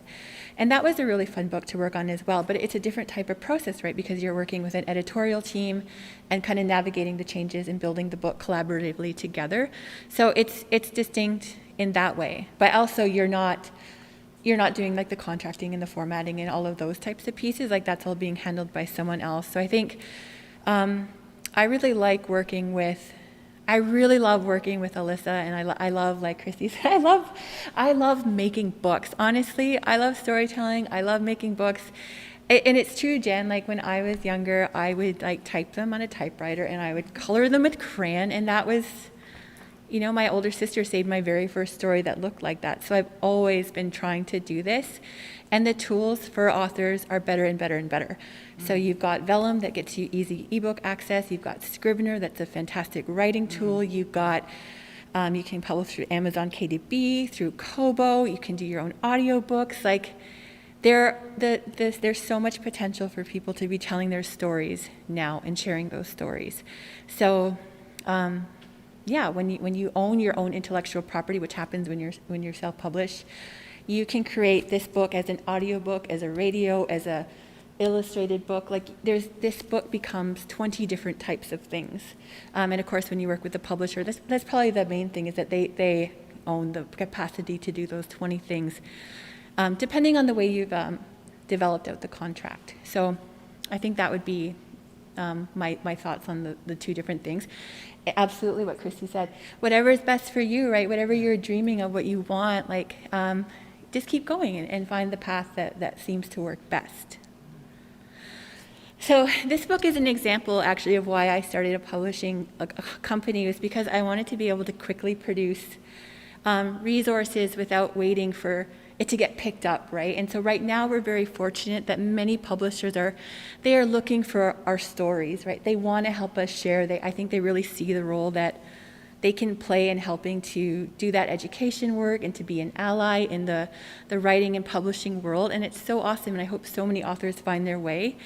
I think we wrote these books, and these are our language books, with a really specific goal in mind. So I mentioned that my husband is a speaker, and we're both, he came from a family of speakers. I did not, and Alyssa is like a Ogwehoweh speaker, and she worked very hard for that, taking the program at Ogwehoweh and continuing to build out her language. And I've been trying to build out my Gayakono language with my husband, which is what he speaks. And we kind of realized early on that, you know, we wanted to be having books that made just, you know, you could interact around the book, because the book itself couldn't necessarily make someone a speaker, or an app couldn't make somebody a speaker, but as a tool, you could build language around it. So we thought, you know, to develop sort of like a parent-led set of language books would be really great and helpful for us to share like some basic language with our kids. And we started to design them with like the Six Nations community in mind, because we teach Gayakono here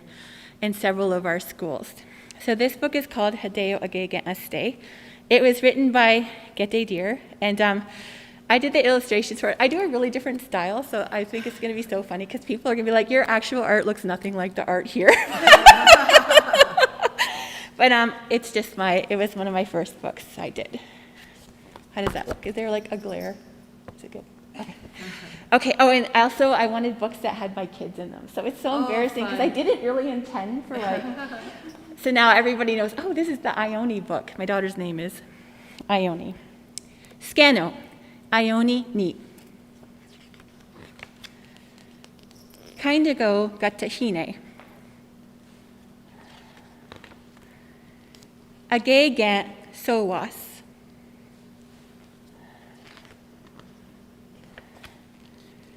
Agegant didant.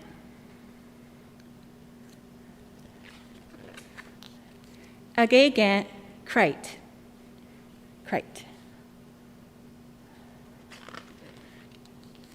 Agegant kanoha.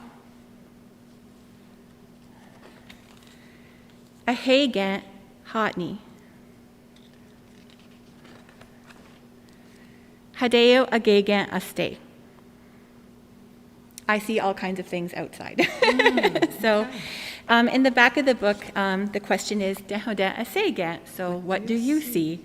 And then there's some samples of things that people can say they see: a wehe, flower, the goose, cat, onrata, leaf, ganatza, pale, gadreta, car. And then Gete also included some language notes. So just like a little tiny lesson. So this one says, Scano. Scano is a standard greeting in Cayuga that can be answered with another Scano. Scano, Megan. Scano, Sarah. This word derives from a question, meaning something like, "Are you well?" And because it can be interpreted as a question, don't be surprised if you get more than just another scano in return. A couple of other greetings that are just like English are hi and hi hi. So then he just sort of goes through and patterns out some of the different ways that you could use this so that a teacher could use this as a lesson.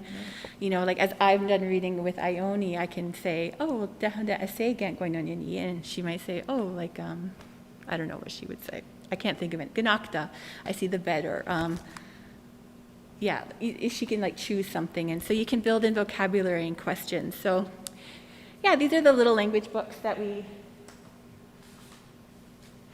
worked on, and we sort of just done like a little series of them. So this is like Ione's book, and then Akwadia is her going through her family, so like my dad, my mom, my grandma. And then this one is our newest book, and it's for our youngest daughter, Vivian. It was Vivian's book, Hideo Knwaits. I like all kinds of things. Nice. And I think my illustrations are starting to change. So we have this book. We plan to do 5 in this little series and do like a little teacher's guide for it. And then we had our son last year, so the next book is going to be like our baby and our boy. So yeah, those are our language books. Fantastic, thank you. You know, conceivably, with all of these, with all of the language that's getting incorporated into the children's books, conceivably we'll see a next generation of language speakers, eh? Like as they're learning from such a young age, and that's really exciting within itself. I wanted to mention a note that came across the wires here. Brenda Beyer says, there's a book called Mightier Than the Sword, World Folk Tales for Strong Boys. One of the stories is from the Abenaki tradition, she says, called Thickhead. The one who laughs last is the hero. So good, she says. And there was a writing app called Writer's Work. And somebody was asking Sarah the name of the printer again in Brantford. Can you give us that name, please? And I apologize if you get inundated with it's Brantford Service Press is the name. Brantford and they're Service located Press? in Brantford. Yes. Thank you. And they are wonderful. They print all of our books, and they're beautiful. Yes. And Good Minds also prints. I'm going to Good Minds to print the book of the author I'm publishing. So I'll be in touch with them. So thank you. This is wonderful. Great comments. We've got 20 minutes left, and I'm going to pose a big question. So, you know, timing is everything, but here's the question. Do you think, as children's writers, that it is appropriate for children to now learn about the graves, the unmarked graves of the murdered children from Indian residential school? Is it too soon? Is it proper? Is it appropriate now? And would you address that in story? Yes, Christy. And this is for anybody to answer at any time, no order whatsoever. I do think it can be done in a very delicate way that can be taught to children. Actually, in our area, because we have Oneida Chippewa and Muncie outside of London, our school systems there, they do actually programming for grade 1, 2, and 3 around treaty belts and those kinds of things. And I think so long as it's done in a way that, remember, they're children, giving them the information, not on overload, because I mean, I think that's what we're all feeling now, even as adults, is just overloaded. So again, remembering that the content has to be relayed to them in their way of understanding. And I think children are so resilient and can learn so much of these kinds of things so long as the content is appropriate to them, age appropriate. Also, I mean, we don't have to, as children, we don't have to give them all the information, right? So again, I do think it's something that all children can learn, our own plus others.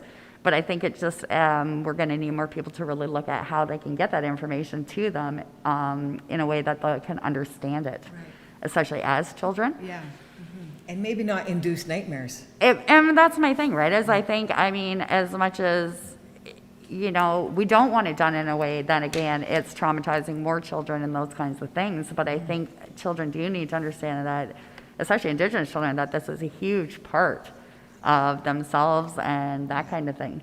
I mean, there's lots of people I know who didn't even know their parents went to residential school because their parents never even spoke about it. And they're my age just learning this. And they, not to be mean, but it's almost like they are re-traumatized children, even though they're adults. So again, we really, really want to be careful of our conversations, even as adults we're having around these little ears. And remember that they can only take in the information so long as it's age appropriate to them. Yeah. And again, we don't want to induce nightmares, Yeah. so just to remember. And again, I would, in this kind of conversation, I'd really, really, really like to remind the adults to please remember the conversations you're having with your friends, your family, and those littles that are around, because that's how I think they're getting a lot of this big traumatic information, is adults just forgetting that there's children around, they hear everything, Yeah. they're like little gremlins. So again, you know, us relaying the information to each other in a more positive, beneficial way. Yes, it is horrible what came, but the growth that's going to come out, the connecting, the learning we're all going to do. And I do think the children need to be a part of that learning process for all our communities. Amazing. Very, very good points. Christy, thank you so much. Yahweh. Sean. If I may. Yes, please do.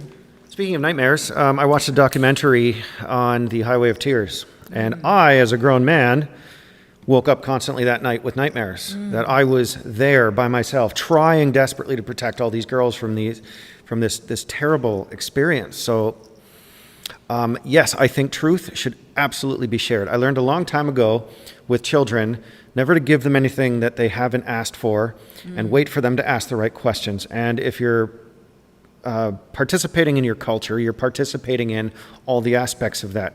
So, and they're teaching it in school, so they're talking about this. So you ask your children, what have you learned about it? Do you have any questions about it? And they will ask the questions that they're looking for the answers to. All of us here have addressed very delicate, complex subjects on a very simple level for children to understand. So, yes, absolutely tell them the truth about our people and our history. And especially when it comes to the residential school, because there's a lot of people that have lost connection to their family, don't even know they've had grandparents in residential school, and that they have that intergenerational trauma and are completely unaware of it. So often when I was a kid, I was called the bad child, the wild child. He needs pills, he needs discipline, not realizing that there's a trauma that has followed me down, and I am a part of that. So teaching the children the truth about what happened, what impacts that had on the family, so that they can have a better understanding of how that impacts us today, absolutely. But as you said, at a children's level, Right. so they don't have nightmares like I did after watching the documentary. Yeah, right. Super. Again, thank you for sharing all of that good knowledge. Good. Thank you. Yeah, and thank you, Sean and Christy, for sharing. I know I had a conversation with my children about what was happening, because they could feel the grief, I think, kind of everywhere. It's been a very heavy time. And I think that grief has always been present, right? It's this that you know it's there, and you set it aside for a bit so that you can do the work that you're doing to for yourself, for your family, for your community, for the people of Turtle Island, right? That you keep doing that good work to restore peace. And I think for me I think that's part of what I think I absolutely agree about the readiness and the questions that they're asking you, and the delicacy, and that having a relationship and an understanding of what do I share. And I think that can be a really difficult, challenging thing for parents or guardians or caregivers or teachers to know, how do I do this in a good way that helps protect the mind and the peace of these children without not sharing the truth with them, which is also like harmful. And I think for me, like, I turn a lot to books for that, right? Like books that are here written with a lot of care and love. I mean, mine is a very lighthearted introduction into the celebration of responsibilities and rights, and an effort towards, in Haudenosaunee, for our culture, it's like that gunikuio, that good-mindedness, and trying to practice that good-mindedness.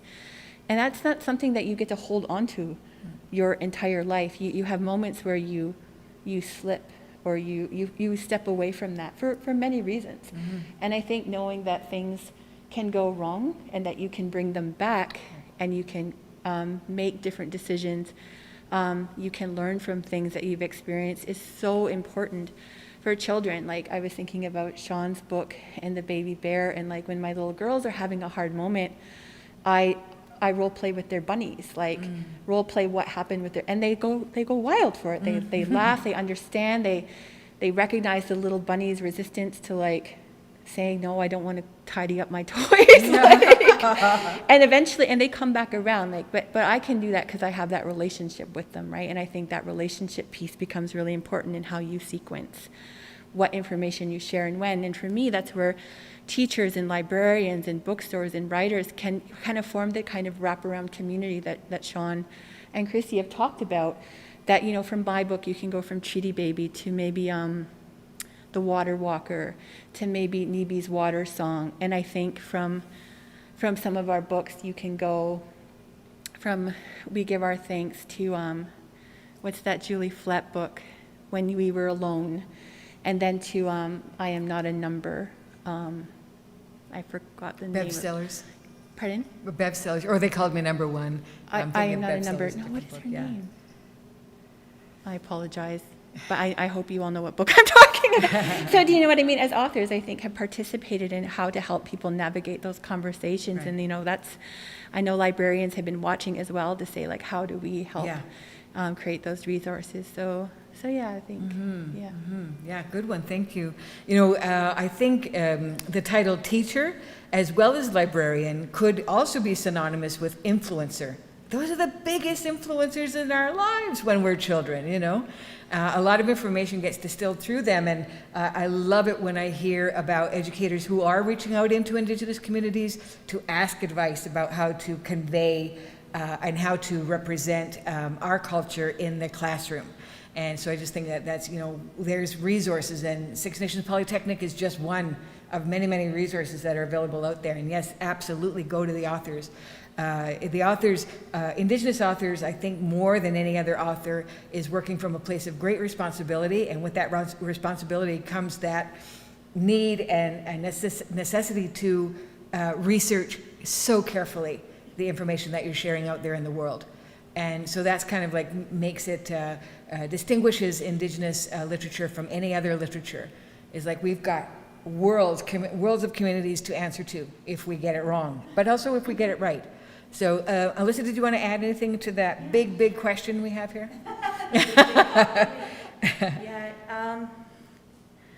I would say it's important to, like, as I think as everybody else on the panel has said, like, it's an important topic to bring to kids, but it's important to I guess, like, almost like how to make it age appropriate and how to have those discussions with them and explain like things without like big, like, you know, like giving them the trauma or giving them like these triggers about these places. And I think some books that I've read, like, and I've seen do a really good job of like kind of conveying this is what happened without actually like dredging up a lot of that trauma. And I think Shishi Etko is a really good one that does that, like where it's Nicola Campbell? Is that Nicola Campbell? I can't really remember okay. the author's name, but it was one that stuck out to me because I remember watching the video that accompanied it, yeah. And how it was so beautifully put, but like to be able then to explain like why she was going away. Right. Like I have these conversations often with my daughter because she's like learning the language, and so there's often times where we go out where she's like. She's not ashamed of like holding her like Ogwehoweh name. She loves her culture so much, and like, you know, wears her ribbon dresses everywhere. Like, if she gets something beaded, it's like she's on it, like in it for a week. But she carries so much pride with that. But like, there's questions that come up like, well, why aren't my grandparents speakers? Little things like that. So I usually take those times to like that's an opportunity to explain like, well, like a lot of like our languages were taken away from us, so that's why we try our best to use all of the language that we have to keep and to stand that back up. And so I think that I want to say like there are ways to introduce it and to have those discussions. Because I know that like after the finding of like the 115, which the number has grown, or 215, sorry, and now that number has grown like huge.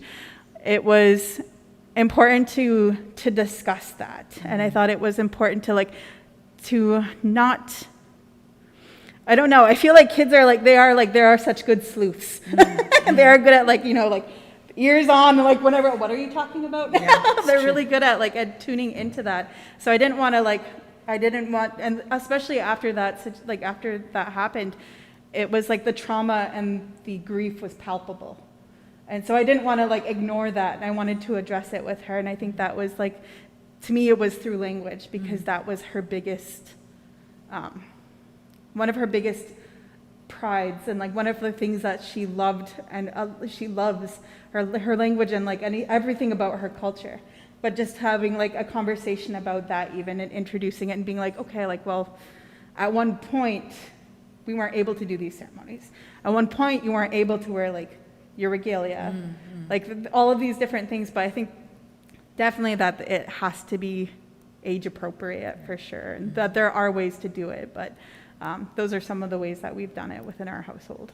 Thank you so much. Yeah. I mean, you know, as again, as you were just saying, Alyssa, as the numbers are growing and they're growing in real time, these numbers of unmarked graves that are being discovered, I think as artists, we do have a bit of a responsibility to address that. And I was just curious to know how, as children's writers, you thought it could be addressed. And again, if we're not addressing it, non-native writers are going to address it, you know, too. So I think, you know, we really need to create a space for our voices in that conversation, in that creative conversation. And so thanks for sharing all of that. We are 5 minutes away, and this is the time when we get to say, hey, anything else you want us to know about what's coming up for you? Tell us about future projects. What are your future plans, personally or professionally? Okay, great.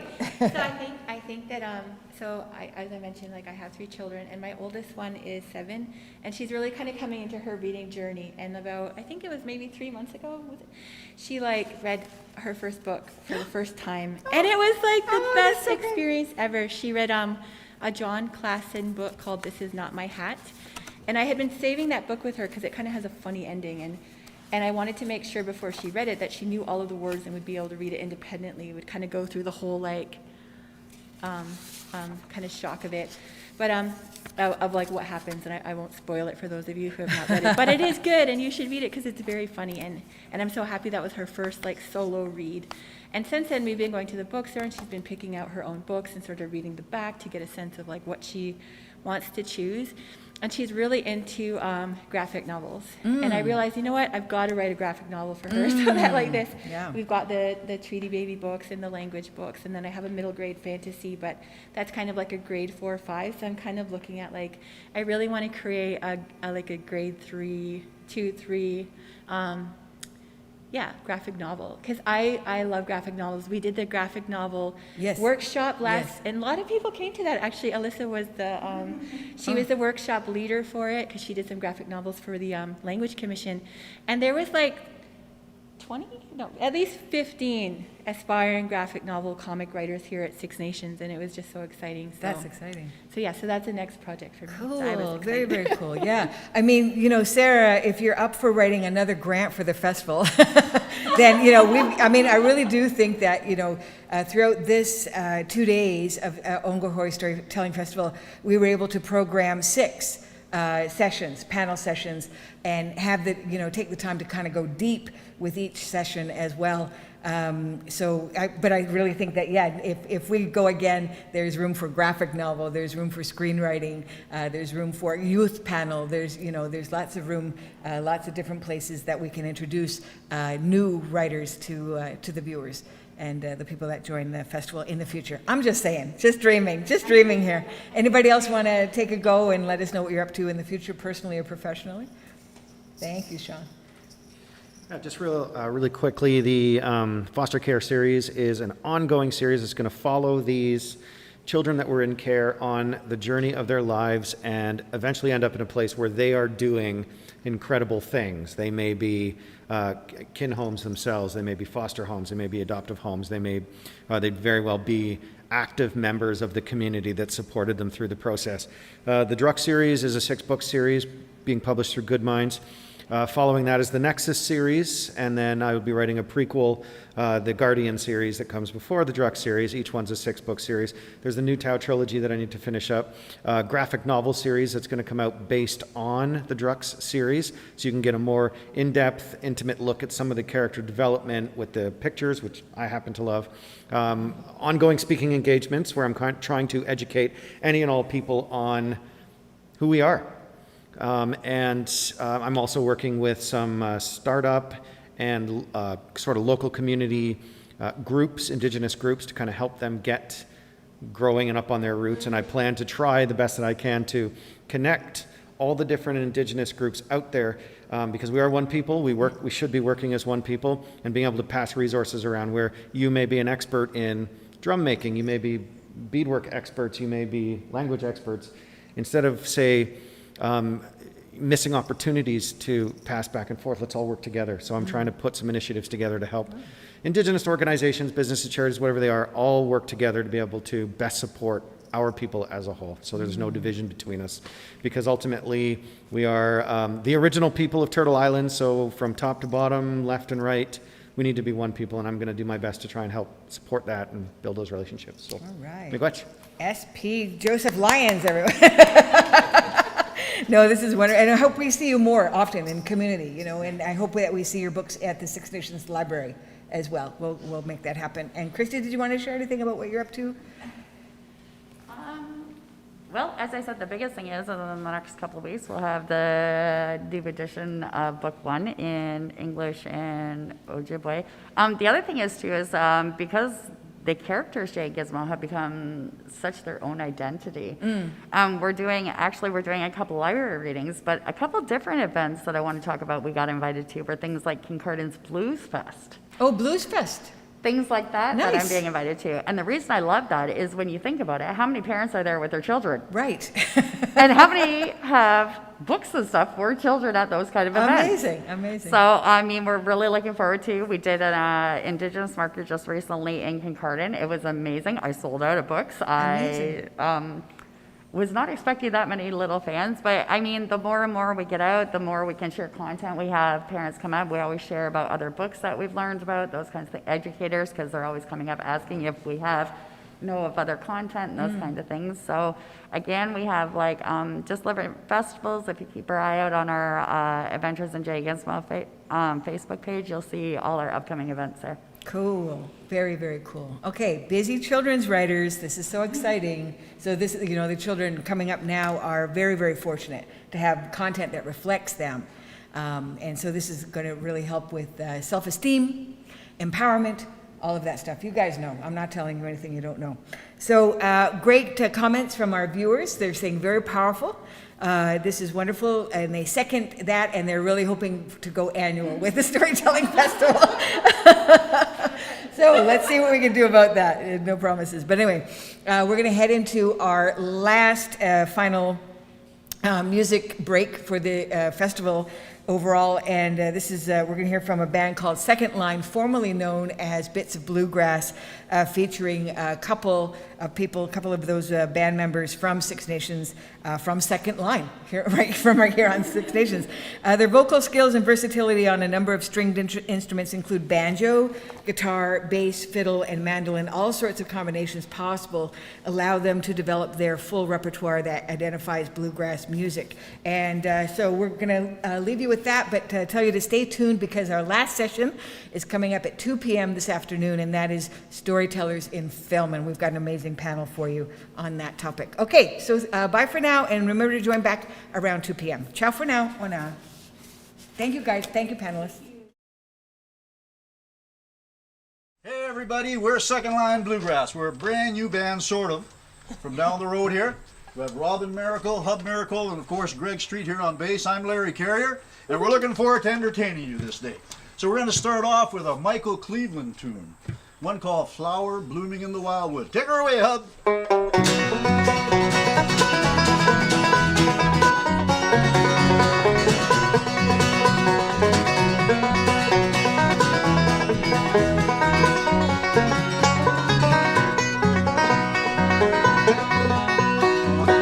Long ago, as the sun was sinking low, my true lover went to sea.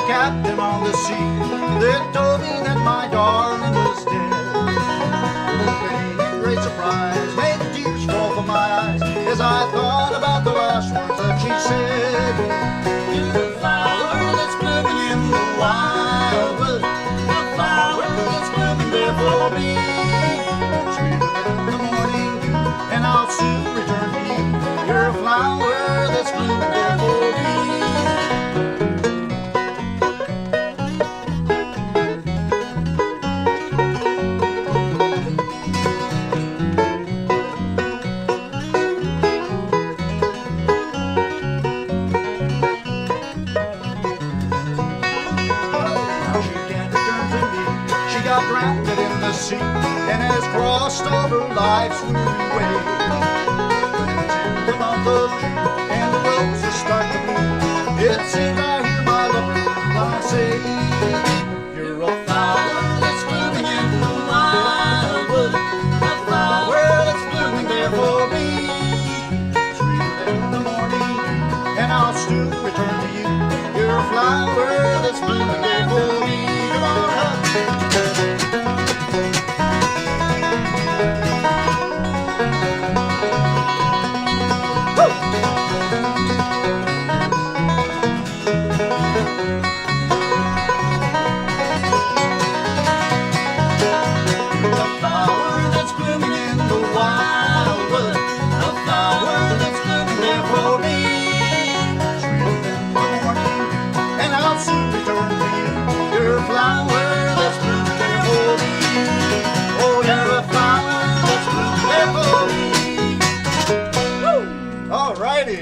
That was fun. That was fun, Robin.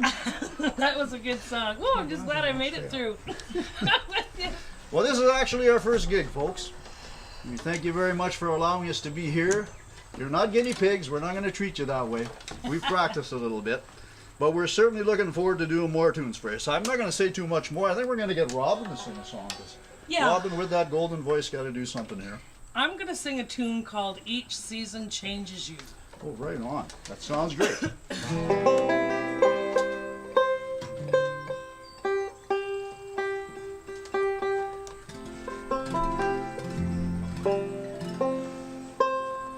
Dong, dong, dong. Now, banjos tune because they care, so remember that, folks. They're hard to keep in tune. Yes, they are. Well, it's a beautiful day here in Ohwehoweh. It is a gorgeous day. It's a wonderful day. Nice to be out of the city for you guys, too. Very much so, very much so. Okay, I'll try that. All right, Hey. take her away.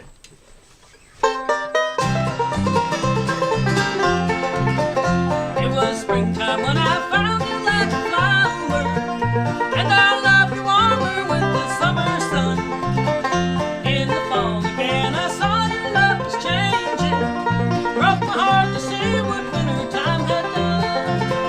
Like the weather, your heart changes with each season. Springtime, summer, fall, and winter too. Now I know I'll never understand the reason.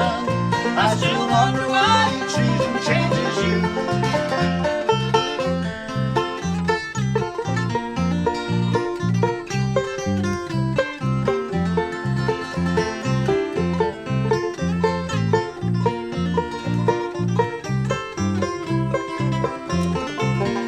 Come spring again, you said that you were sorry, and the summer brought that golden memory. In the fall again, I saw your love was changing, and the winter brought that same old misery. Like the weather, your heart changes with each season. Springtime, summer, fall, and winter too. Though I know I'll never understand the reason, I still wonder why each season changes you.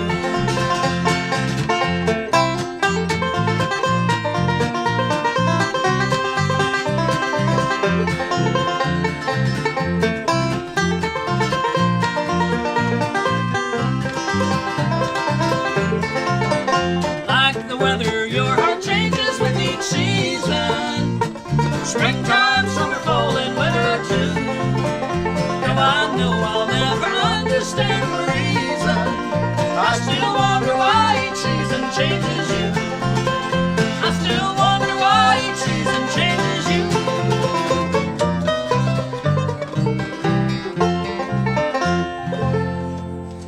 All right, Robin, great job, great job. Thank you, Larry. There's Robin Miracle right there. All right, so I guess we're going to do a little bit of an instrumental for everybody now. And this is from where, Hub, where does this one originate from? In 1972, the Nitty Gritty Dirt Band did a recording called Will the Circle Be Unbroken? And this is from that said recording. All right, this one's called Taggery Mountain.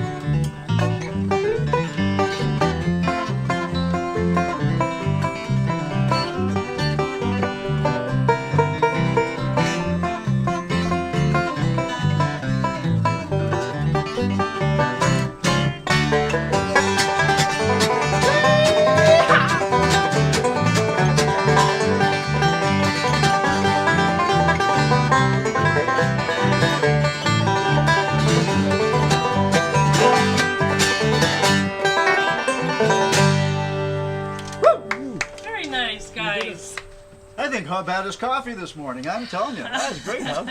Right on, right on. Thank you. Is it Well, my folks, turn? Is it my turn? It's your No, turn, just Robin. kidding. It's your turn. Robin's turn to shine. Robin's turn to shine. Hey, no. This is a tune that you would probably all remember having heard back in the 70s, I guess. Maybe, 80s, yeah. Oh, that's a long time ago. Beautiful tune on the top 40s chart anyway. And certainly Robin puts a really good twist on it, so we're going to get her to sing one for you called Just When I Needed You Most. Let me get this. A chord on that one. This thing's fighting me all the way. It's fighting you all the way. Fighting me all the way. I think the humidity is getting to our It's the instruments humidity, today. yeah, So my glasses won't fit. you'll have to be patient with us. But we'll get You through have it. to pinch your nose on your glasses together to make them stay up. That's a trick. I think just a little bit of duct tape will do the job. Yeah, want some duct tape? What's the man's name? The green? Red. Red green, yeah. You know how to fix your glasses up. Well, we're certainly happy to be part of this Storytellers Festival, I'll tell you. And really, really great. pleased that you're honoring us by having a look at us right now. So thank you very much for your rapt attention. We really appreciate it. Yep, good stuff, Janet. Keep these things going for us. For sure, for sure. Thank you very much, Janet. Very much appreciated.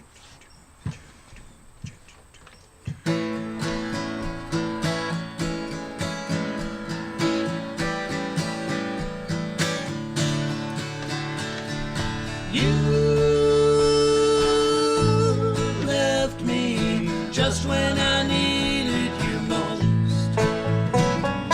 You left me just when I needed you most. Back in the morning, I'd stare out the window and I'd struggle for something to say. Left in the rain with bad closing the door. I can stand in your way. I miss you more than I miss you before, and now where I'll find comfort, God knows. 'Cause you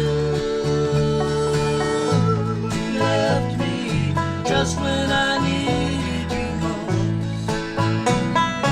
You left me just when I needed you most.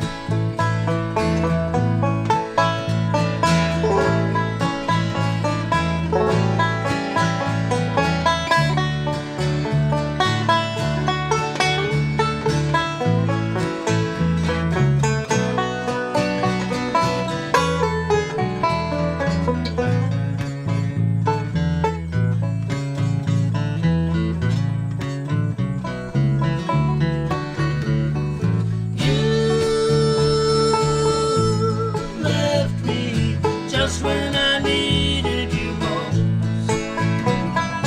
You left me just when I needed you most. Most every morning I stare out the window and I think about where you might be. I've written you letters that I'd like to send, if you would just send one to me. I loved you more than I loved you before, and where I'll find comfort, God knows. 'Cause you left me just when I needed you most. You left me just when I needed you most.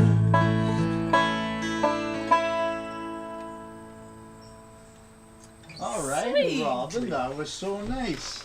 Thank so you. Very nice. I kind of got the verses mixed up, but nevertheless. Aye.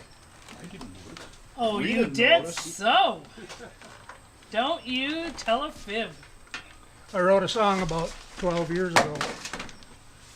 We call it Promise. This is the first time we've ever played it anywhere. I don't know why I wrote it. It has to do with children. And, it seems appropriate at this time anyways. Certainly much so. Hub is a very, very good songwriter. He's a very humble fella, I'll tell you. Hub and humble go well in hand, but let me tell you, he's a very talented songwriter. And this is a song that when I first heard it, I thought, how apropos, you know? Like in this day and age, this is just the type of thing we need to hear. And I think he wrote it a while back, so it just goes to show that these things really apply at a lot of times in history, don't they? This is one that he calls Promise.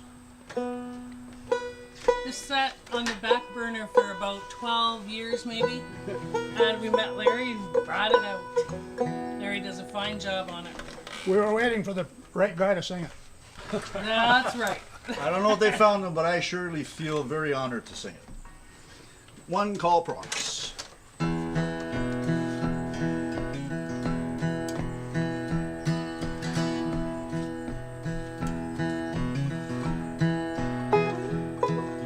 Let the children see just what they need to make them one. There can be just one true path to lead them through, to take them home, take their fears away. If they will say, I'm all alone, the time you spend to teach them right won't fade away, can't be undone. So let the children see just what they need to make them one. There can be just one true path to lead them through, to take them home.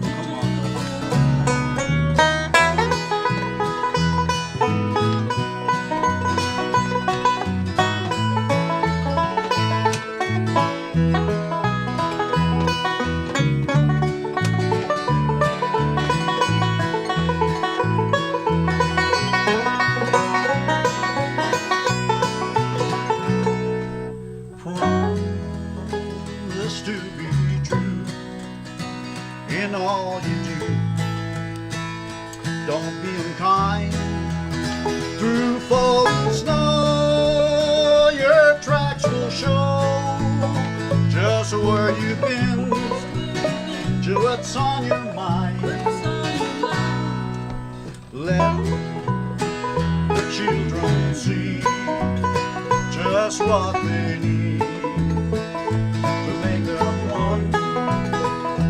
There can be just one true path to lead them through, to take them home. Turn the lamp down low, and it will show just what they see. It's been so long since they've been here, it don't seem right, it just can't be. It don't seem right, it just can't be. It just can't be. Promise. Done deal, Hub, and a beautiful song indeed. It's a very nice song. Beautiful song indeed. Mr. Hub Miracle Reagan, for those of you who will be clapping. Well, it looks like our time is running out on us, I guess. It's been a real pleasure to be here, and thanks again for letting us break in our new band. Yes. Second Line Bluegrass. There we go. From the people who live on Second Line, right here. And of course, we have Greg here on bass. So Yep. we have a very fine group, and we're looking forward to singing many songs for you. Keep it forward. So I guess maybe we can do a little bit of a quick one. Yeah. One called Margie. Sure. This is a song actually that I heard on the bluegrass circuit a couple of years ago, and it was quick, it was bluegrassy, and I thought it would be a great one to add to the group. So we're going to end this one off. It's one called Margie. I hope you enjoy it. Have a great festival, folks, and thanks again for allowing us to be part of Thanks for having this. us, Janet. This is fun. All right. Pardon me? Oh!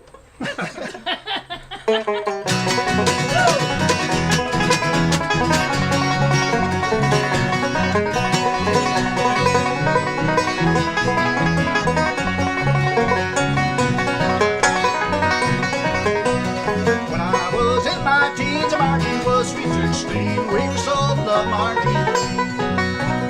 Margie was my only girl with blue eyes, golden curls, had the cutest sprinkles on the knee. Margie, Margie, Margie, I'll never forget. Margie was my bride to be, another there will never be. I'm in love with Margie. Yeah, come on, hon.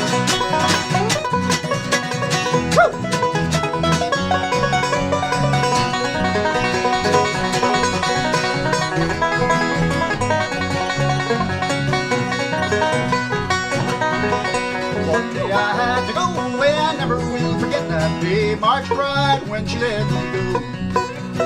Heard her words cross from my heart, Margie done wrong. Margie, she wouldn't say no more. Margie, Margie, Margie, I'll never forget. Margie was my right to be, another there will never be. I'm in love with Margie, yeah.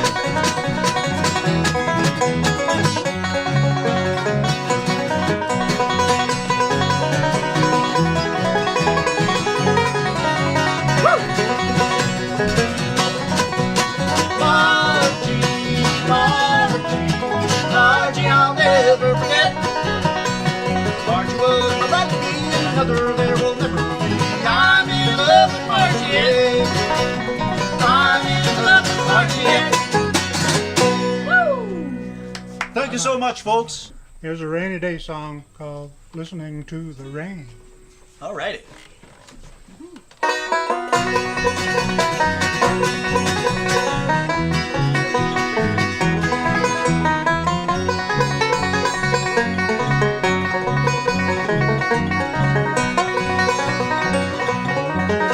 I'm looking out the window at the rain tonight. It's driving me crazy.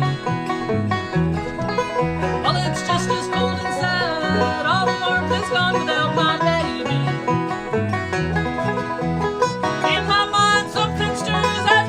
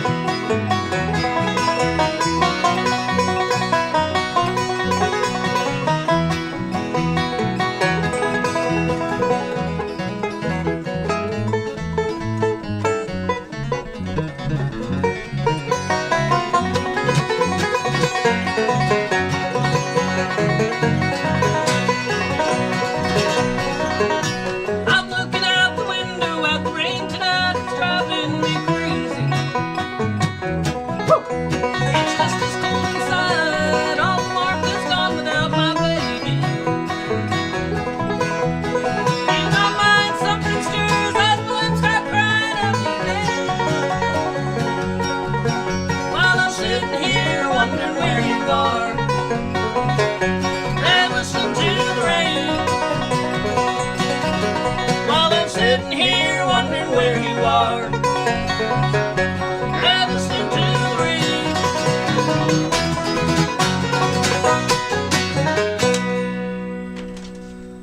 Thank you. All righty. Hey everybody, we're Second Line Bluegrass. We're a brand new band, sort of, from down the road here. We have Robin Miracle, Hub Miracle, and of course Greg Street here on bass. I'm Larry Carrier, and we're looking forward to entertaining you this day. So we're going to start off with a Michael Cleveland tune, one called Flower Blooming in the Wildwood. Take her away, Hub.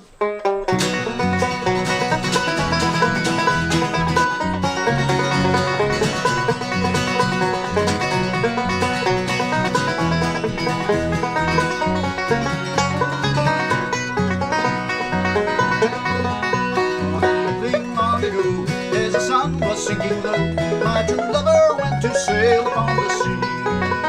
It was in the month of June, while the roses were in bloom, and as she left, my lover said to me, "To a flower that's blooming in the wildwood, a flower that's blooming there for me. Sweeter than the morning dew, and I'll soon return to you. You're a flower that's blooming there."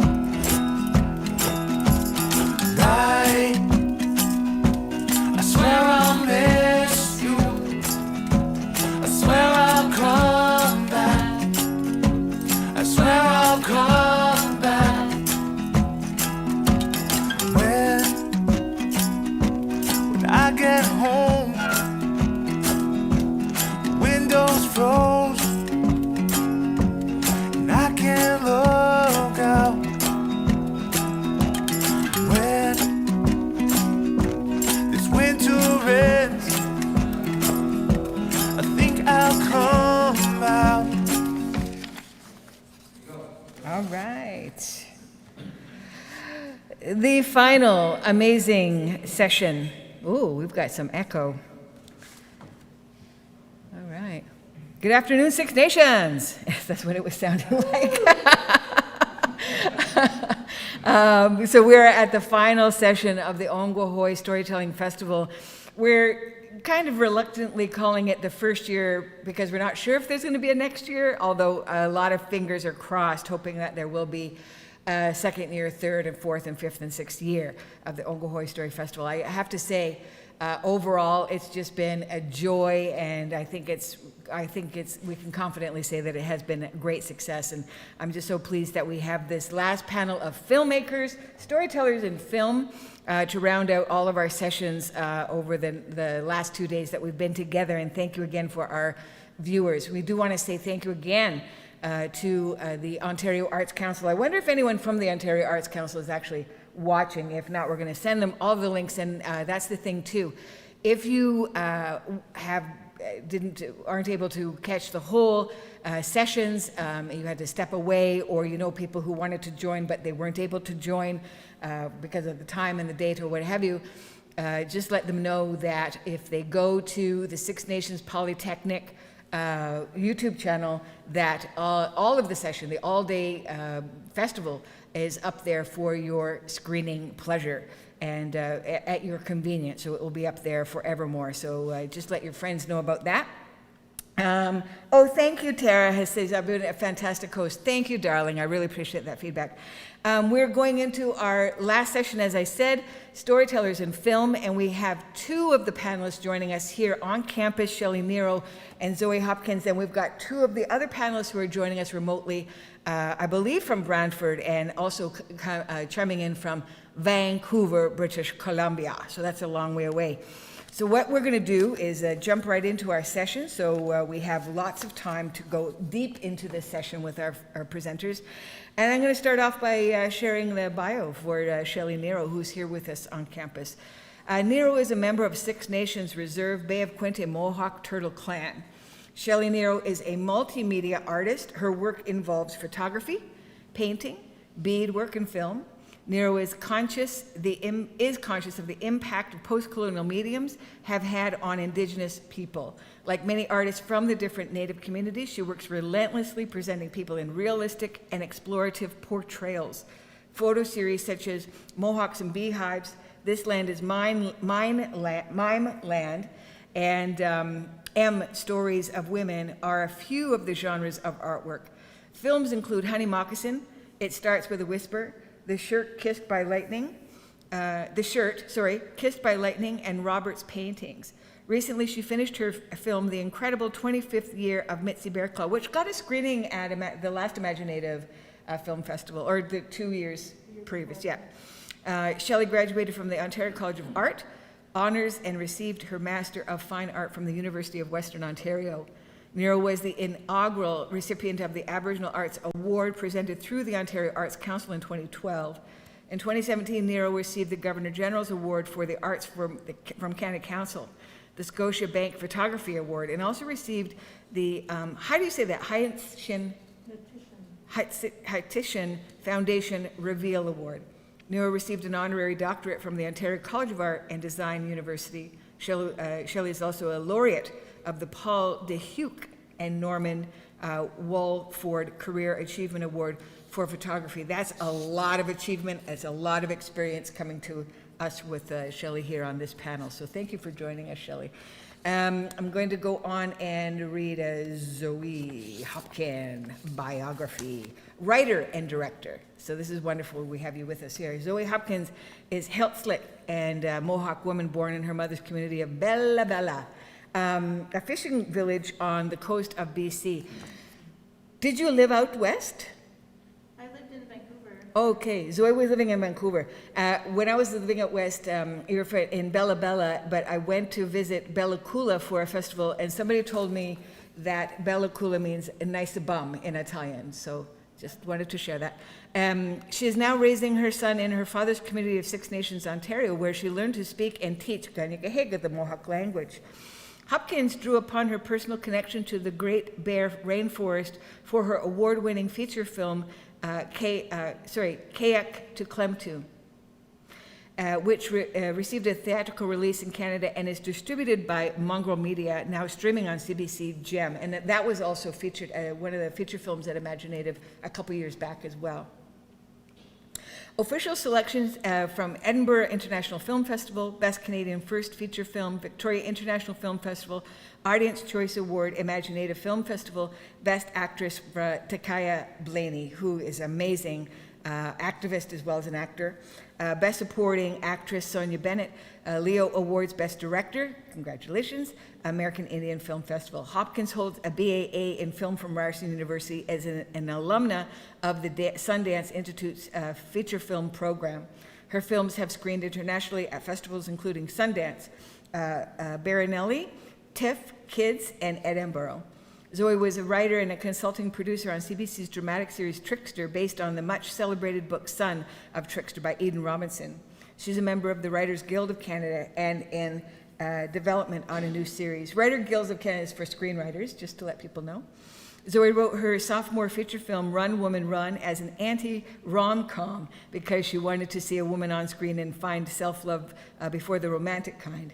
Finishing the film remotely in a pandemic, which was difficult but spurred on by the film's themes, to be grateful, to honor the earth, and to live a good life. Currently on the festival circuit, the film has had its world premiere at the Maori Film Festival in New Zealand and is slated for a U.S. premiere at the Santa Barbara Film Festival and is an official selection of the Houston International Film Festival and the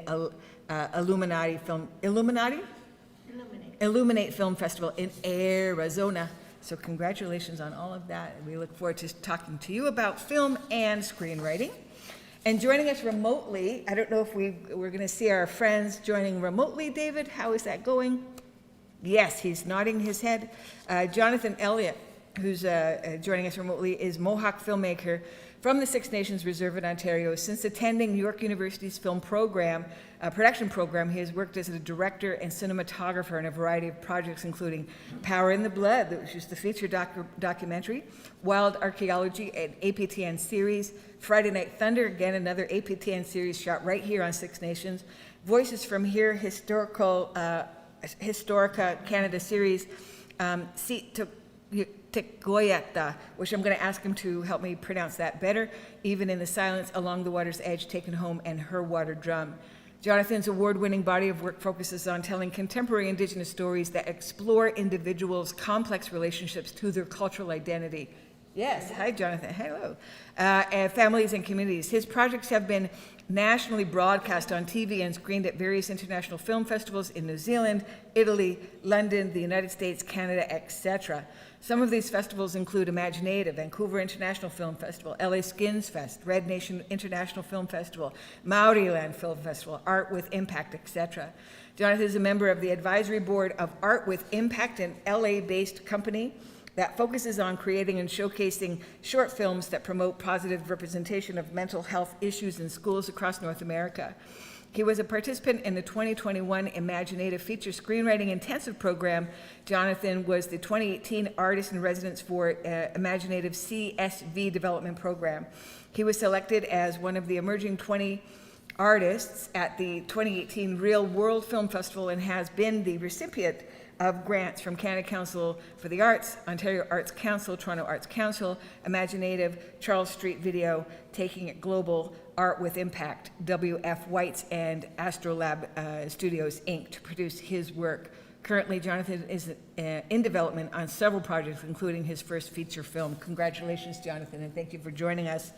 We have one more presenter with just as many accolades as everybody else here on this amazing panel.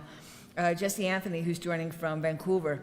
Writer, director, producer, Jesse Anthony is a proud Haudenosaunee woman from the Onondaga Nation Beaver Clan, born and raised on the Six Nations of the Grand River Territory in Ontario.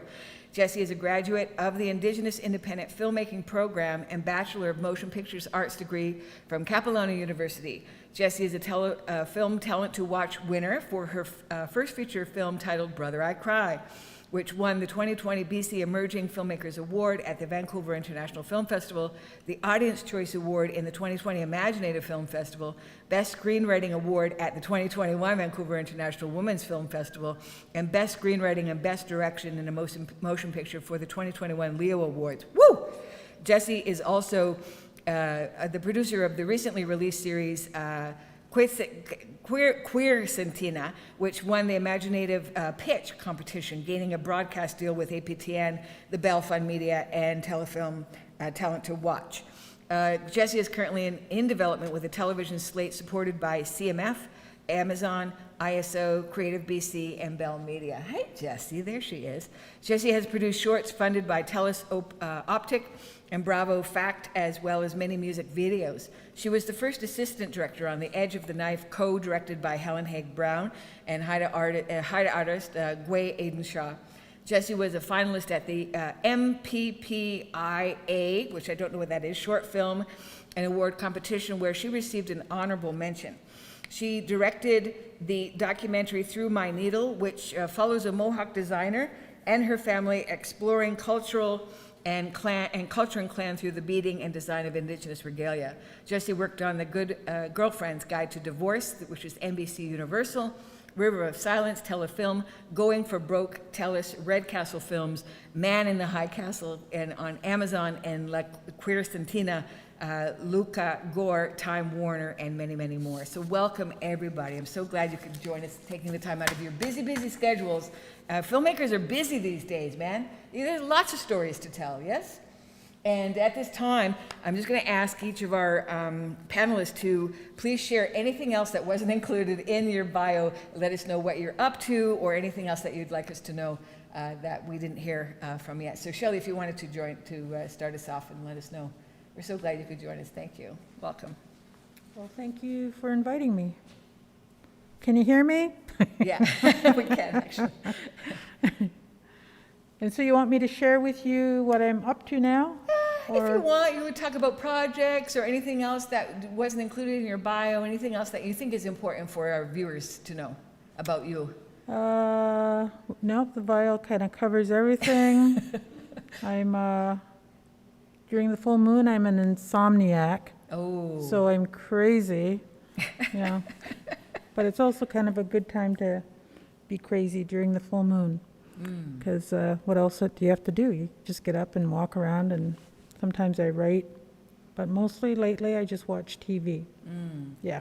When you say you write, Shelley, are you talking about writing scripts, or do you write in other ways? No, mostly just scripts. Okay. Yeah, I can't write anything else. Okay. I'm not very adept at writing essays. Okay, no problem. Thank you.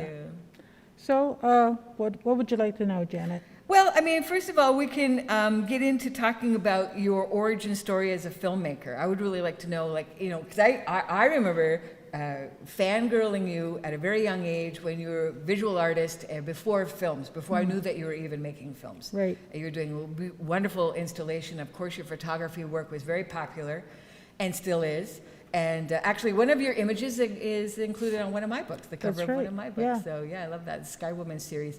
But in terms of filmmaking, what's your origin story there?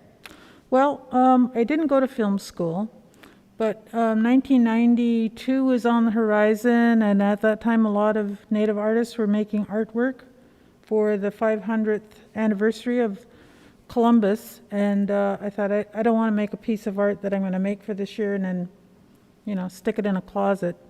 But I thought a film would be great, and incorporating my sisters into the film was also one of the beauty things of making that film. So I had a partner in making that film, Anna Grano.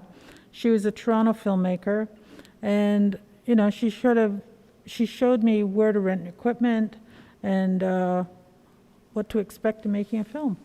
And so after that experience of making It Starts With a Whisper, then I carried on and made independent films on my own. And it, you know, it's like every film, just because you make one film doesn't mean that you know how to make films. Every film is like a brand new experience for me anyways. And so you have to, by the time I get to another film, the equipment's changed. You have to learn all the formatting again. But I think that's one of the beauties of making films, is that, you know, you have to stay active and alert and ready to take on that change. So it's a very long process, but it's one that I really, really like doing.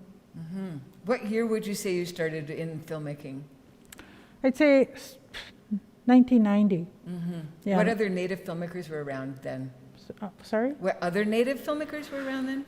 Not too many. Right? Yeah, because I started going to film festivals, Native film festivals, and you go to one Native film festival to another Native film festival, and you'd see the same 12 people right. over and over and over again. And so you got to be quite, you know, you became friends with these people. Mm-hmm. Over the years, it's really changed. Now I go to a festival, I don't recognize people. Right. And it's exploded. Mm-hmm. So that's one of the exciting things too, is that, you know, there's a lot of films being made. Mm-hmm. Mm-hmm. Who were some of those other filmmakers that were on the trail with you?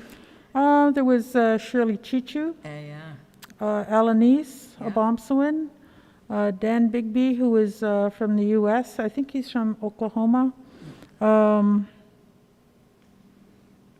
I don't know. Mm-hmm. Was it what the Cardinal Cliff? Not Cliff. Who was the one making Neil Gil Cardinal. Gil Cardinal making films. Yeah. Yeah, I didn't really meet him though. Mm-hmm. Okay. Yeah. Right on. Okay, thank you. We're Okay. going to carry on. Okay, thank you. It's so good to see you here. Zoe, did you want to tell us about anything else that we may have missed in the bio and about your Sure. creation story as a filmmaker? So right now I'm working on a couple of television series, really actively right now on one called Little Bird, which will be on the streamer Crave.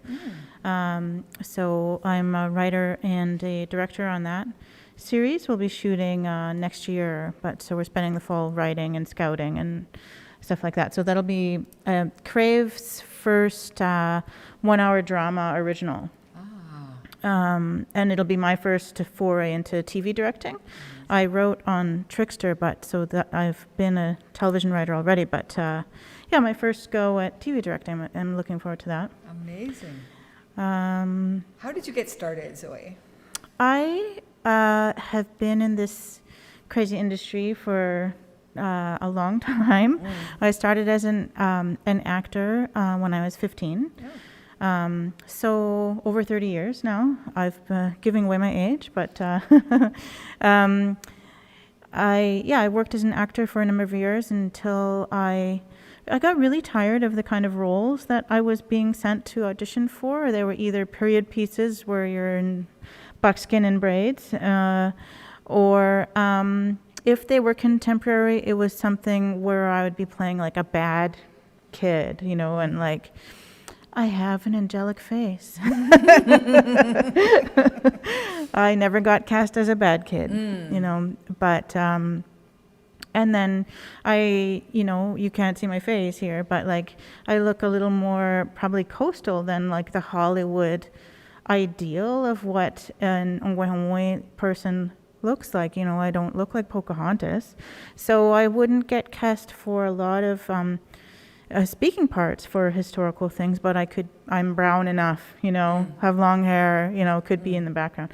It was very tiring, and so I turned down most of my auditions and eventually just stopped. I just quit. But I had a big passion for movie set life, you know, and I loved being on set. My first ever job was on the set of the film Black Robe, which was shot in the summer of 1990 while Oka was happening. Wow. And I was 15 years old, and I got to take 2 months off of school and like play movie life. You know, it was very, very fun. And I was on the water most days in a canoe, which is one of my most favorite places to be. So I just fell in love with the whole process. And even though it was like, and it was my first experience with that kind of thing, and it was buckskin, it was braids, but like I hadn't yet formed any thoughts about any of this. I was still a kid. I hadn't ever experienced any part of this life yet. So but it was kind of a crazy time to be doing something where we were living in a small French town in Quebec, in Chicoutimi, and Oka was happening, you know, and on the weekends we were instructed to keep our braids in because I had bangs, so I had these extensions in to extend my bangs, and so we would go to the mall on the weekend on our days off, and the townspeople were scared of us. So we'd like be in these big groups together, and they would just like part like the Red Sea to let us through. It was really something. And I just remember sitting at the van in the morning, listening to CBC radio and listening to what was going on in Oka and Ogwehoweh. That was an intense time, and what a weird time to be filming a period film. It was interesting. But I just fell in love with the process. I loved watching how all the departments work together, like different little bubbles in this bigger bubble, and they're all like cogs in a big machine, like gears that work together. You know, I was really fascinated by that, and by all the equipment. And I knew I wanted to sort of live in that industry, you know. And Tantu Cardinal, who's one of the leads in that film, she looked at me one day and she was like, "Oh no, Zoe." And I was like, "What?" And she said, "You got the bug. You're never getting out of this industry." And it's true, I got the bug, and I have never worked outside of this industry. I think I had like one normal job in my life. So I haven't quit. You know, after I quit acting, I knew I wanted to stay with the industry somehow, so I went to film school, and not knowing exactly what area I wanted to work in film yet. I think it was both not knowing, but also being afraid to declare that I wanted to be a director, you know, that I wanted to be a writer, because those are, you know, sort of the top jobs. And who was I to decide that? You know, it took me a while to realize that I'm allowed to want that, and that I could go for that, and that I am maybe good at that, you know, so it took me a while. But eventually I graduated from film school, and I worked teaching film for a while, and then finally made my first short film. And in 2004, my first short film showed at Sundance. And I was like, well, I kind of fluked that one off. And I did the Sundance Filmmakers Labs that year also, and I workshopped a feature film script there. And that's really where I learned to be a screenwriter and learn how to take notes from people. It was like copious amounts of notes from Hollywood's best, you know, Oscar-winning screenwriters. It was really incredible. I got to ride a chairlift and have a meeting with the guy who wrote Philadelphia, which is such a beautiful film, and like people who would sit there and read a scene from my own script to me one-on-one, and one of them cried, you know, and he was an Oscar-winning screenwriter. I was like, oh my God. I realized that, like, you know, just a little brown lady from Bella Bella could write maybe a good story, you know. So I haven't made that film yet. It's a more expensive venture, I think. So I never wanted it to be my first film. But now I have 2 feature films under my belt. Maybe it could be my third one.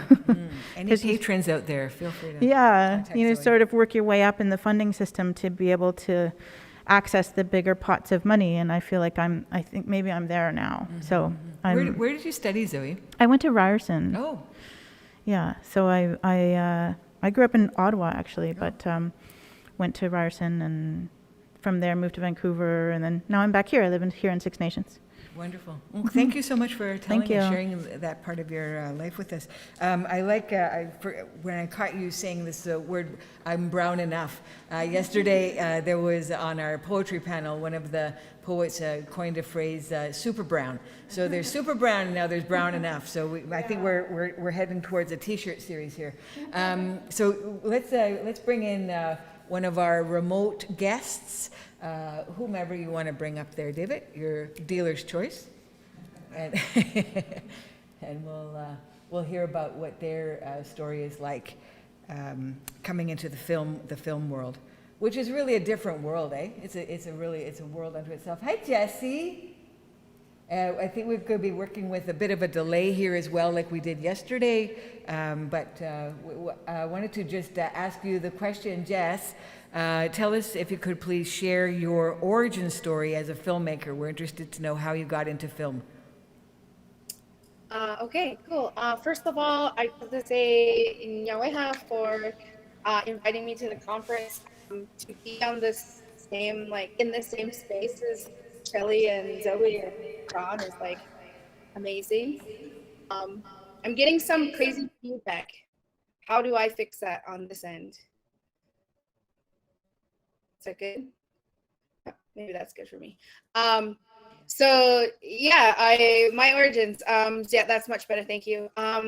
I just wanted to act. I would talk to myself as a child. I would go off and create these crazy stories or songs and all these things, playing by myself, and I actually would pretend that I was a talk show host a lot of times, and people would come and talk to me, and I'd have the living room with all these guests, but I was always the guest. So I used to do those sorts of things.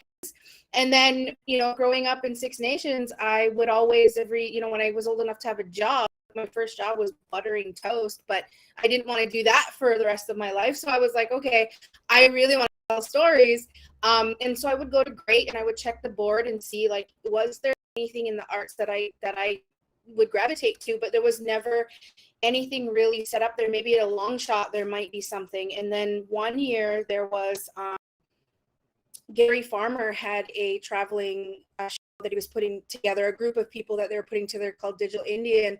And so I had hopped on that, and we traveled around Manitou Island, and we went to the Toronto Fringe, and we just a group of us would act out kind of Ganastado and everything that was happening on the front lines in this crazy piece. And, we were young and we're traveling theater group, and it was really awesome. So and being in high school, my high school teacher me that I could go to theater school, and that was a possibility. So I got into Fanshawe College for performing arts with in theater, and I got a diploma in acting.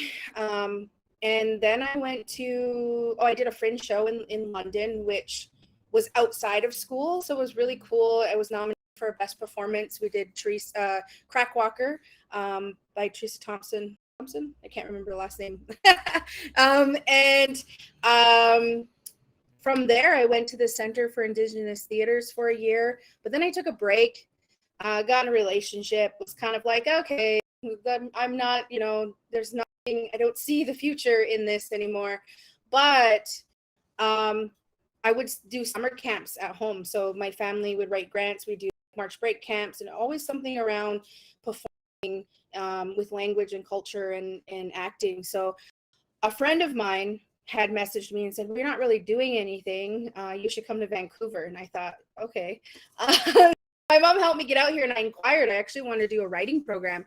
And I had traveled around as Miss Six Nations and went to Miss Indian World and had competed in the Miss Indian Nations pageant in North Dakota, where I won a small scholarship that they would put towards schooling. So when I was inquiring, that amount was able to hold my spot at the Vancouver Film School, and they end up giving me a scholarship. And I wanted to go for writing, but they're like, well, your resume is acting, so we'll give you a scholarship in acting for film and television. And I thought, okay, well, it's something. So I just said yes, did that program for a year, and they kept saying, be consistent if you're going to be an actor, especially, me looking at it as Indigenous. Okay, I don't look like I'm not enough, and I'm not white enough. I'm right in the middle, like this space. And so it was a lot of, but I look like where I'm from too. So I have to make my own work, and that really resonated with me. Make your own work, make your own work. So I inquired actually in the documentary program at Capilano University and the Indigenous Independent Filmmaking program. And I think I applied, and 3 days later, Doreen Manuel called me, and she was like, congratulations, you're in the program. And I was like, what? And by then I, okay, great. She goes, but it starts on Monday. And I was like in Six Nations on a Thursday. So I had to pack everything up and drive out. And never in my life did I think I would go to university or have a 4.0 GPA in this thing. I was so invested and focused, and like I wanted to know everything, from like the fact that I could take a concept, an idea, and do all the things you need to do to get it on the screen. It lit something in me, and so I decided to dive deeper into visual theory. I really love visual theory, symbols, things like that, and how can I put them on the screen. So I decided to get my bachelor's, and I laddered over into the motion picture arts program. I said yes to any type of opportunity that I could apply for. Had my fair share of rejections for sure, still getting them, but it's like, okay, those are bumpers that are getting you to the other spaces. And I got to meet awesome filmmakers. The Tricksters and Writers program out here had hooked me up with Zoe, and was able to sit with her and everything that she had learned from her experience, that to read my script. Crazy enough, I met Shelly at a health benefit thing. That was different. I was like, she looks familiar. Is it who I think it is? And then we're kind of chit-chatting, and then it was like, oh right, you're for Filmmakers. This is cool. So it was really awesome. But that's kind of been my origins. And the feature film, I thought I was just writing, directing, producing this. Like, I was in my second year of university when I had that opportunity, which was really rare, because they were giving out 2 telefilms at the time, and only 9 applications throughout Canada. And so I didn't know what the heck I was doing. I'd never done a short. I'd never done really anything other than school stuff. And so we waited a year. I finally finished the script. We went to camera, and I thought that was going to be kind of it. That was going to be the move on to the next project. But I realized there was such a demand and need for Indigenous producers in the indie field. And so I kept my company. I didn't close it out, and I started picking up projects. Mary Galloway had put out something, needing an Indigenous producer for this project. We got together, we talked about it, and we pitched her story, Querencia, which is, an Indigenous queer love story. And we've been on that journey and married for the last 2 years, and probably for the next 2, maybe 4 more years, because we're moving into our second season. So it's been a really great, and there's just so much more coming, and I've had to start, saying no to some projects. But yeah, that's the origins. There's keep going. There's so much more, but yeah, that's the basics. Thank you so much for that. I really appreciate that, Jessie, for sharing your origin stories as a filmmaker. And I think one thing that's missing from your bio currently is that you are a new member of the Directors Guild of Canada. So you've got this national body that's kind of you're part of now, and you've got that to back you up. And I want to hear more about, of course, the other projects that are coming up. But we're going to switch over to John Elliott, who's joining us remotely. And John, I wanted to just say, we had Alicia Elliott, your sister, joining us yesterday. And so there's some families on this res that just have got amazing excellence, that they do nothing but breed amazing excellence in the arts. And your family is definitely one of them. Welcome, John. And tell us a little bit more about your origin story, please, as a filmmaker. John may be frozen.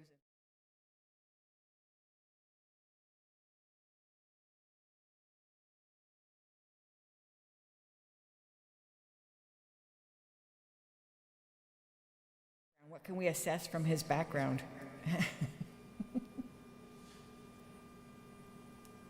Did you want to try to refresh there, David?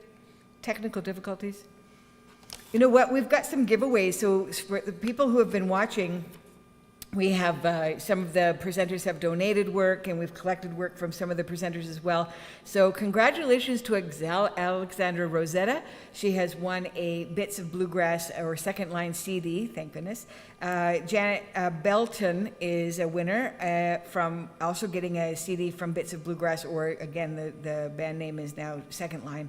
2 books from Sarah General are going to Rhonda Chronic. Congratulations, Rhonda. And to whoever's online under the name Good Minds. So congratulations both to you. You're getting 2 of Sarah General's books, and I believe they could be signed. Oh, Sarah says yes. Sarah's nodding her head, yes. So congratulations. I'll write your names in the comments here so you know who you are, and also give you Tanis Hill's email so that you know how to connect with Tanis and that you're able to come and make arrangements to pick up or have your winnings sent to you. How are we doing, David, with our technical? I sent him a text message through this and he hasn't responded, so I don't know what's happened to his feed. Okay, well, I'll let you work on that and we can go on to our next question if that's okay. Sure. Okay. Also, just to let you know, if you are joining us through the YouTube channel, in the chat, you're able to send your questions and comments through there as well. And people have been doing that all throughout the festival, and I really appreciate your viewership and also the way that you're engaging with us through your questions and comments. So question number 2 for our panelists is, if you are also a writer, how do you begin to interpret the script to film? And do you think it's easier, for the lack of a better word, to interpret your own writing or that of another writer in film? Shelley, I'm going to ask you to address that, if you would not mind. Writing is always hard. Writing is hard. Yeah, and you have to, well, for me, myself, I sit down in front of my computer, and when I start writing my script, you have to let everything come to you. And so it's like, you know, you sort of let everything flow, and you start writing down ideas, and then maybe at the end of the script, those ideas have changed a lot. Mm-hmm. Some of them you keep, some of them you throw away, some of them you put away for another project. Right now I'm working on a project called Cafe Daughter, and it's based on a play written by Ken Williams. Yes. And Ken Williams and Keith Locke came to me and asked me if I would be interested in directing a film version of that. Oh, wow. And I said, yeah, okay. And then they said, well, we need a scriptwriter to transpose the theater play, the theatrical play, into a film script. Do you know anybody who could do that? I said, I can try.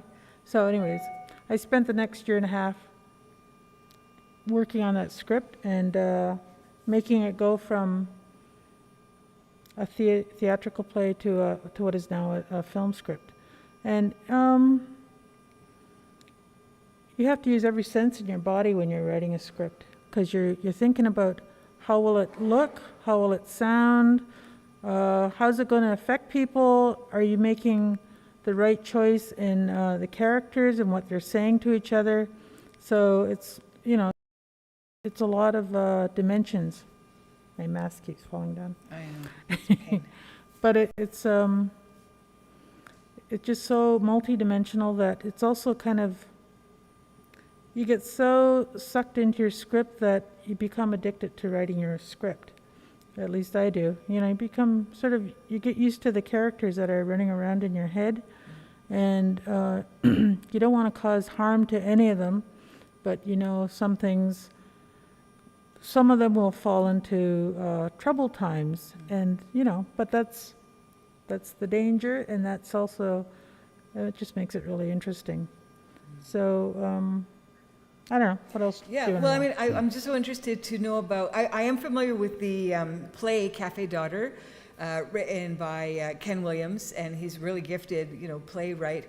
It teaches theater at University of Alberta, and I had seen that production in its entirety once, and then I saw like an excerpt of that performed, and that's a one-woman play telling the real-life story of a biracial Chinese and Native daughter of a woman who became an MP, was it? She became a senator. Senator. Yeah. Thank you. And so the work of that play for one actor is really extensive. And that's going to be probably the work of a new actress in the film version. And so you're writing for that one female character, is that correct? Well, it went from being one character who's doing all the roles on stage. Right. I now have, you know, I've written it so that the father is a character, the mother is a character. Her in the play, her brother isn't there, but I've written him into the play I'm working on. And there's other characters like the teachers that are involved in her life story. She has a friend who is also, she played her friend in the play, but in my script she has her own actor to play her. So it's there's a lot of actors in that now. Okay. So it went from a 50-page script to now it's 95, I think, but Wow, wow. And was that difficult to make that transition from like a theater script to a screenplay? Well, I thought when I start writing, hey, this is the easiest thing I've ever had to do.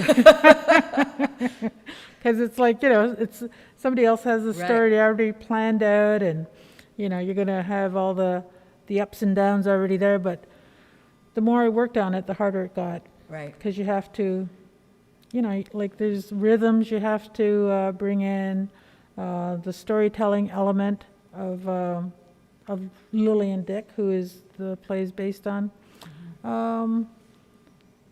So you're just trying to think of even entertaining. Is this going to be entertaining for people to watch? I'm always aware of that.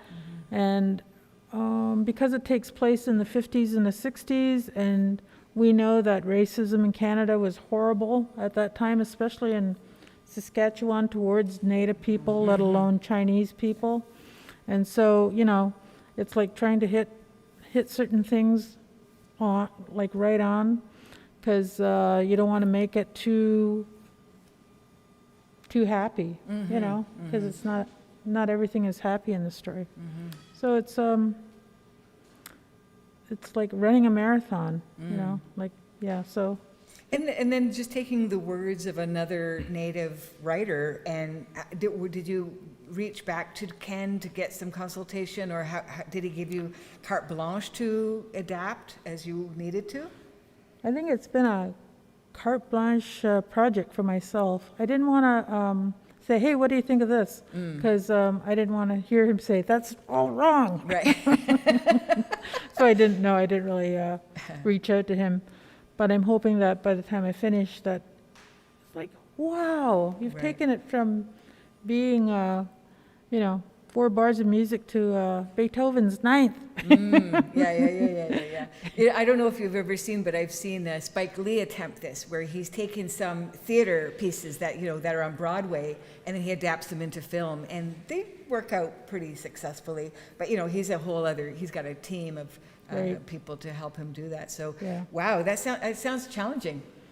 Yeah, it's always challenging. It's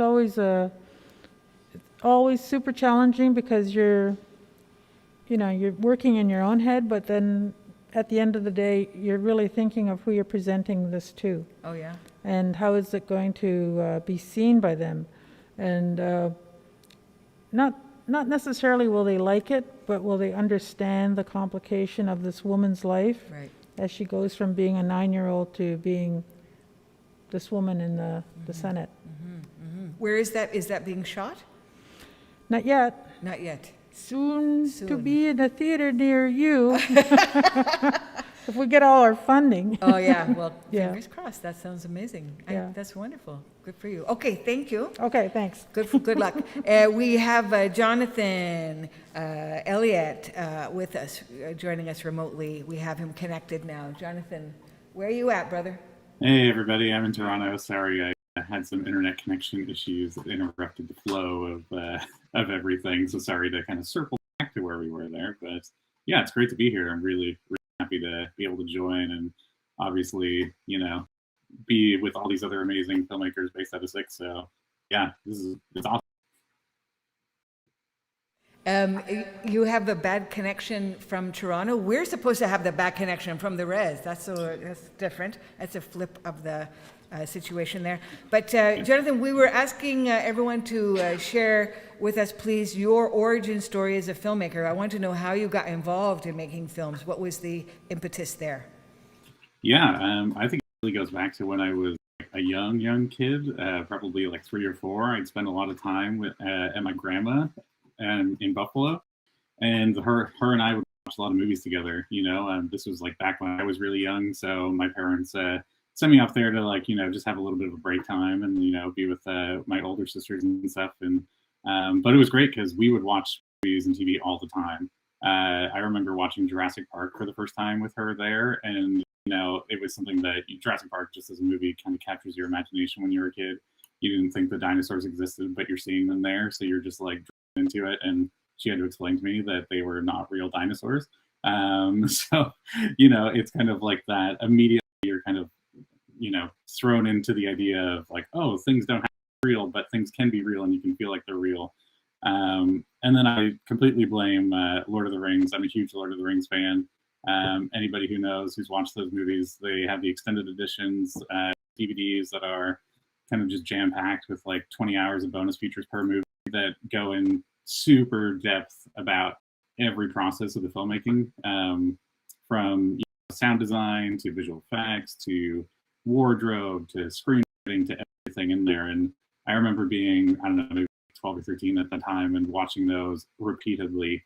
Everybody in my family will tell you that I kind of just had them on all the time. It got really annoying, but I've seen those special so many times, and they really are kind of, it was the first film school really that I attended, because it was just eye-opening to the entire process. I had no idea that many people were involved and there was that many different types of jobs. So from there I was kind of hooked. I got a camcorder from one of my dad's friends who just gave it to me. And I remember immediately grabbing my two younger brothers and my cousin. We went out and we started shooting fight scenes with each other. And we had like little toy swords. We would shoot choreographed fights and wrestling matches that we would do because we were big WWE fans at the time too. So yeah, it just became this constant thing where I would shoot these things, we would edit them, and we would laugh at them. We would never show anybody else, but it was just a lot of fun. But then when it got to high school, I went to Assumption, and they have a really good media tech program there.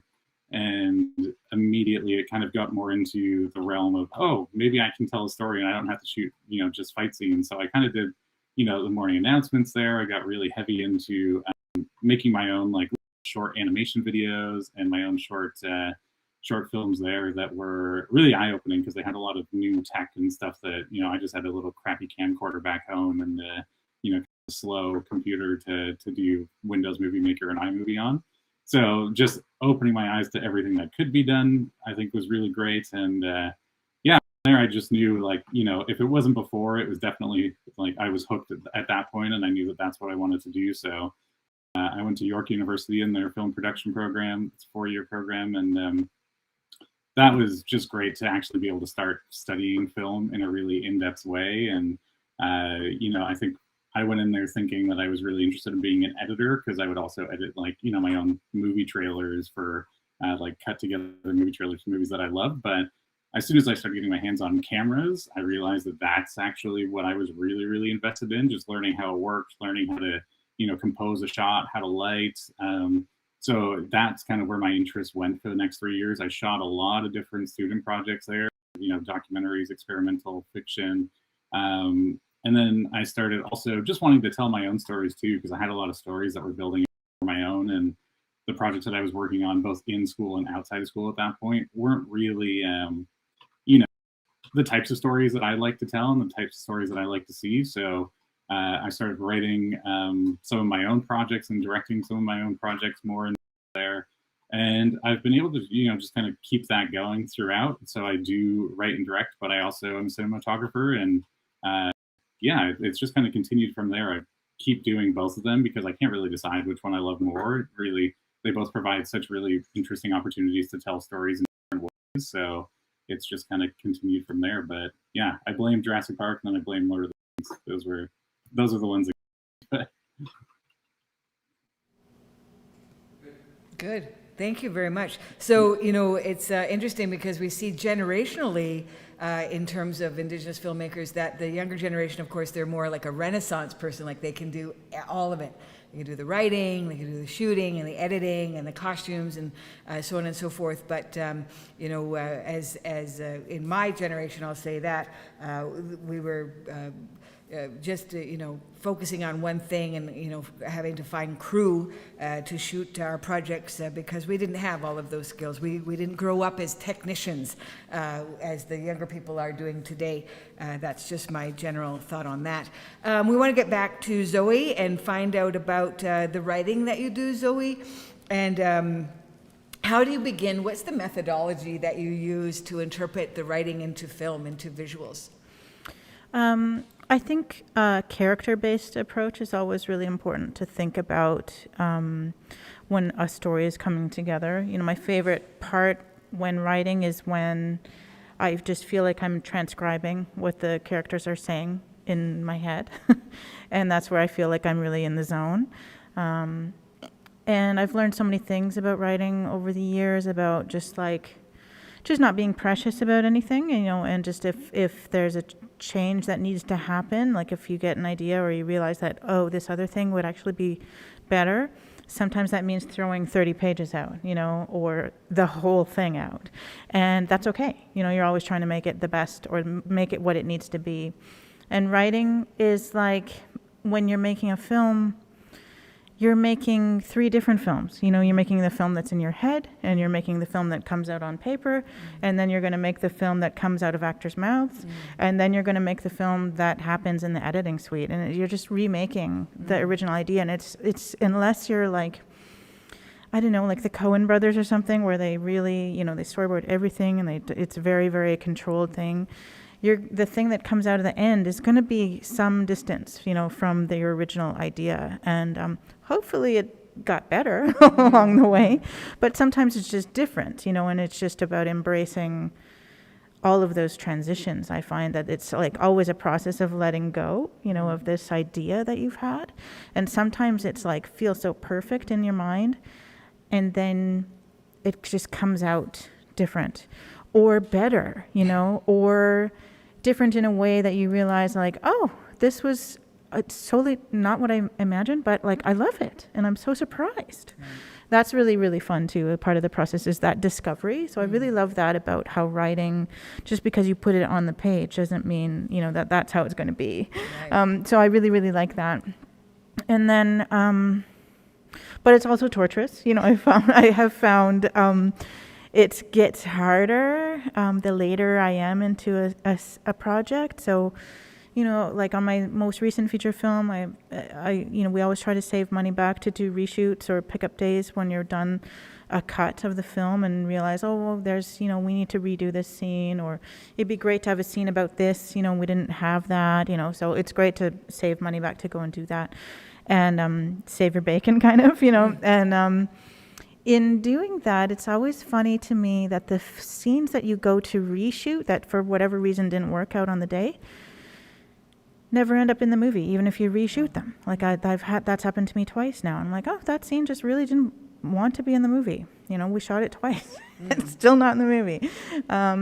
But the scenes that come out of the edit and where you are massaging, areas of the story and you want to bump something up, like it's really a great chance to be able to like go back and bring something out that you discovered along the way. I really, really have been fortunate to have been able to do that on both of my feature films. The other thing about writing that, as an Ogwehoweh storyteller, that comes up that I think about is like this is a concept of responsibility. That if you're not Ogwehoweh and you're approaching our stories or any story, that like I feel like I have I carry not a burden, but like the weight of a responsibility to a community or a person or a story or something, even if it just means like you're shooting in your auntie's house, you have to make sure that your crew and everybody there is respecting that space because that's your auntie. You got to be able to go back to her house and hang out, and you don't want her to be mad at you. And that's just a small idea about that. But like in my most recent feature film, the spirit of Tom Longboat, like the ghost of Tom Longboat, is in my film, and the weight of responsibility to make sure that was okay with his family was on me. When I wasn't trying to represent his life story or him as a live human or anything. So there's not like a Canadian legal reason, you know, to get sort of legal permission or his life rights or anything on paper because he wasn't a live person in the film. And the producers consulted lawyers and whatnot, but to find that out. So we didn't need paperwork, but I felt a big responsibility living in this community and being from this community to make sure it was okay with his family, you know, and so I sought that blessing, you know, and made sure that would be okay. And met some lovely people out of it, and they're all in the film. Actually, nice. They have little cameos here and there, so it's really, really great to have that blessing. But also, it was so awesome to have them on set, you know. And then, in my first feature film, Kayak to Klemtu, having the responsibility we filmed in all the communities up the coast that are depicted in the film. They go on a big kayak journey to Klemtu. And we filmed in Klemtu, we filmed in Bella Bella, we filmed in Fort Rupert and Tla'amin, and I borrowed from canoe culture to make sure we had permission to come ashore, you know, and make this film. And so I consulted with the leadership in each of those places and made sure that they knew what we were doing, and that it, you know, asked if it was okay, and we got the blessing and so much help in all of those places. And you have doors open, you know, when you do things properly. In a good way, yeah. Yeah. So we had, you know, so many beautiful things happen, and like just everything went well, you know, and there was just like a good feeling all the time, good weather, like it was really, really, I couldn't believe how lucky we were. So I was like, oh, you just do things the right way, and things kind of have a way of working out, even when there was like catastrophes with logistics and whatnot, you know, it all always worked out. And then you asked about like adapting another Indigenous writers' work, and I had the opportunity to do that on, I made a short film called Mohawk Midnight Runners, and it's based on a short story by Richard Van Camp called Dogrib Midnight Runners. It's in his collection called The Moon of Letting Go, and it's a beautiful short story, and it's based on a true story, you know, so there was like a few levels of adaptation. He adapted it for his short story, and then I adapted his short story, and originally I'd written a grant to film it in the north in Dogrib country, but we didn't get a pot of funding that was required to like do all the extra cost things, like get a crew up to the Northwest Territories.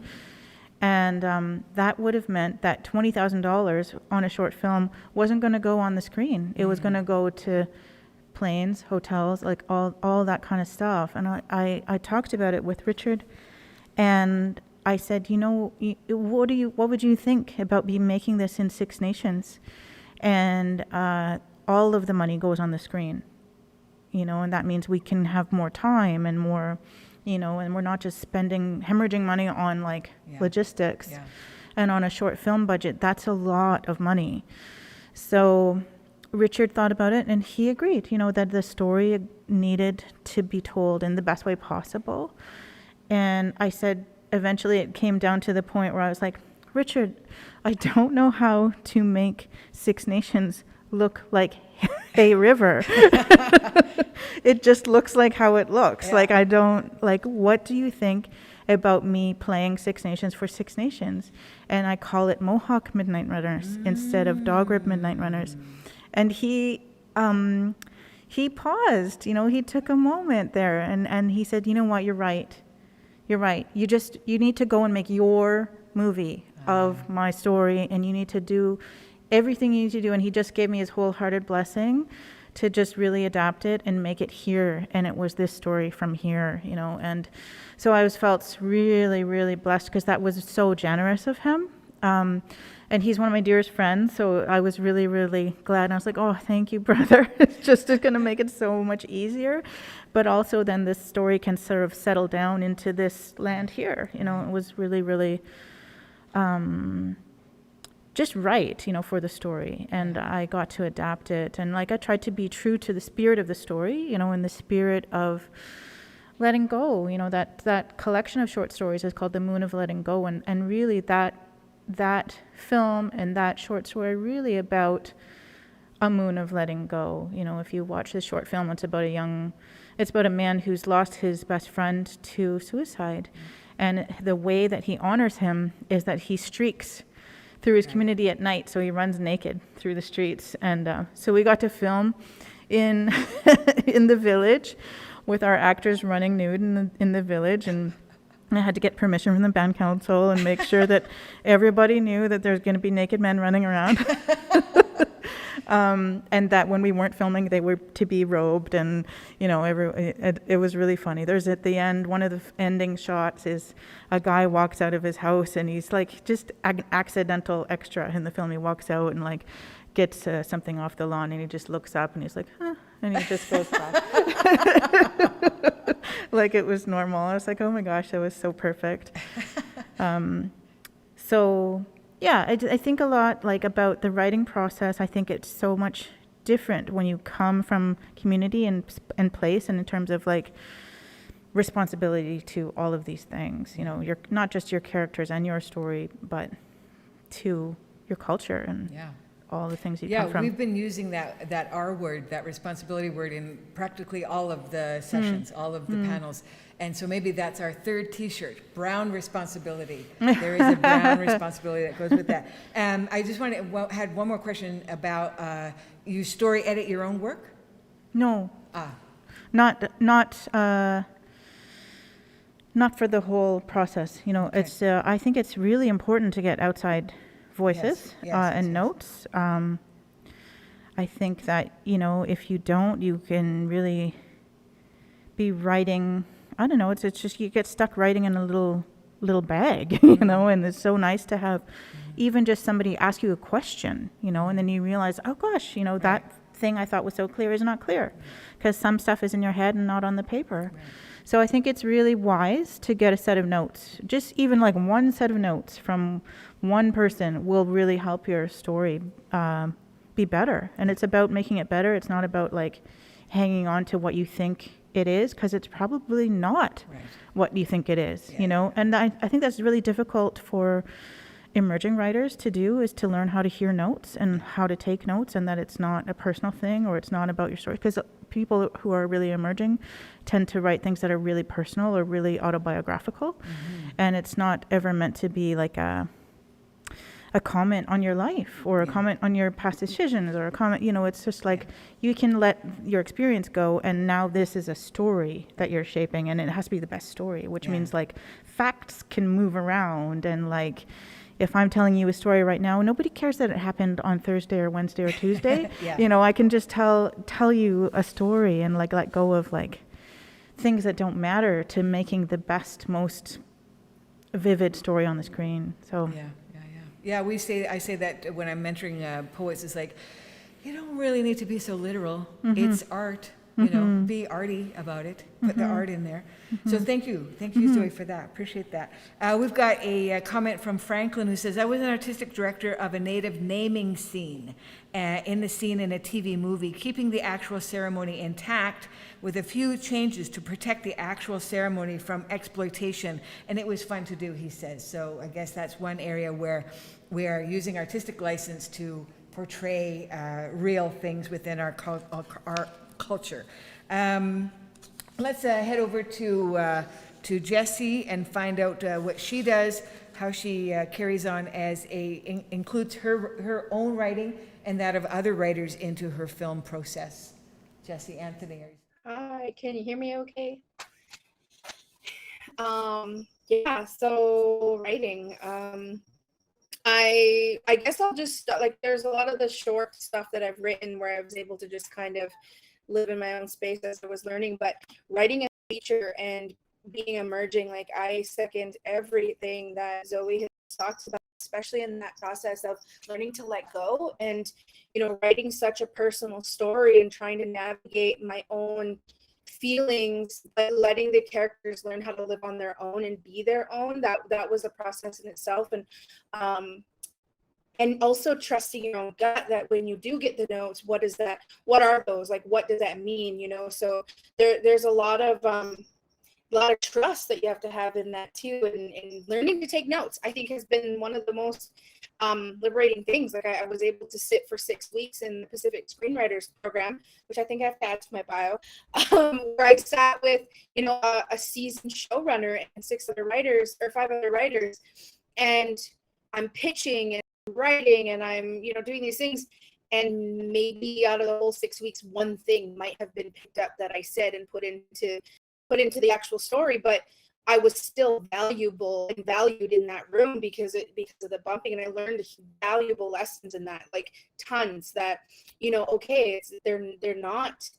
It's not personal, and yes, it is such. So you can really tell an emerging like a baby writer to learning and growing. So I do look at that when I move forward, and I always start the conversations now when being approached with story.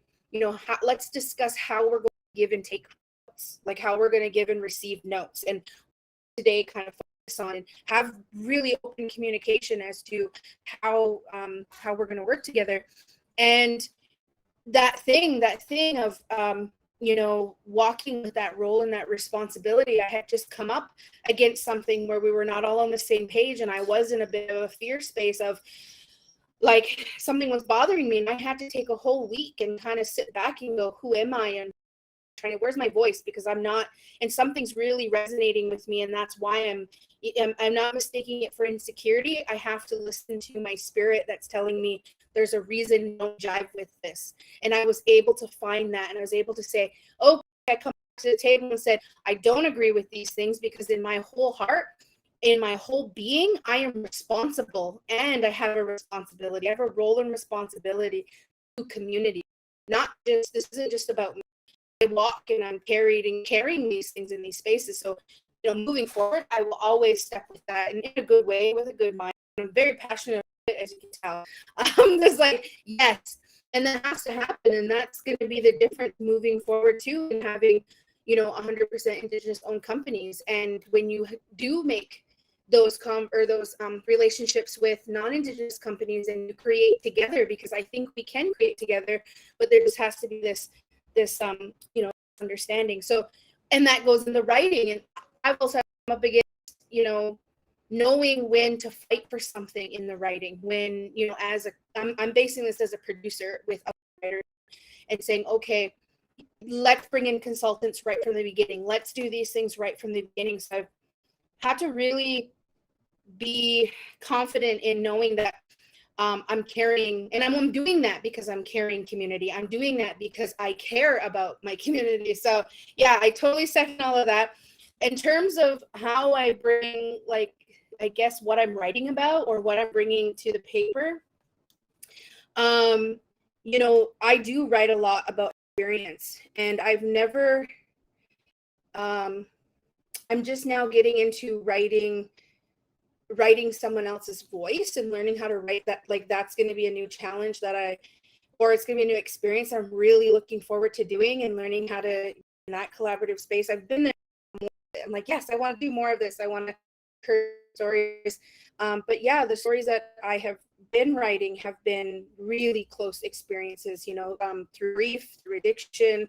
And you have to also know when to cut, for lack of a better word, cut your babies, or kill your babies, they say.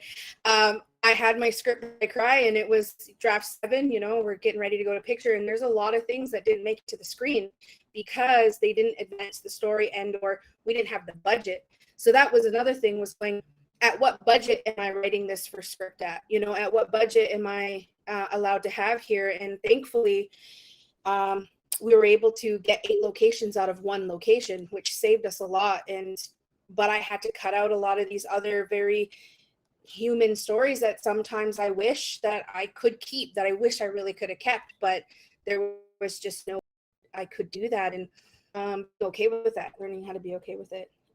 Yeah, in terms of writing, if you are writing a certain space and approaching community, like we shot on a solo mission in Capilano Reserve, and doing the protocol properly, and making sure the whole crew know that these are the protocols, and knowing when to ask people to leave too, respectfully, if they're not being respectful.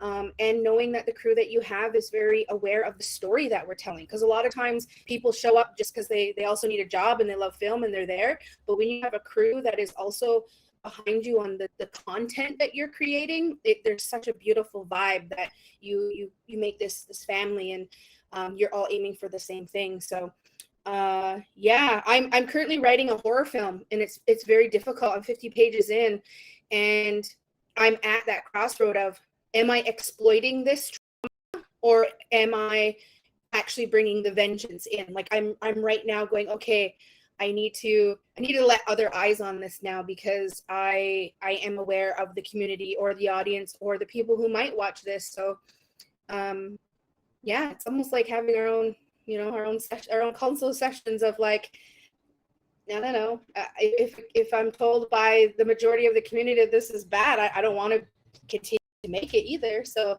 but I also want to do art and do what's in my heart. So there is a line that you're constantly finding that balance. But prayer is another thing that I always look towards when writing. When Shelley's talking about, you gotta be.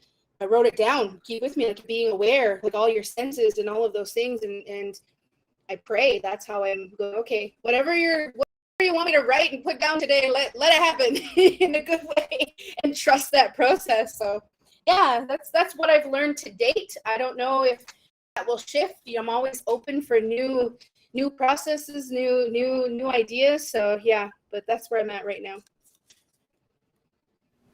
Beautiful. Thank you, Jessie. I really appreciate all of that really good information, and including the personal methodology in which you kind of keep it Haudenosaunee even in the way that you work. So really appreciate that.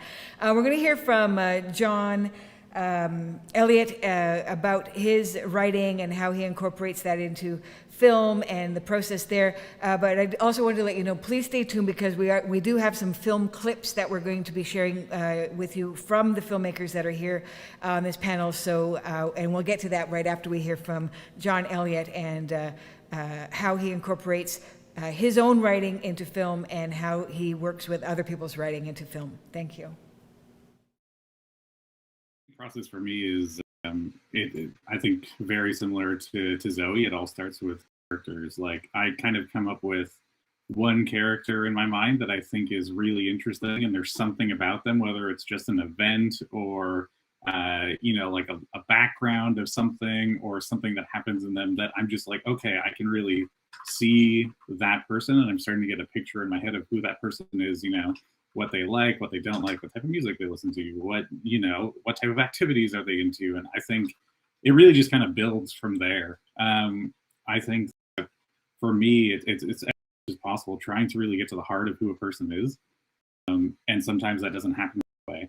Like I've written several drafts of several scripts where I think the character and the story is going in one direction.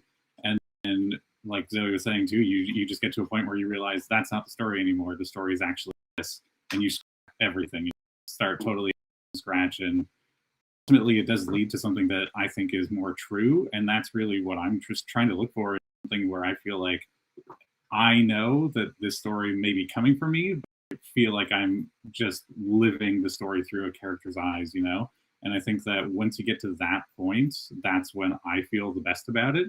And you have kind of those eureka moments where sometimes you're just sitting, for me, it's at my laptop in my office, and I'm just like, okay, what the hell happens here? And then I just like don't try to think about it for a little while, and then next thing you know, I've written like 10 pages. Like, oh my god, they figured it out. This is great. And like it's just those moments of pure inspiration where you realize that you're letting the character kind of speak rather than you speaking for them, that are really, really important. And I think for me, it's also being more of an emerging writer, had a really hard time a lot of the time with structure and figuring out how to tell the story in the best way.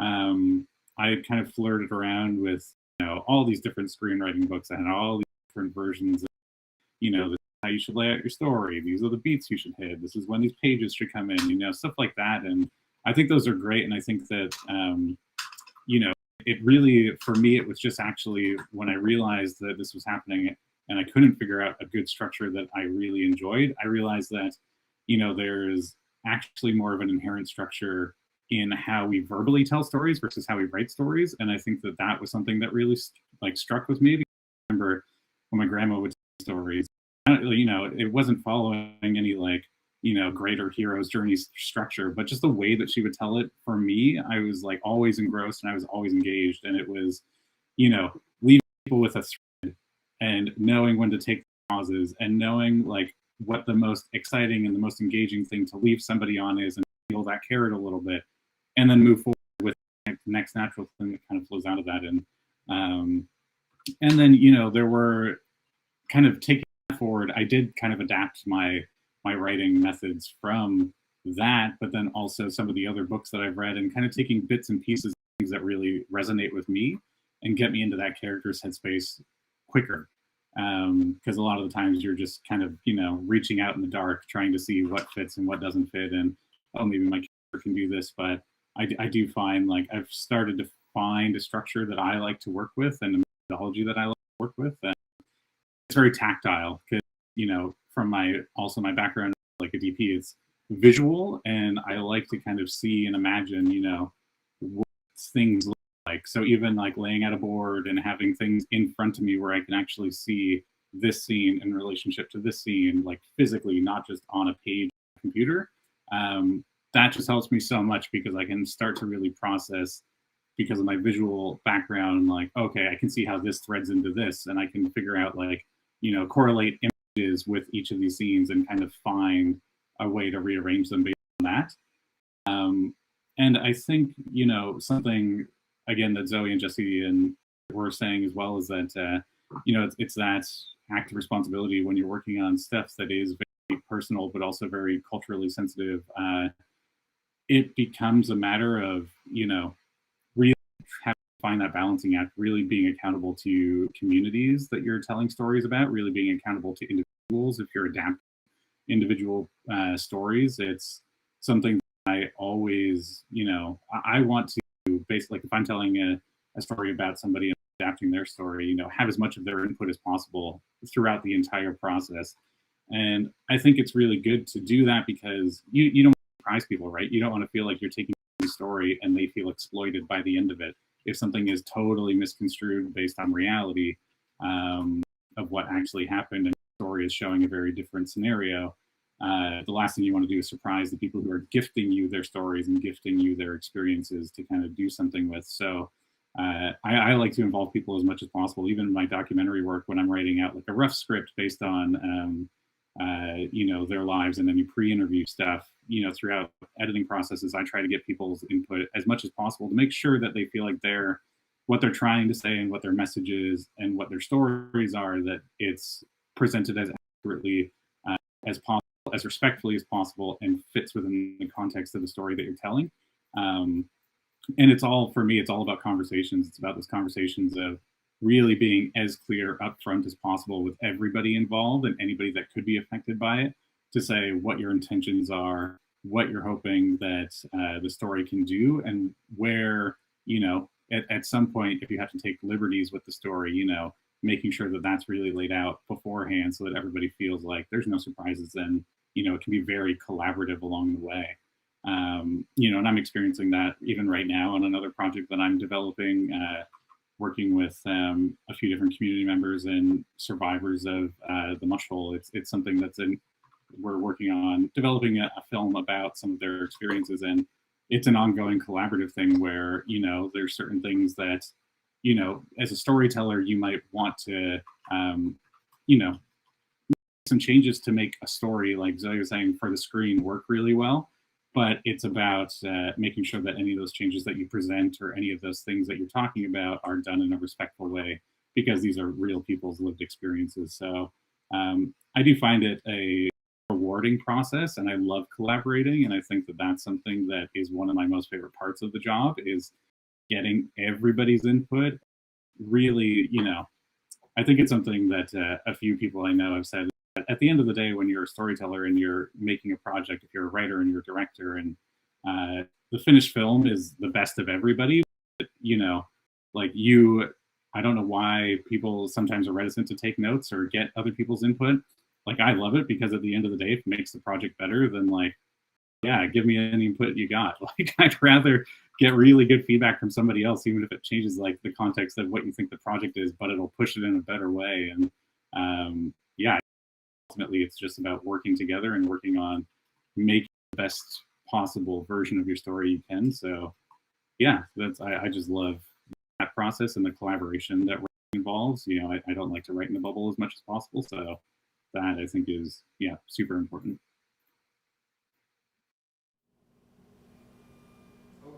Yeah, I think we're good. This is this amazing information. Thank you, John. We really, I love the fact that when we put the call out for presenters for this particular panel, that this panel was the first to respond. Every single person on this panel was the first to respond. So I think that kind of goes to show you how excited the filmmakers are within a certain community to kind of have that opportunity to come together. And there's someone on our chat who says, Stephanie Ryan, she says, "This is so great to see. I've worked in the film industry for years and I'm Delaware. After living in Los Angeles for years, I'm now back in Boston working as a producer." And her name, she writes her name, Stephanie Stonefish Ryan. So if you're looking for Indigenous producer, Stephanie has chimed in and let us know that she's out there. We're ready for some film clips now because we have a half an hour left on the last panel of the Ogwehoweh Storytelling Festival. And Shelley, you've brought a clip for us to share. Do you want to set us up, please, and let us know what we're about to see? Yes. That's very exciting. Yeah. I also wanted to say hi to John Elliott and Jesse Anthony. I just want to acknowledge that it's too bad they're not here, but that's okay.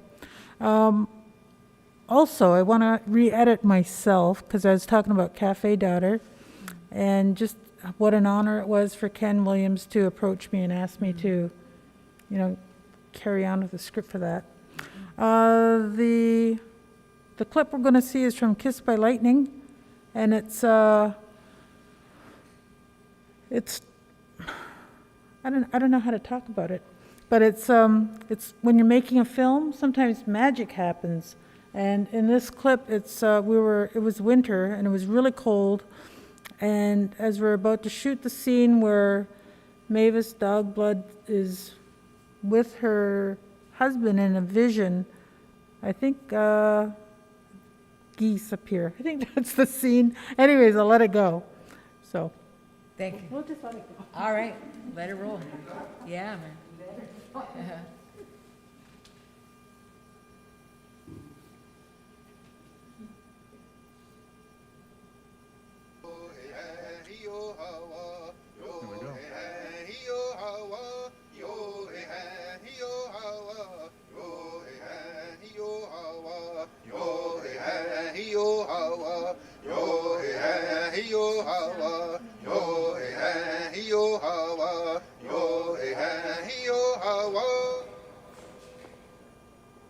Did you know Hiawatha was a man of the people? Like a politician, he was chosen to be their spokesman. His family perished suddenly. He went crazy with grief. Peacemaker knew Hiawatha was confused, emotionally and mentally. He found him.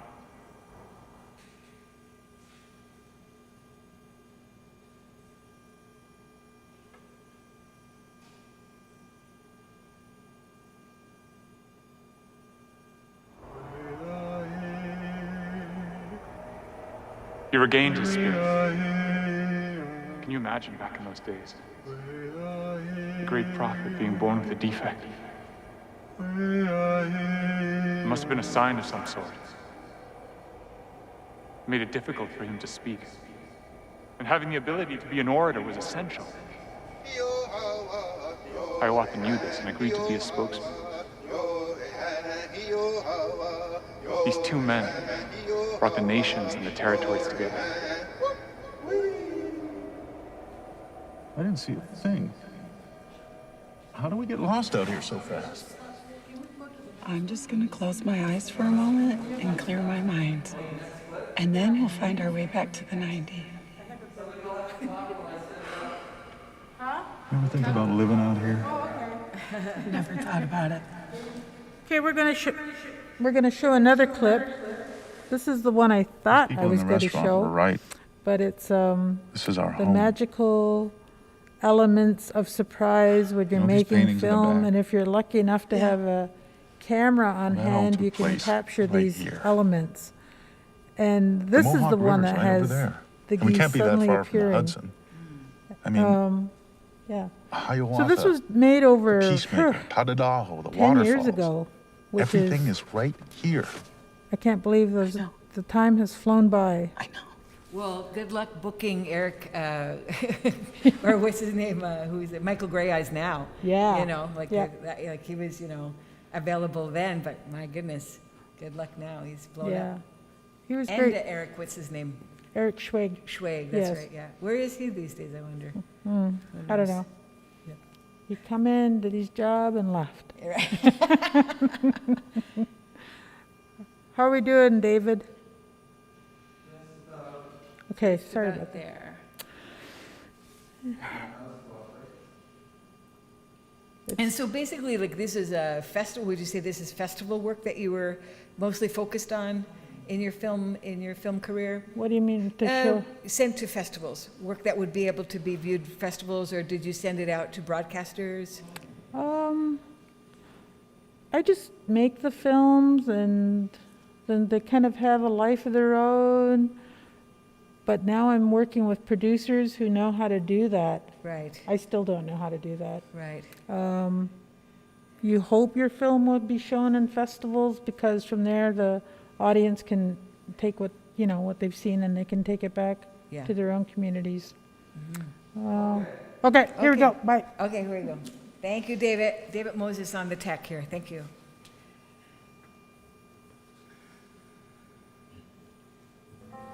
Will always be your friend.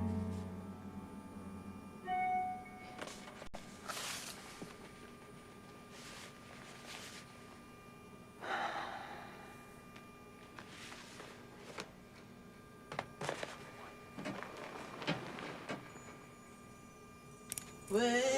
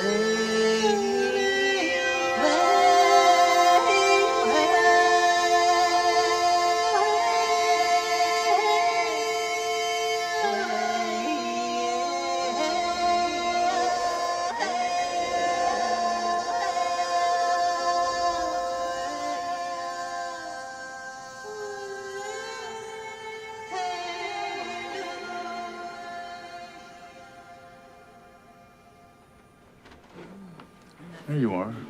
It's beautiful. Shelley says cut. What's wrong? Who's You the okay? actress? Terry Walker? Kateri Walker. He's beautiful. A beautiful looking film, beautiful tone, beautiful energy, lovely. And we have some clip lined up for John Elliott. Is that right, David? Okay, as you line it up, we're going to say, we're going to announce some more winners. So we have a winners of a prize package including Lacey Hill's CD, Bits of Bluegrass CD, and 2 books from Sarah General. The winners are Wendy Russell Shepard and Barbara General. Congratulations. and a winner of a $50 gift certificate from the Ontario Native Literacy Coalition, which also includes Turtles Back Publishing, is Katie Gasparelli. Congratulations. We have a winner of the $50 gift certificate from goodminds.com. The winner is Joan McDonald. Congratulations. And everybody, please contact Tanis Hill, and I'm going to put her email in the chat, the YouTube chat here, so that you can make arrangements with Tanis to come and pick up your prize or to have it sent out to you. Congratulations, everybody. This is wonderful. Really generous prizes. That's great. Thanks, Tanis. Thanks to Six Nations Polytechnic as well for that. And in a little bit here, we're going to see a clip by John Elliott. And John, if you want to set us up, please, and let us know what we're about to view. Oh, we don't know where John is. He's gone into the ether of the internet somewhere. So hopefully you're going to... Oh, wait, I think he's back. Okay. Can you see me and hear me? Yes, now we can hear you. Okay. Hello, everybody.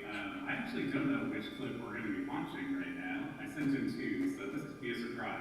It's either going to be a doc series that I worked on or one of the short films that I wrote alongside my sister. So this is going to be interesting.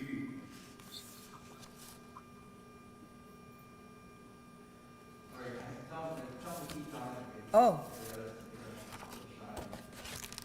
David Moses says, please keep talking, John, if you could, just for a little bit while we continue our setup. Oh, okay, yeah. Depending on which project it is, one of the projects is a short film that I wrote alongside my sister, Melissa Elliott. It's a project called G De Adode, Even in the Silence. And that project is a film that's entirely Mohawk. I wrote it with my sister, Melissa Elliott, who is a fluent language speaker. She's a teacher. And we wrote this film that's about the experience of a woman who experiences like a really terrible drunk driving accident and is kind of living with guilt, living with, just unable to process that and move on from that. And we thought it'd be really powerful to tell this in an experimental way through the language that she uses, reconnecting back to her language and her culture as a way to kind of overcome her grief and move on.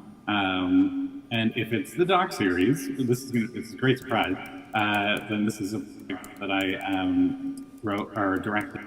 That's a documentary series, and it's about dancing and how dancers from all different cultures, so from Indigenous dancers to African American dancers, Jamaican descent dancers, how they use their dance to relate to their culture, how it expresses who they are, and how they use their body to speak to greater political and social issues. So yeah. Thank you. Sorry, he sent it to, I can't play the one clip, but I'm not sure which one he's talking about. Okay, yeah, he doesn't either, so he's saying there might be more.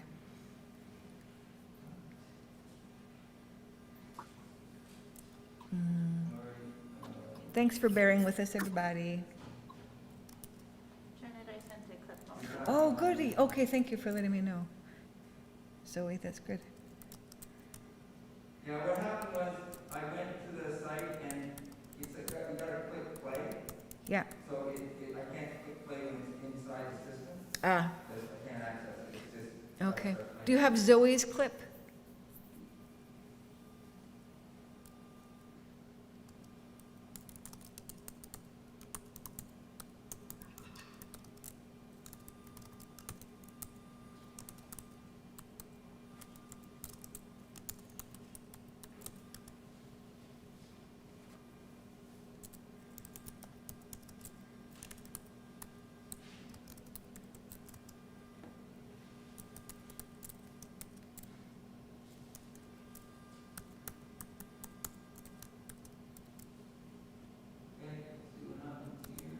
Okay. Do you want to set us up, Zoe? Would you send us? Sure. Thank you. So this is a trailer from my most recent feature film, and this is a sales trailer. So it's longer than a normal trailer, and it has like all it's totally one of those ones that gives everything away because it was meant to capture like a distributor or a sales company or whatever. So we took this to Berlin last year, right before all the lockdowns happened. We were in Berlin when things were starting to get a little crazy in Europe. And on the last day, my dad texted me and he was like, "Get out of Europe." And I was like, "I'm leaving tomorrow." And we had seen all this hand sanitizer in the airport. And I was like, "Oh my gosh, should I buy that?" Because it was still early. And we're like, it seemed like something that was still over there, right? But, you know, then we came home and we shot a couple more days on my film. And then the lockdown happened basically a couple of days later. We were so lucky to go into editing with all of my footage and then finish the film editing remotely.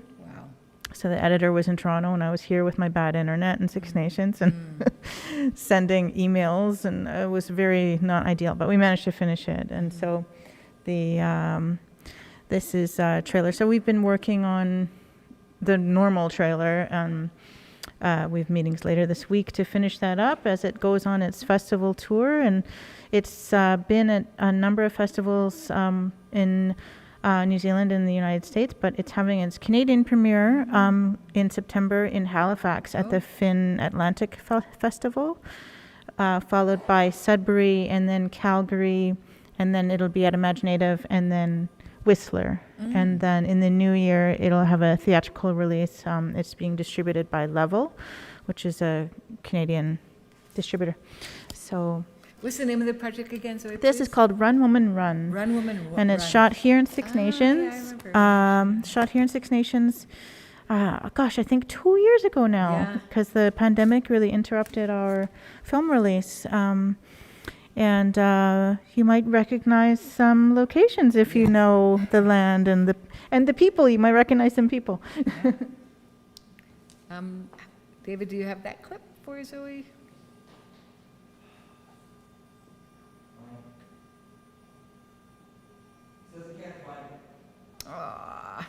Is it the internet? Is it Vimeo? Yeah, I emailed a Vimeo link.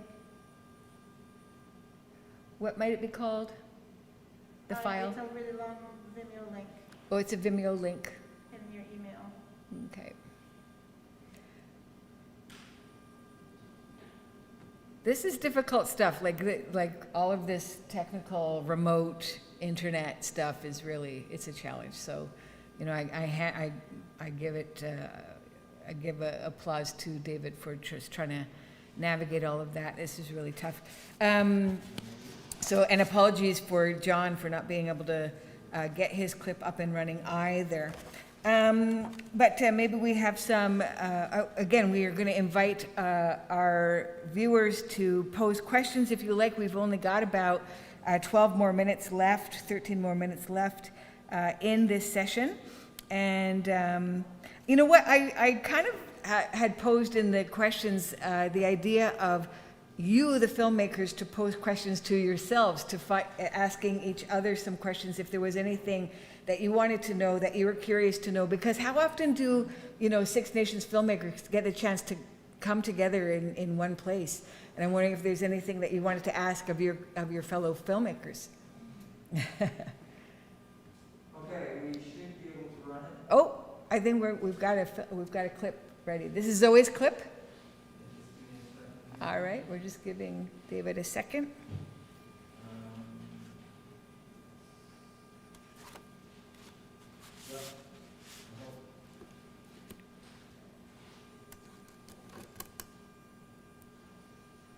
Crossing our fingers.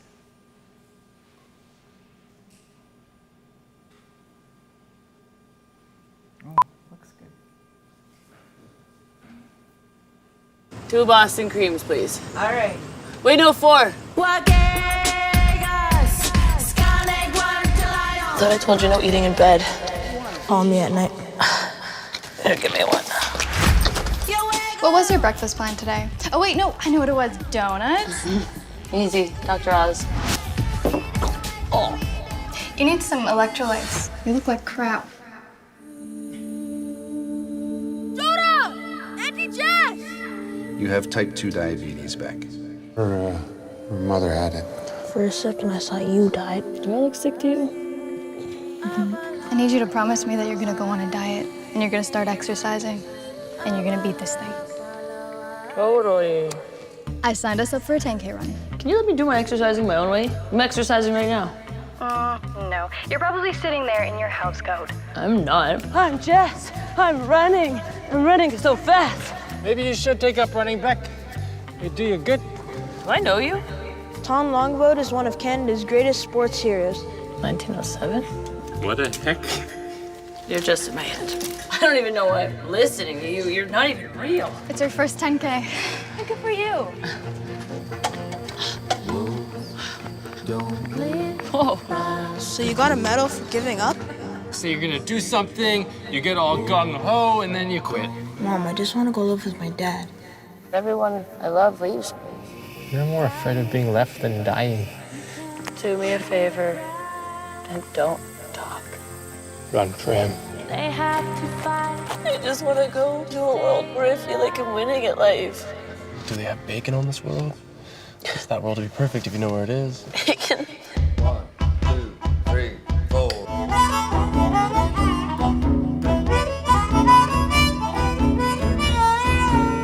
I used to take my mom's language classes, but when she died, I don't know, I couldn't keep going. I hate it when you act like I should know what you're saying. What's the soonest a person can go from someone like me to a marathon runner? A couple months of steady training would be fast. I'm gonna do it in a month. I'll help you. Runners! Take your mark! Well, you don't gotta yell. Go! I said go!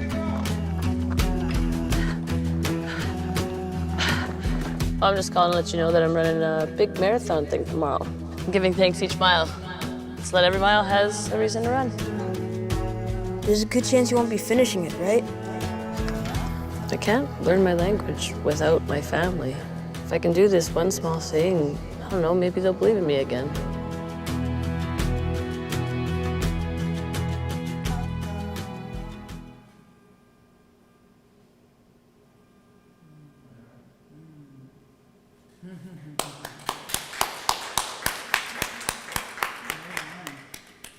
So congratulations on those screenings.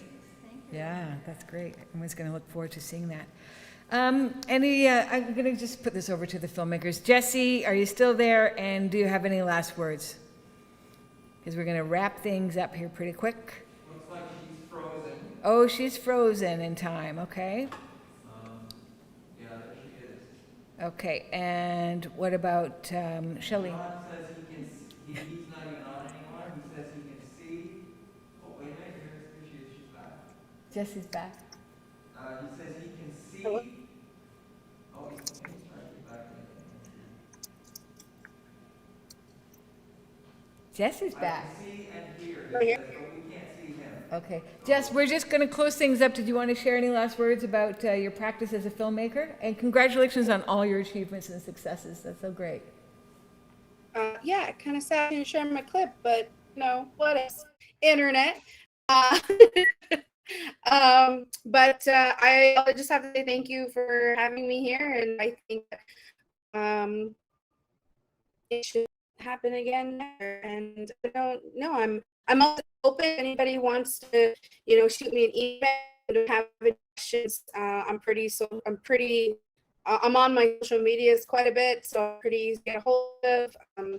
But I do not mind answering questions outside of things like this. So just really thankful to be able to share my process with everybody. Any last words, John? Oh, any last words, John? We're just going to close up the session here, and we want to thank you for. John, I'll bring him up, but I don't know if he can talk. Okay. Sarah General is chiming in from across the room.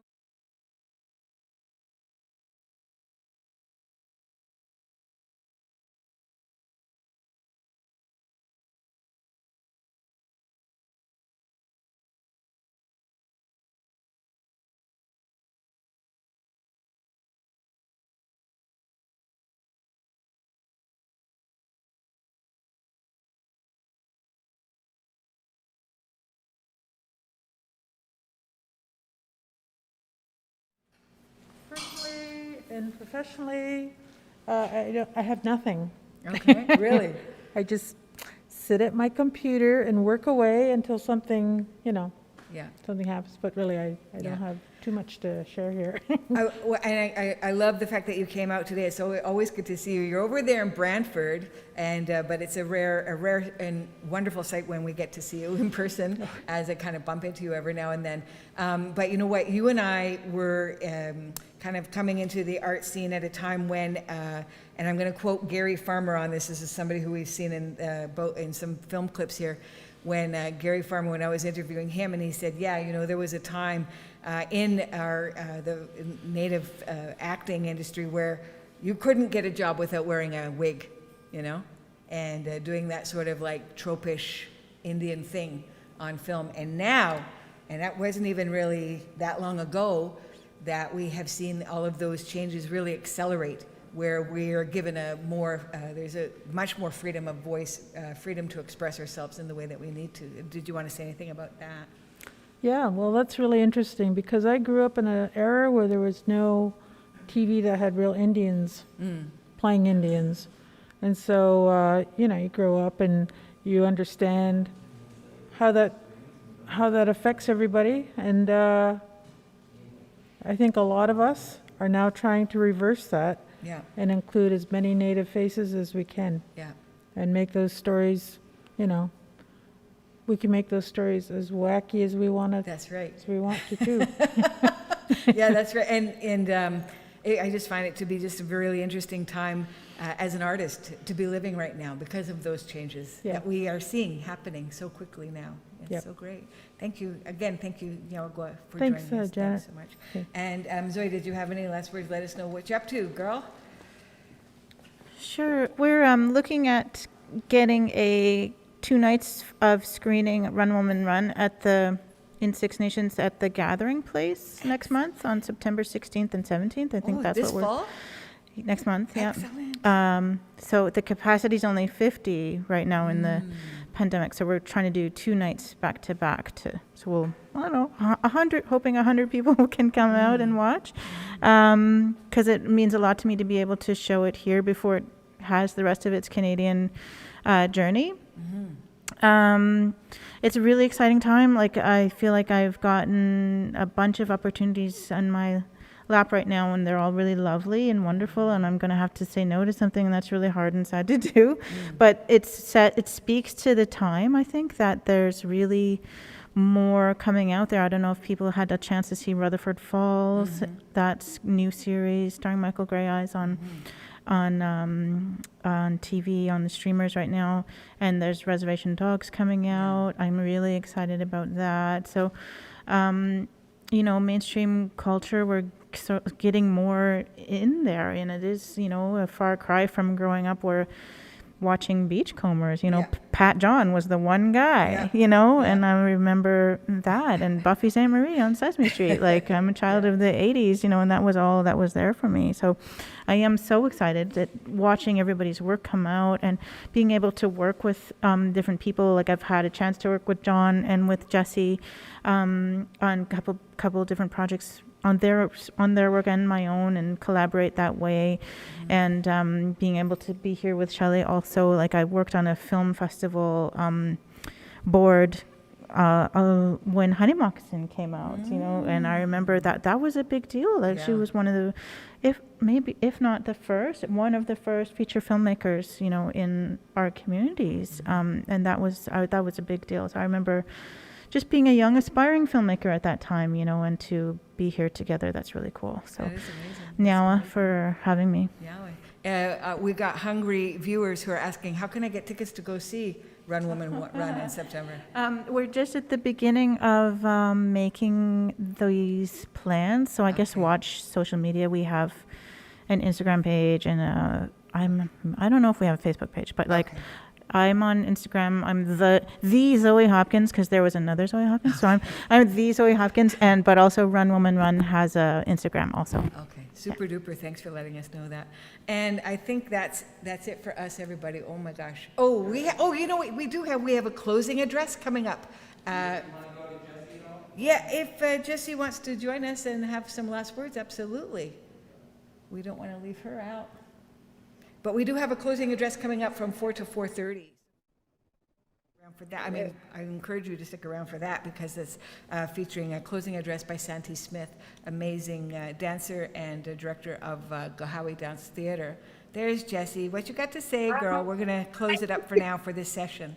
Thank you for giving me a note. I get to plug film. It's because I get a lot of people, community members, actually asking how they can watch Brother Guy, and it's been in the circuit forever, but I can't really officially announce, but I can do this, that we are finally getting our first US premiere in October, so that will be announced, but yeah, once it's finished the festival run, then I'm hoping to have a screening. Maybe we can have an awesome Haudenosaunee little film get together or something, COVID depending.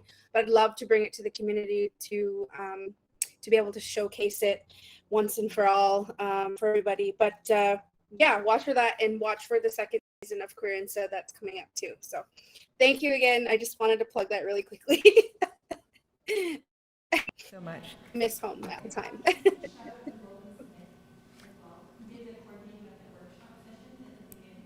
Oh, Logan Smith?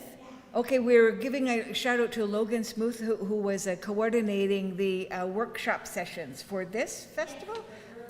Really, really early on. Okay, so Logan Smith, Ogwehoweh, thank you from Sarah General and Six Nations Polytechnic. Stick around. We have the closing statements, the closing address by Santee Smith, and personally, wow, I cannot say thank you enough to all of the people who came in to make this festival just a delight and such an interesting, inspirational, soul, enriching experience, and as it was. From the very first, the memoir panel, I want to thank all of those panelists, our poets and spoken word panels. We had the publishing and industry panel, and that was all yesterday. This morning we started out with our traditional stories and also the children's literature and children's stories, as well as our filmmakers. So thank you, each and every one of you. Thank you, David Moses. Thank you, Ryan Johnson. Thank you, Tennis Hill. Thank you, Sarah General. Thank you to everybody. It was really, really wonderful. I feel absolutely honored to have been hosting and to be co-producing this festival. I hope we get to do this again next year. I really, really do. Thank you very, very much for that. I appreciate that. Now we're going. Thank you. Stick around. Oh, good. People are saying a fabulous 2 days. Thank you very much. Yeah. That's it. We're going to go to the closing on the YouTube. Sego, Sebagwego, Santee Smith, Dagalunyakwa, Nyungyats, Gayengehaga, Six Nations of the Grand River Territory, Turtle Clan. Hello everyone, greetings. My name is Santee, and my Ogwehoweh name is Dagalunyakwa, which means picking up the sky in Gayengeha. And I'm here in my land, in my family property at Six Nations, in my Aziza Goa sunflower garden and stage. So I'm happy to be invited to share some words with you for the closing of the Ogwehoweh Festival, Storytelling Festival, and share the importance of story and storytelling. Yawagoa to Janet Marie Rogers for inviting me to share some words with you, and for Six Nations Polytech who hosted the event, and for all the storytellers who participated to make this event very meaningful and inspiring. Yahweh. And also I wanted to acknowledge all of our past storytellers, our ancestors and our elders whose stories have come forward and have been shared with us over the years. I like to honor them and really try to connect with them and their energy to bring stories that were sleeping or lost back to life. I would also like to thank our current elders and knowledge keepers for continuing to share their stories and to create stories that come from a really grounded Indigenous or Ogwehoweh place thinking, and the importance that stories help to harmonize our mind and heart together. as all of our songs, dances, ceremonies, orations do. And I'm happy to fall in line with that ancestral link of sharing story. So I would like to honor everyone here and to encourage people to continue to use their voice, to share their stories in whatever form, medium you're using, whether it's spoken word, lyrics to songs, film, writing for different formats, online presentations, embodied storytelling, which I'm a big fan of, performative storytelling, and even the storytelling that comes through the use of images in our visual arts, in our tattoos, in our images that are really encoded with knowledge, encoded with ancestral ways of thinking about our living, breathing universe, and the importance that all of our interconnections are really activated, and story is part of that. So I wanted to share a few things about stories, and we'll take you on a little journey, maybe through my garden, because that is a huge part of what I have been working on, and I hope that it might give you some inspiration as well, or resonate with what you're already working on. As I was saying, stories are fundamental to being a human being, Ogwehoweh, and they help us in a lot of ways. They inspire us, they connect us, they make tangible our interdependence and connectivity. They stir our emotions from grief to joy to wonder to shared experiences. And if they're repeated enough, they become part of who we are. They become part of our identity. And the reason why I'm sitting here is because a story and stories that have become part of my identity as a Ogwehoweh person is the story of creation of Sky World and Sky Woman. And I have been replicating that story in almost every work that I do, from my very first choreography back in 1996, where I embodied the journey of Sky Woman. And I also created a dance about corn, beans, and squash, and their interdependence and their the ecosystem, the space that they live and thrive within, as an important teaching tool of how to live together and support each other in nature. So stories that come and originate from our ancestral knowledge, although they may have been changed subtly through colonization, and we know there are influences that have impacted those original stories, they carry with them the grains, the seeds for our understanding of our world. And it becomes a part of who we are. So that story, I was told the creation story by my parents, Steve and Lee Smith, as a child, as a bedtime story. So very early, I imagined the world of the sky world. I imagined the fall and the journey of Sky Woman. I imagined the turtle, and I pictured all of the animals in the waters below who helped her. Pictured the little paw with the mud placed on the turtle's back, and I pictured and imagined Sky Woman shuffling her feet, dancing, and the seeds falling down, and the earth, turtle's back, and magically transforming into Turtle Island. So that story is really almost a part of me. It's in my mind, it's in my heart, it's in my DNA, and that is something that I continue to enjoy to share, and also to find new meaning, because there's so much complexity that we can add, and understanding, deeper understanding, and not comparisons, but parallels. That's what I would like to say, parallels to understanding. And many people have subtly different stories, and that's okay. Differs from storyteller to storyteller. In a way, I feel that makes it alive, that makes it continually moving in different communities and through different storytellers' ideas.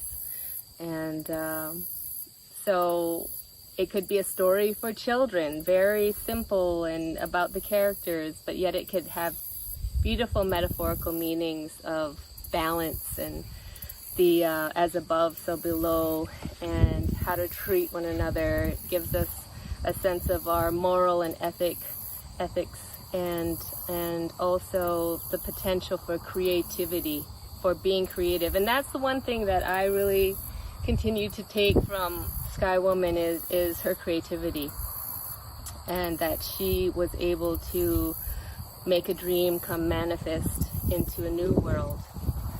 I am very inspired by others who are working with the creation story, like Gaji Cook, who is an amazing Gayangihaga midwife, storyteller, academic, cultural leader, and she uses the story. I've had the pleasure of listening to her tell the story of creation of Sky Woman, and connect it to birthing, and connect it to midwifery, and connect it to a woman's cycling.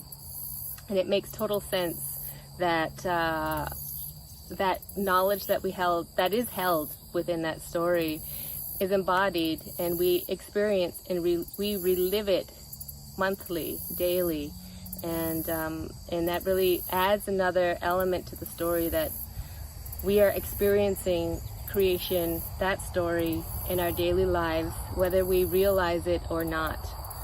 And I feel like our ancestors were so knowledgeable, way more knowledgeable than we are now about the natural living universe, about genetics, about cultivating, and about really establishing balance.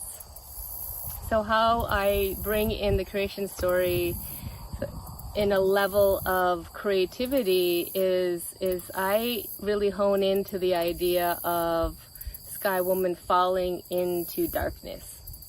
So that might seem scary in the story. It's maybe a scary concept or idea that she's falling. She can't grasp anything from above, and she grasps seeds, tobacco, corn, beans, and squash, sunflowers. She has this on her dress as she's falling. She's with child. And into darkness, into dark waters with no safety net. And she, a beam of light, swirling and twirling and circling and spiraling down. And for me, I think about that darkness as the state of potentiality. And as artists, we have to dive into the darkness. We have to blind ourselves so that we can transform and move into different realms of consciousness, of ideas, of cultivating dreams, and moving and navigating through that to come up and nurture our creativity. And it is, I have to say, sometimes scary. It is, but as an artist, that's your duty. Your job is to go into that realm of fertile waters, of dark waters, of womb waters, of places for potential germination, of potential manifestation. So I really call on that. I really call to, when I'm working on an idea or I'm working on a production, I really imagine Sky Woman and her journey into the darkness, and look what she created after, with all of the things that were falling and attached to her, the seeds, and as she landed and the mud was spread on Turtle's back for her to have a soft space, she sang and danced her world into creation. And I feel like, you know, as I'm working as a Ogwehoweh artist, I resonate with her, and I hold that story so closely, and it continues to inspire I share it with people in different ways, maybe an element of it, maybe it's just the idea of seeds, which also then brings me to this idea of seeding ideas and creativity. So I'm amongst my garden and corn beans and squash mounds, and this gives me great inspiration and connection to earth and connection to my ancestors, connection to having earth and feet in the ground. This is not only a garden, it is a performance space. We just finished yesterday performing in this very spot and embodying those connections. For me, stories need to be embodied. They don't need to be embodied, but they actually are embodied. And we don't really consciously know of that. But it's been studied by scientists.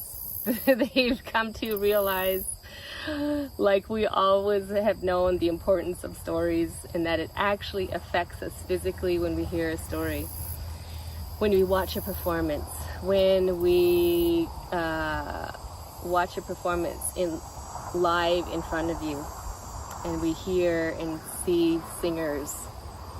It opens up our senses, it opens up our pathways, it opens up our receptors in our body, it opens up our minds.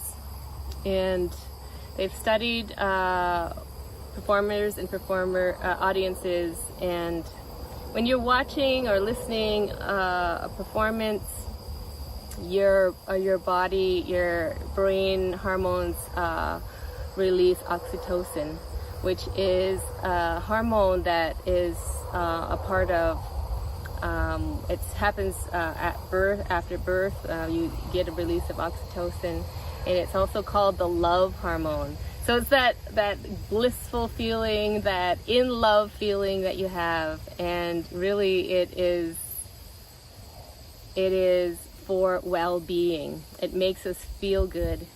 So I think that is one of the functions of storytelling, is to really be able to keep our hormones, our mind in balance. A lot of the times if there's too much trauma and we need to hear a good story, we need to have a funny one, we need to laugh and all of those things, and that's what stories can do. They can help change our brain chemistry. The other thing which I find really important for me as an embodied storyteller is that when audiences are witnessing a performance live, they are also firing mirror neurons, which in fact they experience everything that is happening on the stage inside of themselves through these mirror neurons firing. And I feel that's really the power of performance, the power of live presentation, whether it's a speech, whether it's a song or a poem. And what that really says is that stories connect us, even on a cellular level. And when we're listening to a story, we might even viscerally feel impacted by the story. And that's exactly what is happening. It's changing your biochemistry by listening and experiencing story. So story has great potential for connections, for establishing connections, for sharing history, for sharing memories, for sharing identity, and that is so powerful, which brings me to the fact that storytellers are very important in our society, in our communities, and their role is very important. And as storytellers, we have to be cognizant of the impact that we're making when we share our stories. Because we are affecting people. We can affect change through stories. We can, as they say, change the narrative. We can shift the narrative through our words, through the images that we conjure, through the seeds that we plant into people's ideas. and the shifting of space during a performance or during a recitation or a reading of a book. So that responsibility is the role of artists to embrace and to hold as very precious and very powerful role as storytellers. I also like to think of the stories that are missing. So a lot of the work that I do is searching for story where there maybe had been a story, especially related to Ogwehoweh women or women storytellers, but it's missing because it was written out of history, or it was written out of the telling of our community for a number of reasons, mostly because due to colonization, the women's voices were suppressed and silenced.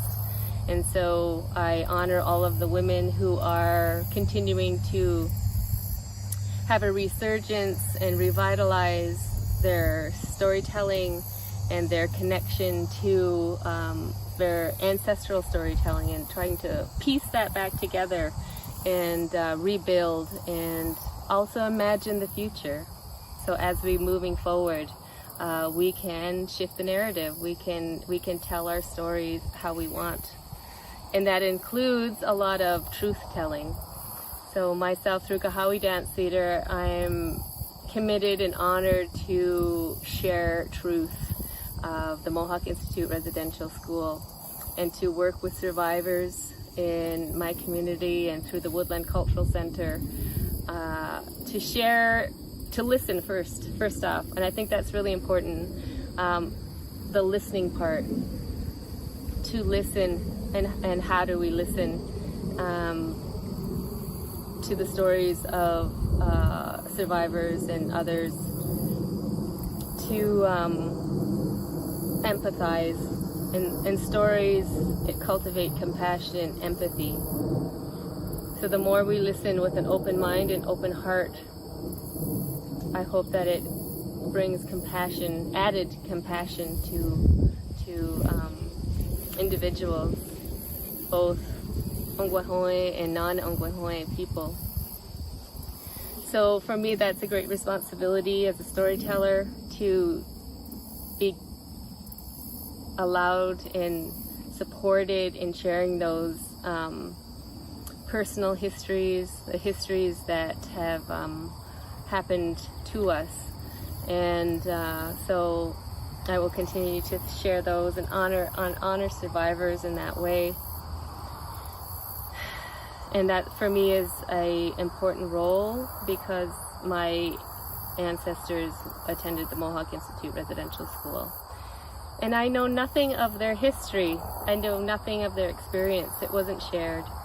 So by reaching out and researching and listening, I am able to cobble together what their experience might have been and how it has impacted the generations of our family, and how can we move towards healing from that. And so that is powerful as well, to share truth, the truth of our history, our personal histories. But one of the things that I think is also a part of storytelling, which maybe we don't think about, is the stories we repeat to ourselves. And if you're studying psychology, you might have come across Carl Jung, and he has the quote of, "What myth are you telling yourself?" Now, I paraphrase that, but what story do you keep telling yourself about yourself? And I find that very interesting as an individual, but also as an artist who's thinking about societal kind of influences on the stories we tell, of how we think about ourselves, how we create, and wanting to move away from any colonial lens or any colonial influences and try to go back to ancient understandings. And so what stories are we telling ourselves? And a lot of the times, so they're not good stories we're telling ourselves about ourselves. And so we have to be aware of things that we keep replaying on repeat in our head that may be limiting us or putting us in a certain identity. And really we have the power to change our own personal narrative that is inside of your control or your manifestation of your seeding. And to be like Sky Woman, who came from a very traumatic experience of falling into darkness and then seeding life. And I feel like that is something that in those times where you feel maybe alone. She was alone. She had the water animals, but alone as an Ogwehoweh person. That there's a lot of potential, and to seek potential and to call it in and not to be afraid of the darkness, and that actually going and moving into the darkness in a safe way is very important to access creativity. So those are a few things that I'd like to share. I hope that that's inspiring for you and that you can connect to, maybe a story that really resonates with you, and that maybe you keep repeating to yourself, or it keeps coming into your dream, or it keeps coming into your creation, and finding all of the layers of that. The other thing that I'm working on and have been working on for a while is how do we hear the story of the land when we've been so disconnected, even though we, as Ogwehoweh people, have honored the land and our creation and connection and interdependence to it and our medicines and everything. But it's a different process of really listening to the story of the land.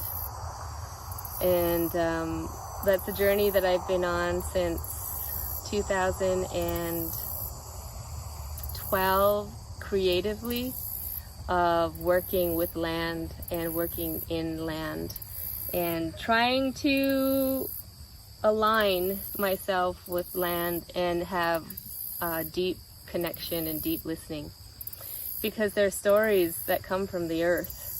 And as we were created from earth and became human with 3 breaths of life, the earth also is creating story.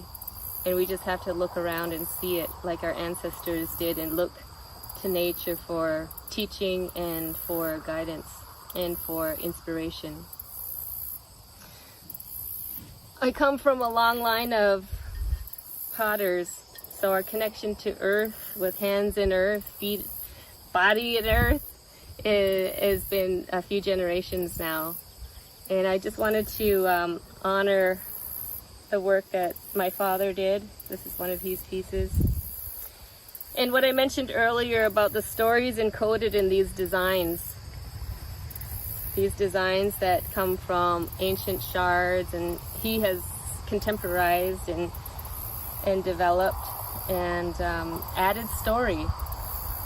So every one of his pieces, like many visual artists, will come with story. And over the years of his career, he's gone to many galleries and museums and has been a part of exhibits. And he always said, Ogwehoweh art, visual art, is sort of not identifiable in a way. Say, for example, West Coast art. When you see West Coast, Northwest Coast art, you can see a design element, and it's very clear that where it comes from. Or if you look at Southwest pottery artists, you know exactly what community that piece of pottery came from. Or you look at, woodland, Anishinaabe woodlands imagery, you can identify that. But Ogwehoweh was much more open, and people have different ways of working. and showing and designing and sharing. And what I think we came up with, and what I think others might have agreed with, is that Ogwehoweh art is about storytelling.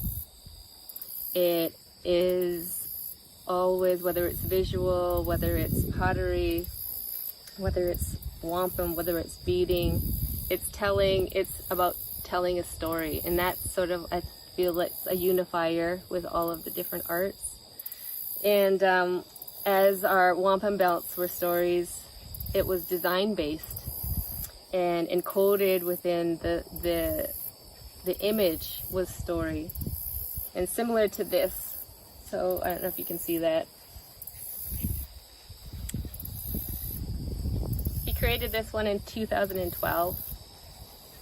It's got all of these women speaking on the outside. A circle of women with their mouths going like this. Maybe they're telling a story. And these natural patternings that you see in all of our designs, our geolines, are replications of the natural living universe. And so when I'm working with clay, I think about those very simple designs and how much meaning is within them, and how much it is connected to the land. So in that way, I feel like in some way I am able to connect to the story of the land, through the clay work, through looking at old pottery shards, and for replicating the patterns that you find not only within Ogwehoweh communities, but with around many old indigenous and just old cultures. Those symbols that keep being replicated, the spiraling in, the circle which has a beginning spot and rippling out, the wave formation, and which has led me to really study natural patterning, and thinking about, as an Ogwehoweh creator, how am I creating? Am I creating because that's what I learned in school? Or am I creating following sort of Western thought ideas, paradigms, processes? Or am I creating in a way that is grounded in Ogwehoweh Neha, how we understood the world, and including how we understood nature and its patterns, and how we replicated it through our cycle, through our ceremony, through our designs, through our planting. So it's all very interesting to me. I'm like many of you, a lifelong learner. This is learning and teachings that I will continue to do until I pass on. To be able to really listen with an open mind and an open heart, and to create space as a storyteller so that others can come into that space and open their minds and open their hearts and to feel. So one of the things I feel from colonization, which was really fundamentally different from being Ogwehoweh, is the idea of man against nature, and the idea of the body being bad, the body being sinful, women's bodies being sinful. And we had the flip culture, we had the flip idea of that we are with nature. We are nature, we are land, and women as the important creators, life sustainers of land. So I could go on and on about the importance of story. I'll leave you with one last idea that was passed on to me and from my mom and dad, and about story and storytelling. So I feel like, I really wish that I could understand or have witnessed what they tell me in real life. So they said that when they were young, the elders, the older speakers, and what they heard from older speakers was beautiful oration, beautiful speaking that was sing-song, up and down like a song.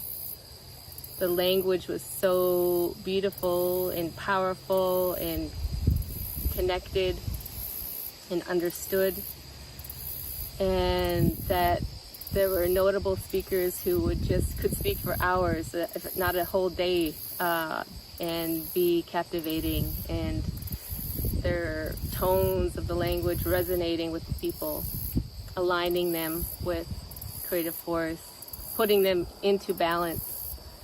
And I can imagine that. I can imagine that type of setting where you're on a journey through our language, Gaingeha, or another Ogwehoweh language, and imagining the beautiful metaphorical verbing language that it is.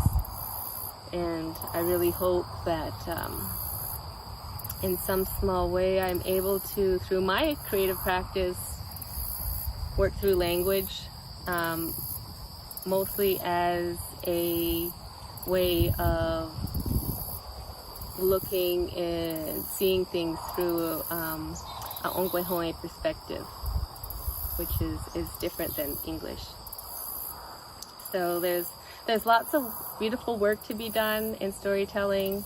The work that we're doing today will have an impact on the future generations, and we look forward to future generations storytelling as well, and maybe different formats now that we have so much happening digitally, and but also really rooted in our traditional understandings as Ogwehoweh people, and revitalizing that as we move forward. So I wish you goodness, Gansanstansirla, and keep creating, keep falling into the darkness of pure potentiality, and germinating your ideas, and creating your worlds, and creating your story, creating your personal story, and creating your community story. Nyawagoa, Onegwahe.